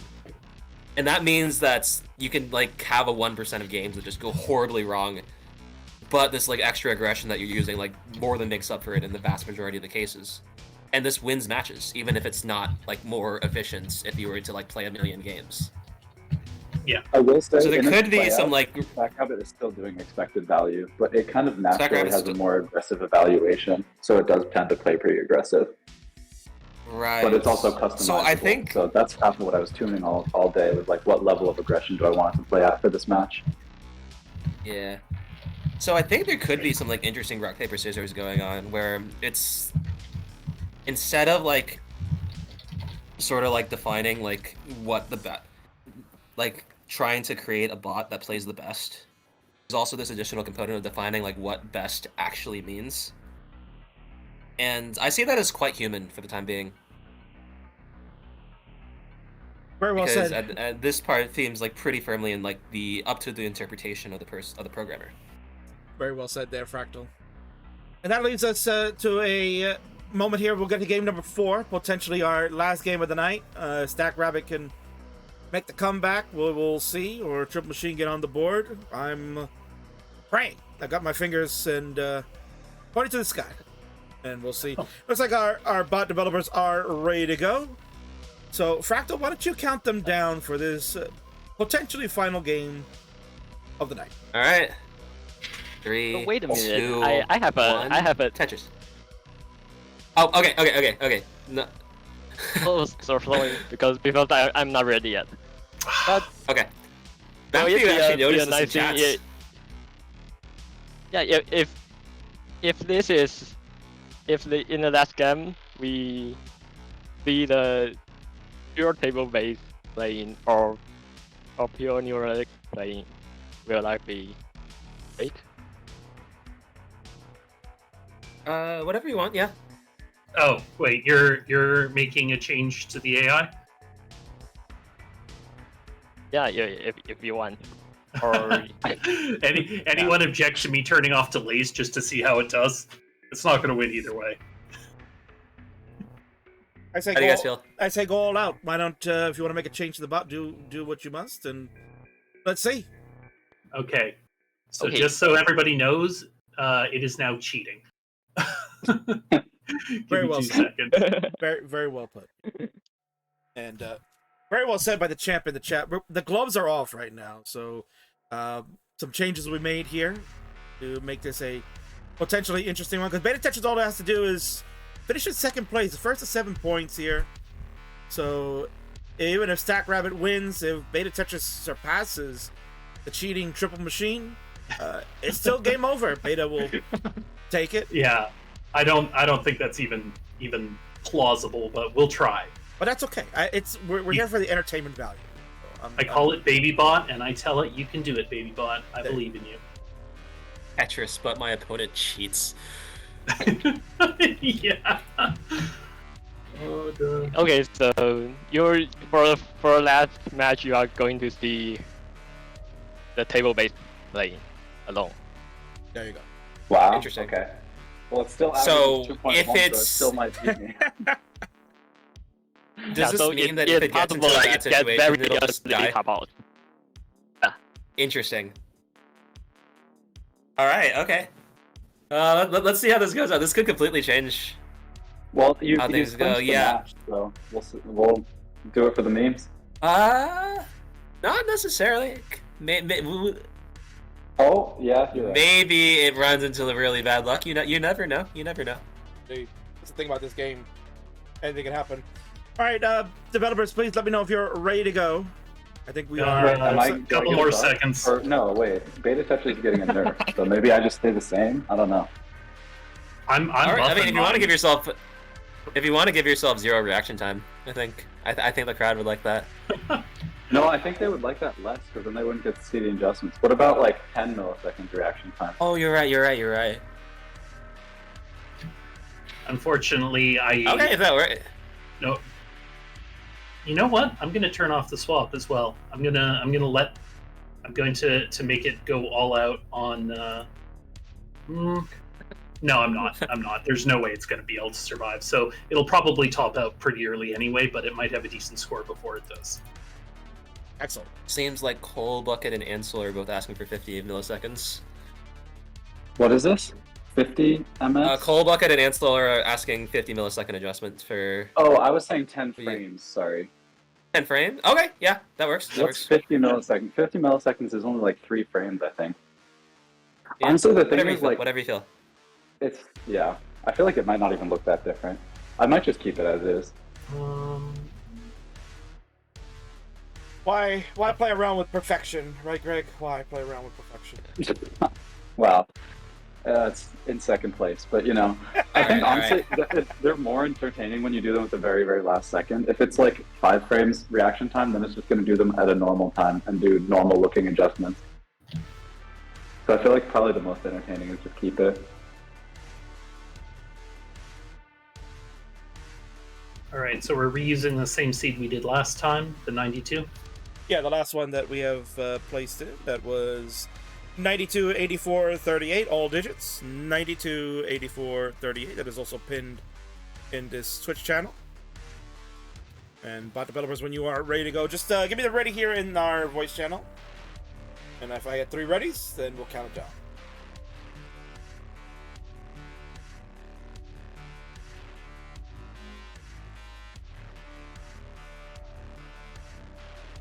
I think he wants you to say ready when you're I'm ready.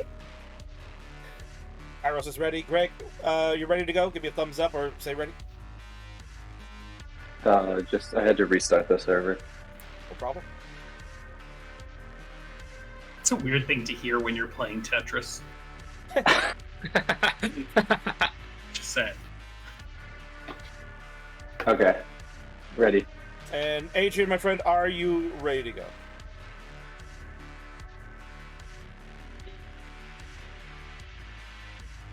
I think I was ready.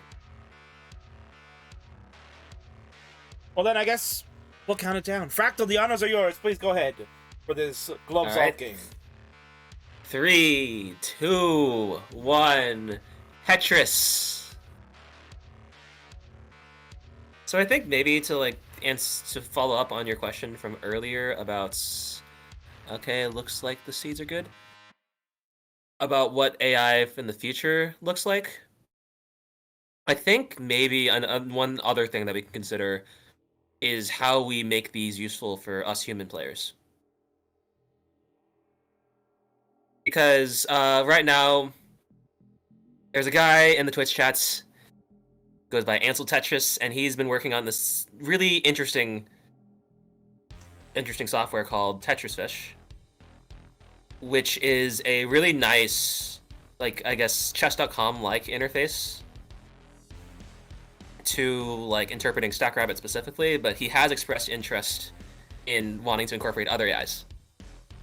And basically, the way that this works is that anytime you make a placement, Tetris Fish will make a request to a StackRabbit server somewhere, and then it grades the placements based off how good it was according to the evaluation ranking.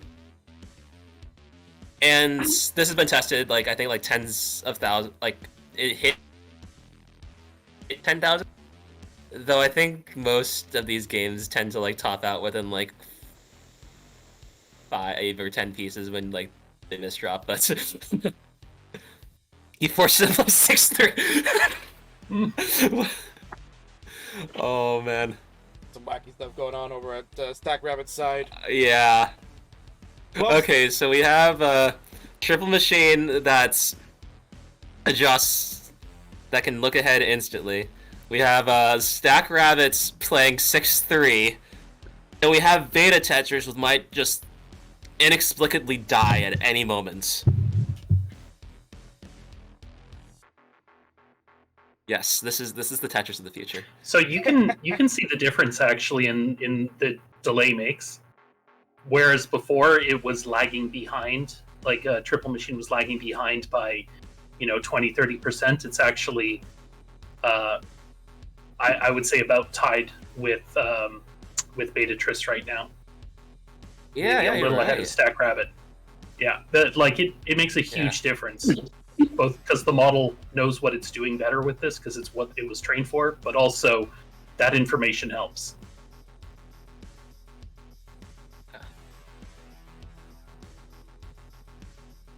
So yeah, okay, yeah. Wait, we can definitely see that. Yeah, its score is quite good. StackRabbit is, I think, it's doing its best, but it seems that's the only person who has the gift of getting high paces with center well is Quaid Tetris. Yes. Yeah. And okay, going back to what I was saying earlier, I think the Tetris thing is really interesting because, and this is, I think this is where things may take a turn for the surprise. I'm actually not that satisfied with how Tetris Fish evaluations are right now, which is to say, sort of StackRabbit evaluations. And obviously, StackRabbit is better than any human, and will probably always be. But the interesting thing is that it's only playing right now with situations that it's getting itself into. And so there's this kind of side effect where it might not be as optimal for situations that's human players that make mistakes and are generally human get into. That's actually a solvable problem. I don't know if anybody has access to a big enough database of actual Tetris games, but you can train an AI so that it is going to be able to play as though it's a human, like it would learn from humans. Right. So, you know, the thing with StackRabbit and Triple Machine and BetaTetris is they're all built around the assumption they're playing themselves in the future. And if you change the training data to come from humans instead, it's going to basically say, well, I'm this mix of these 200 humans, and it doesn't matter if StackRabbit can get out of this hole, a human couldn't, so it's going to downweight it. Yeah. And that might be useful. That might be useful, yeah. I could see that. Bit of a score check. BetaTetris is still alive. That's quite impressive. That's quite fortunate. It's at 582 and 115. StackRabbit's somehow going to eke out a 500k transition despite 6-3ing the entire time. And yeah, it looks like Triple Machine on its way to a 600k as well. One thing I will say about the Tetris Fish evaluation is that currently it's using the JavaScript like StackRabbit 1.0 version for its evaluations, and that's really good within the realm of like clean stacks and simple digs.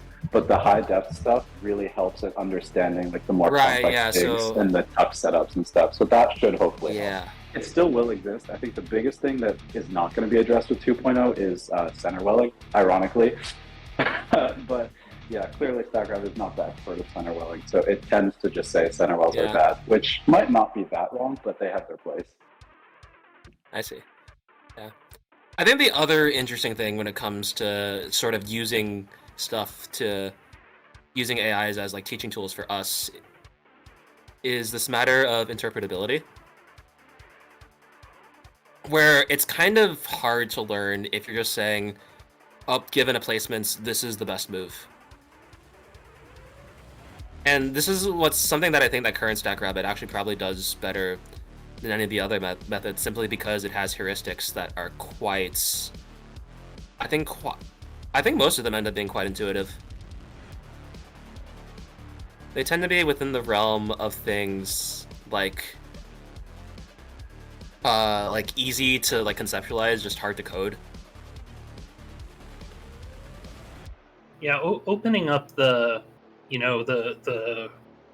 box and seeing what's going on inside an AI's head is hard, but I think that's actually where they're interesting, right? Like, so there's one thing of, can I have an AI teach me how to do stuff, which is nice, you know, it can give me some advice and explain it to me. But another thing is, if we look at BetaTetris here, it's absolutely cleaning the floor. We can ask, what is it doing differently? Like, what is the principle that it has learned that we could learn for ourselves? And if it's not a heuristic we know, that's new knowledge. That's the thing I think is really cool with AI, is it's not just a faster player, it's a different player, and sometimes it's an alien player.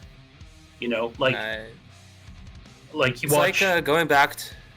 You go. I was going to say, like, Triple Machine here, you guys... I think everybody likes watching it give people heart attacks by doing those weird movements. Well, that's a superficial thing, but the setups being weird, that's not superficial, and that does matter. And that's, something that is equally interesting. Why, when is it using different principles to make its decisions? That's the part I find interesting. And that's the part which having heuristics doesn't necessarily teach you about. Right, because... And I think the most striking example of this within the context of Tetris is Adrian's Tarda, the no-row AI, because it did something that was completely different than like what Zoltan was doing, what anybody was doing at the time, and this caused Zoltan to learn how it was working just by observation. He made it his own, and now he set several records with it. Yeah, to this day, that's one of the coolest things that's been done with Tetris AI, because like it just opened like an entirely new strategy. just invented by the AI. C97 into kill screen for BetaTetris. I think that's his lowest score so far. StackRabbits managed to clinch out the A. Wall 6-3ing. Maxed out. Yeah. This is doing better than I thought it would, honestly. I added this, I added a well column parameter, so you can just type in any number and it will only use that well for the whole game. I didn't know it would Nice. happen, it's managing to hold its own. Okay, Triple Machine, bit high up there. We'll see how it chooses to do this dig. Fine. It Don't worry is about fine. it. This is great. So that's the thing, Nice, is okay. it knows it can do that, and that's why it has been dying so badly in the other matches, is it thinks it can survive going that high, because it normally can. Okay. And, I tried training ones that didn't have that ability. The problem is, turns out this was like a fairly lucky training run, and reproducing this is really hard. Interesting. There's a lot more, gambling or non-determinism in AI training than I think I realized before doing this stuff. Yeah. And you're speaking to a Tetris crowd. Oh, this is an interesting stack. Ooh. Stack. Oh, you know what? Maybe not optimal. It's fine. But it got out. Okay, yeah, that's good. That's good. Wow, well done. Does it get the bar? There we go. I think because Alright, Triple Machine with its best score of its night. And this is still gonna be a better score than any most CTM matches you will come across. Alright, I wanna see the double kill screen.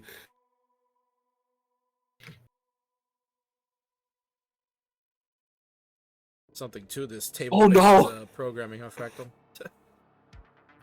By the way, I believe that the Triple Machine died just as it switched to the conservative AI. I think the conservative AI might have been. Oh, interesting. Because the conservative Wait, StackRabbit's still alive? What? It survived.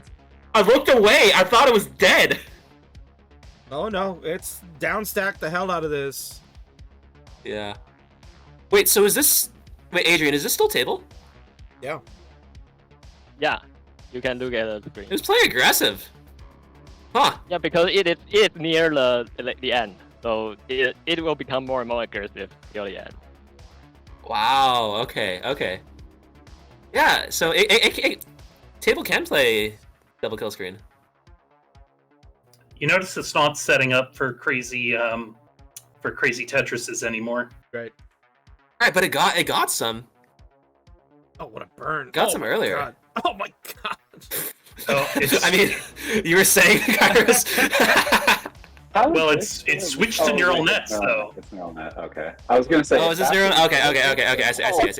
I see. Oh, just a little bit. Yeah, I think it is because that is a little bit of maybe maybe a bug, but well, it is still playing. Okay. Well, we'll see how it was, but still.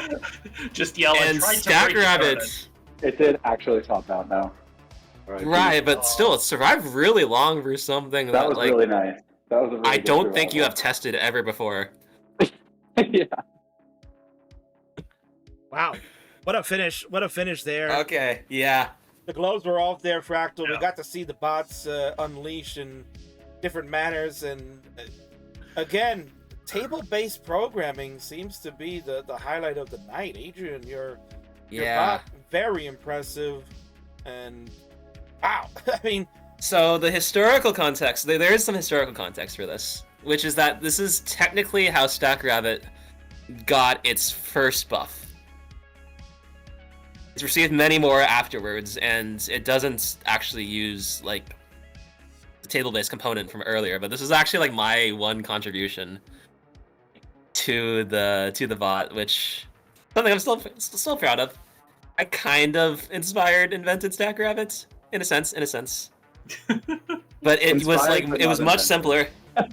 Yeah, of course. No, but that was it uses a direct inspiration. So I guess we've come full circle then. Yeah. It's much simpler, Would've thought. like extremely tiny set of boards in comparison to what Adrian's doing, but they got the job done, and now we've seen like just how good a job it can do. Yeah, I think. Have you been inspired, Greg?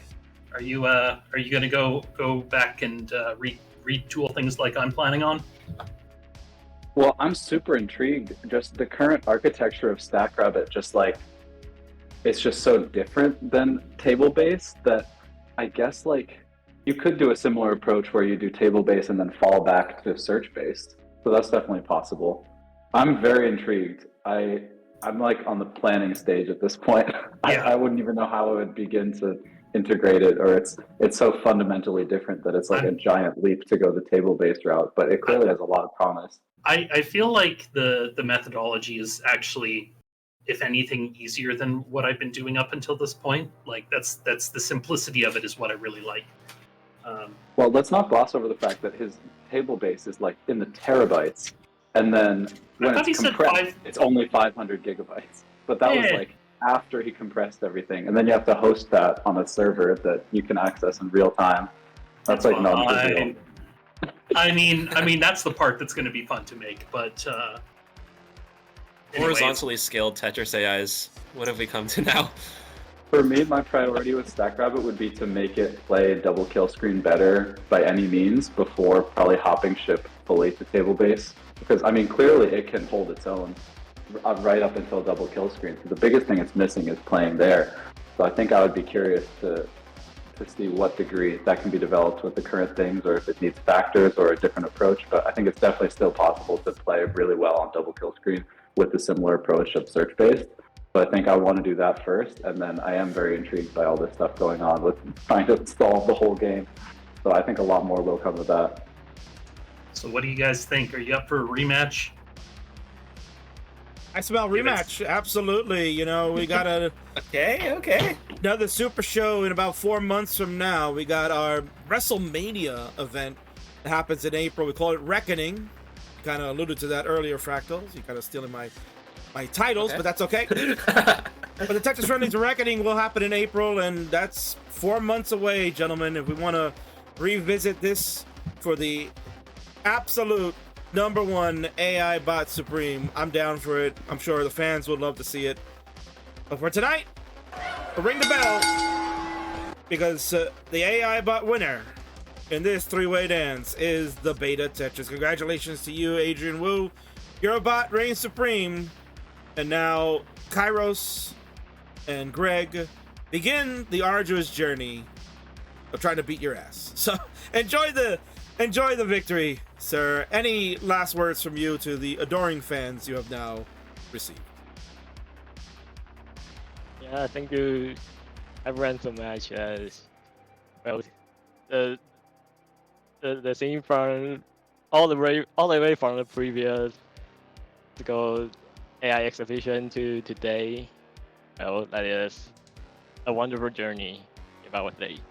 Yeah, and it is only made possible by you all hosting this event, and other like Greg and Kairos competing machines that really drives the competition up to a level that it is just wonderful.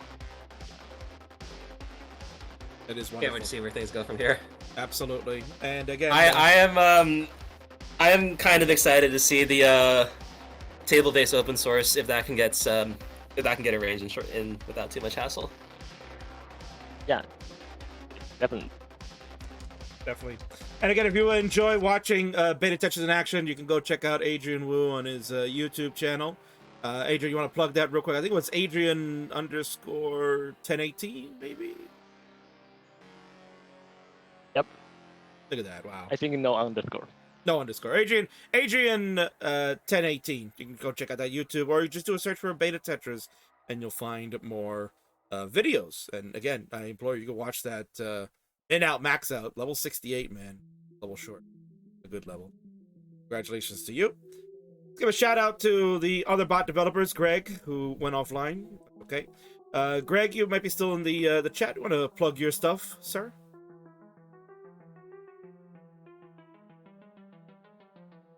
Oh, he's on mute.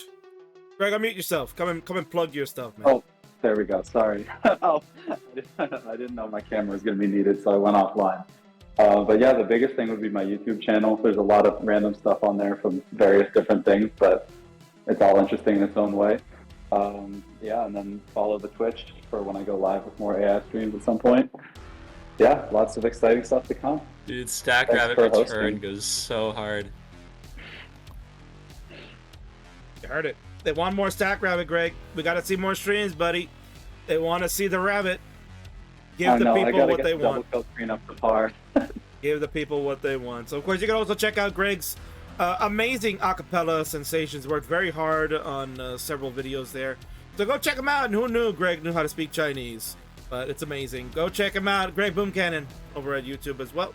Thank you so much. And Kairos, my man, come on in. Plug your stuff, brother. I know you're big on Twitch. I always check you out when you're doing it. What else you got happening? Hey, I appreciate that, Kingsman.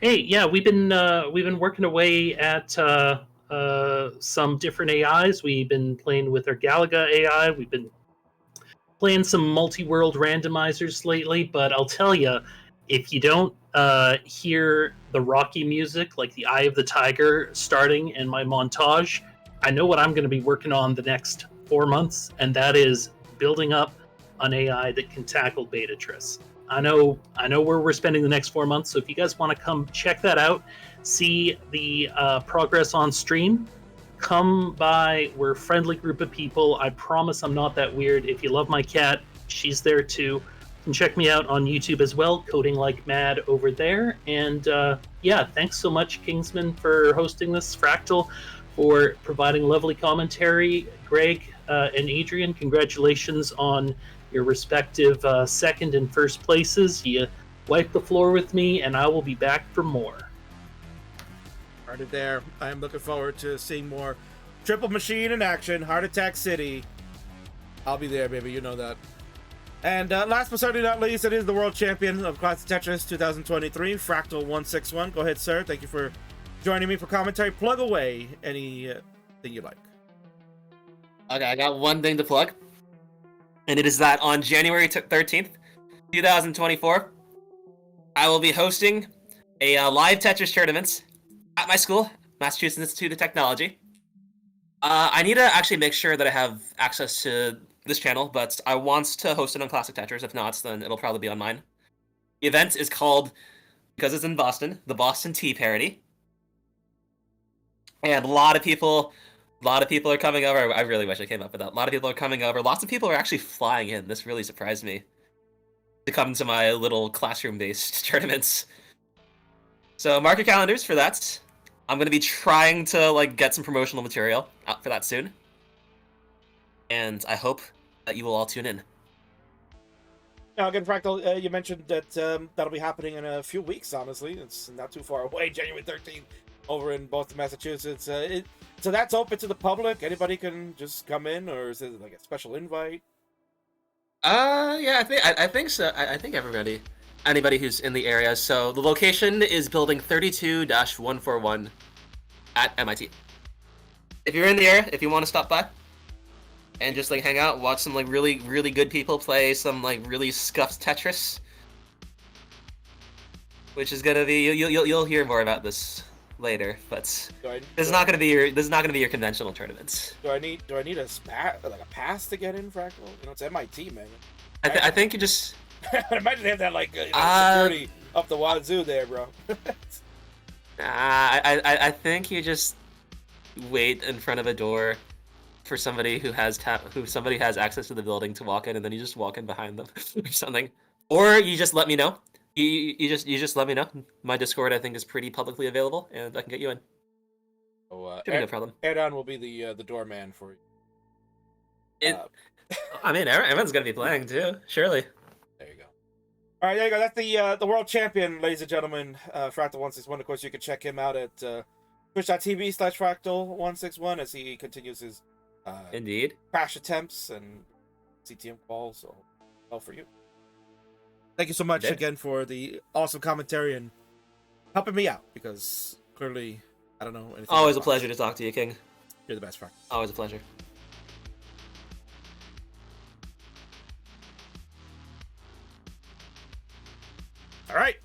So there you go. That's it.